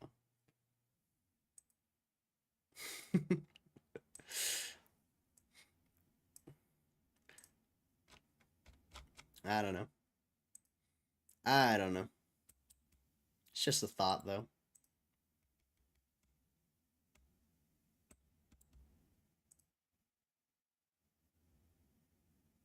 What's up, Hugh G? Very much alive and back. Guess who's back? Back again. Caitlin's back. That feels blasphemous to say the kingdom of God is your mind. Why? You wouldn't even know you wouldn't even know what the kingdom of God was if it wasn't for your mind. You wouldn't even have the ideas you have. You wouldn't even have the thoughts you have about it. You wouldn't even care. You wouldn't even know. So, what if it is your mind?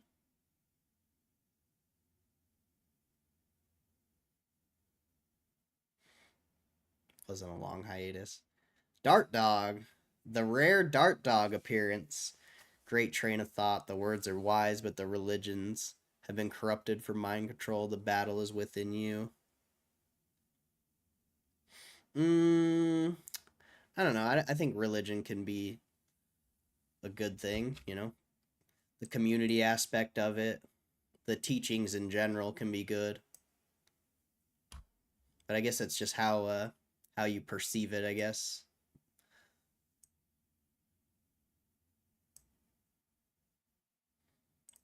But I do agree with the battle being within yourself. But I think it's good to be around people that have the same beliefs as you as well. So, I understand the religious part, but I'm not religious, so I'm not really the best person to be talking about this. A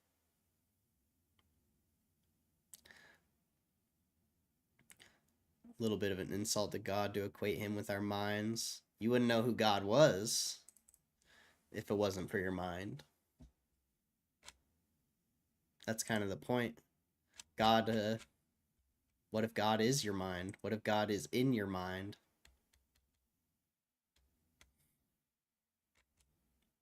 You wouldn't, like I said, yeah, that's kind of the point. Like, you wouldn't even know what this existed. You wouldn't know the words.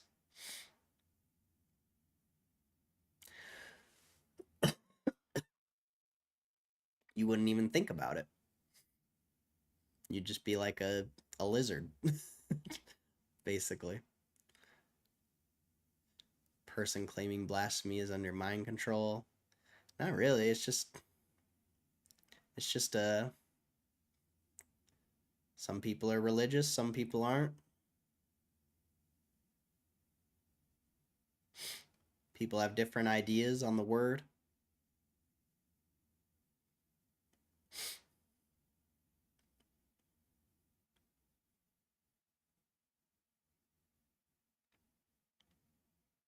I think it's wrong to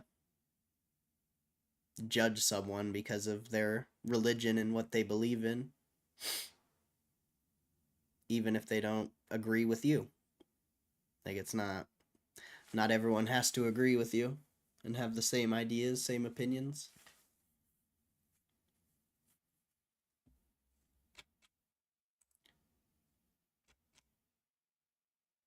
Especially when it comes to this topic.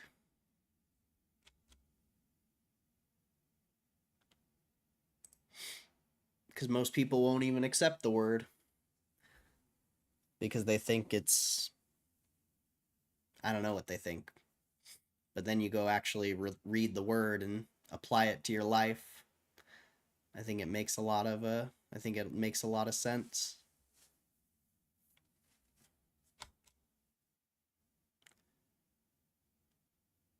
My mind can't comprehend the fullness of God. I mean, yes, but no. Kingdom of God is an alternate consciousness, accused access with DMT. I don't. I don't. I don't know. I've never done that. People claim a lot of stuff.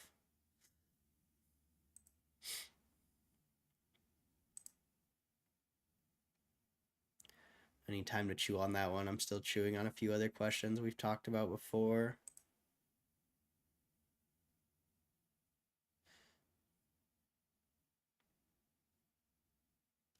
I didn't believe in God. Did DMT once, Kev. Now I believe anything's possible.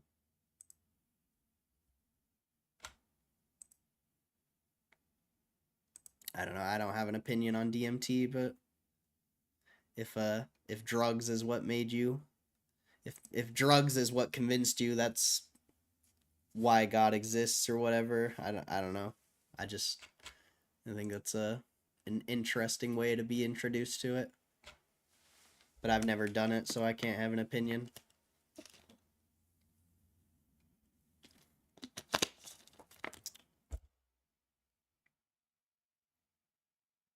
And I probably never would do it because drugs are stupid.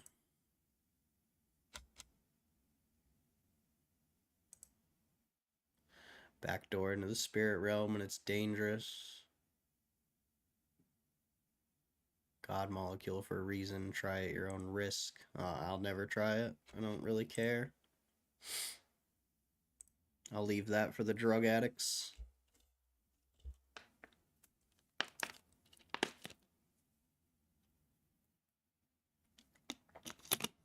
If you're taking drugs to encounter something spiritual, I would ward against that like crazy. I just don't even know if it's like real or not. I like I said, I can't talk about it.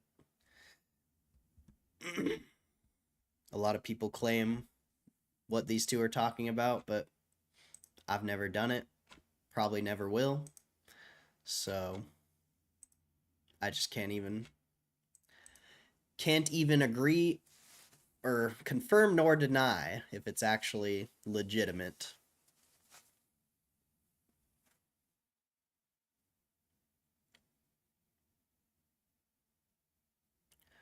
Used a religious tool for thousands of years when the concept of drugs wasn't a thing.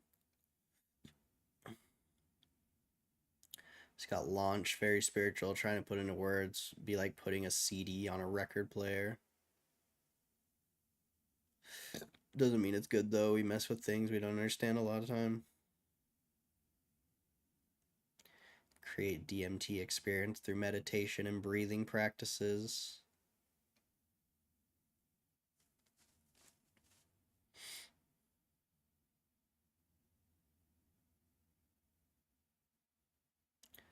Basically introduced me to the idea that anything's possible and to not discredit God.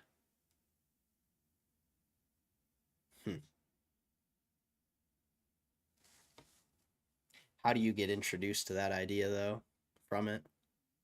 Like what happened that introduced you to that idea? Because a lot of people say they like have talked to like dead parents or family members, whatever, talk to God specifically. And that stuff I don't know. So I'd be curious to see like what idea, what happened that introduced you to that idea during the so-called trip, I guess.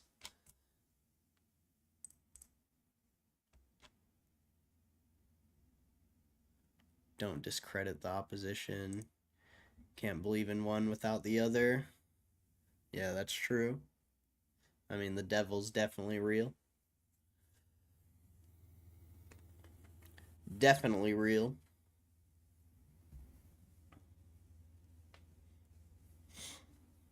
And I would argue is more public. I don't know if public is the right word.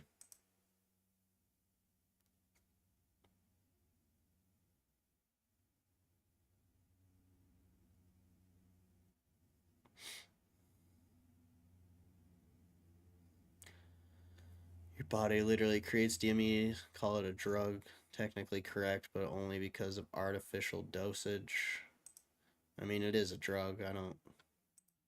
Your body creates. You have an endocannabinoid system too. So and weed's a drug. So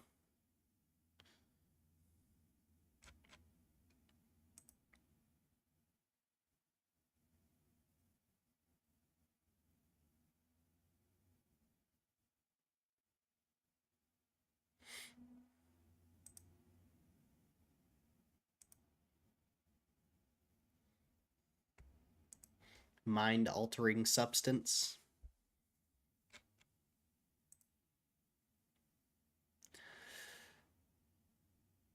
Buddy had a floating eye rape him for hours, and that's how he explained it to me. I'm good on that, brother. Stick to my weed. Facts. That sounds terrible. Floating eye rape him. Huh.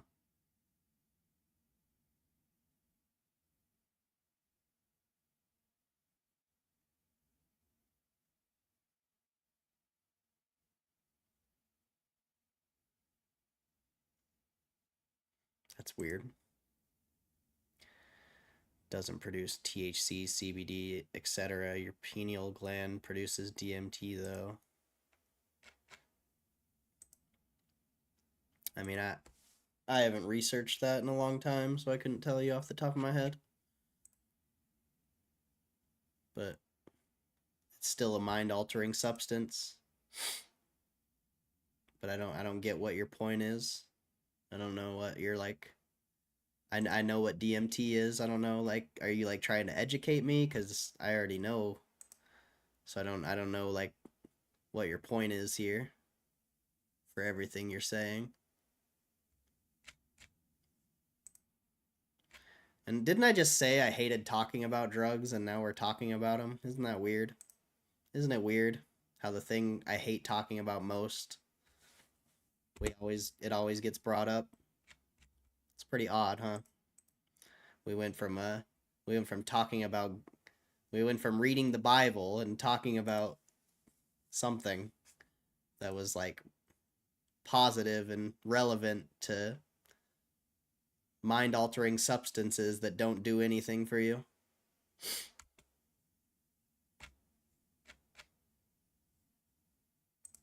Kind of odd how that works.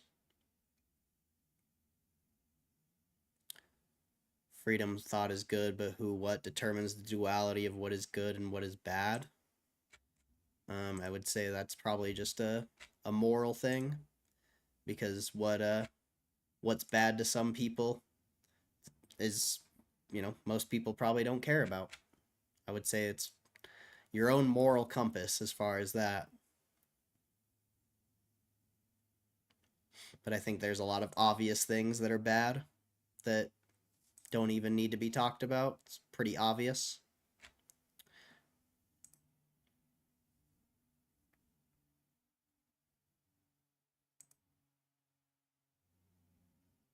I saw that floating eye eyeing me down, but I said no homo and got out of there. You still didn't answer my question. What introduced you to the idea? Like, what happened in whatever experience you have that introduced you to that idea?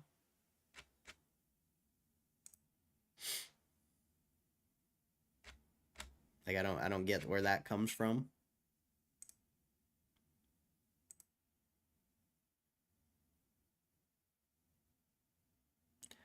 Morality comes from God. Without it, we literally all differ on what should be moral or moral. I was talking about Jesus. Now I'm super lost. Yeah, I'm very lost.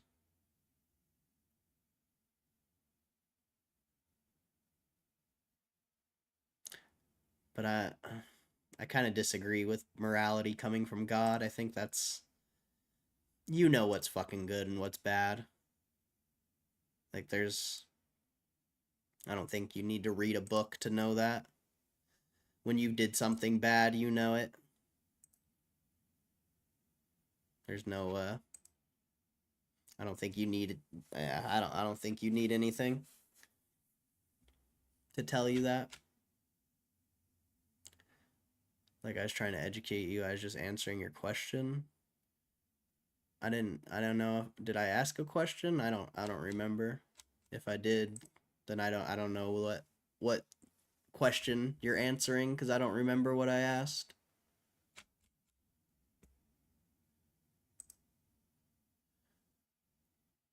Out of body experience. I felt like I was part of a spiritual grid. No bodies as parasite. Yada yada. I gotcha. Interesting.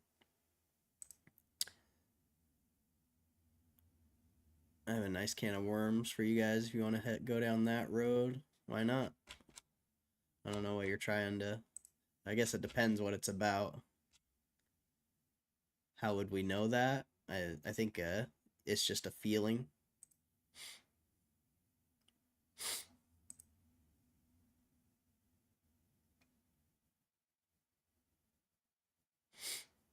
I think it's just a feeling. I don't think you need a book or someone to tell you you did something wrong. You would know it.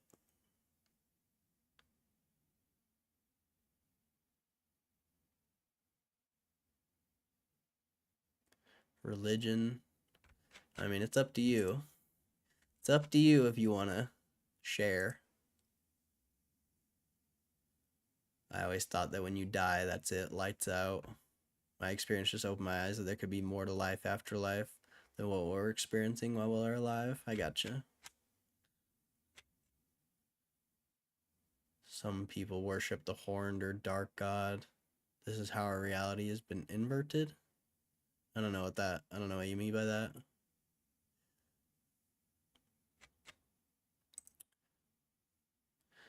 Societally, we have a rough list of things that are morally good or bad. I think if you didn't have that list, you would know. I don't think it's like, I don't think you would need anything to tell you that.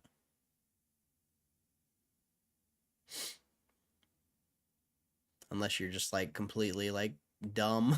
But I don't know. Like if you're completely dumb and uneducated and you did something bad and like you truly didn't know you did something bad, I think that's completely different. But for your average person, I think when you do something bad, you fucking know it, whether you've read the book or anything like that. You know. You know.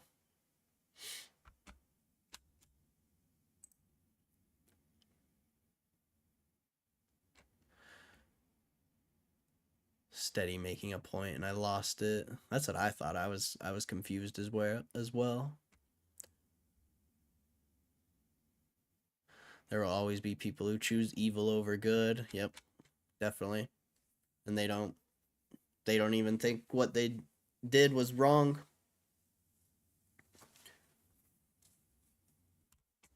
There's always going to be people like that.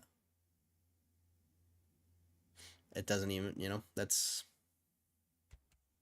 maybe deep down they know what they did was wrong, but they don't care. They don't have any like bad feelings about it. But I'm sure deep down they know whatever they did was wrong.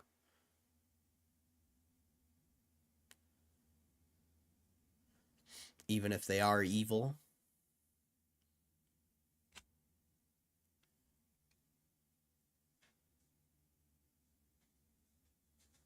Close to the answer. The question is, where did we get that sense of what is moral and what isn't? It had to come from somewhere. We weren't just built with it. God set it up in Genesis. I mean, I just barely got into the Bible like 5 years ago or something, and I've always known what is right and wrong, so to say it's because of the word, I think is incorrect.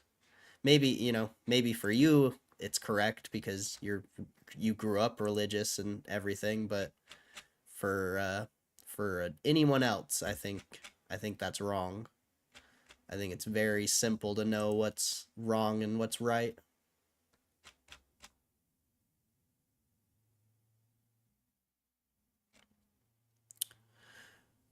Religion used to center someone's morality. It's fine, but to pick a religion and say this is the correct one comes down to two things, and that leads to not using religion as a compass at all. Bible also says beat your slaves proper. Is that cool? I don't know where it says that. I think taking one word out of the Bible, taking one phrase that's negative, and holding on to that without actually reading the whole book, I think is pretty wrong. Go read the book. Go read the whole book. And instead of taking one phrase, one paragraph, one sentence out of it, there's a lot of fucked up things in the book. There's a lot of fucked up things in the book, but if that's what you're taking out of it, I don't know. I don't know why that's what you would be taking out of it.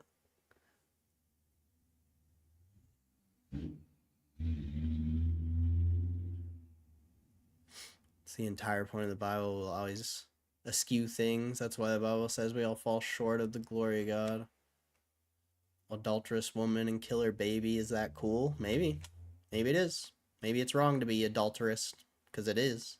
It's very wrong. But you're talking about the oldest book in the fucking world.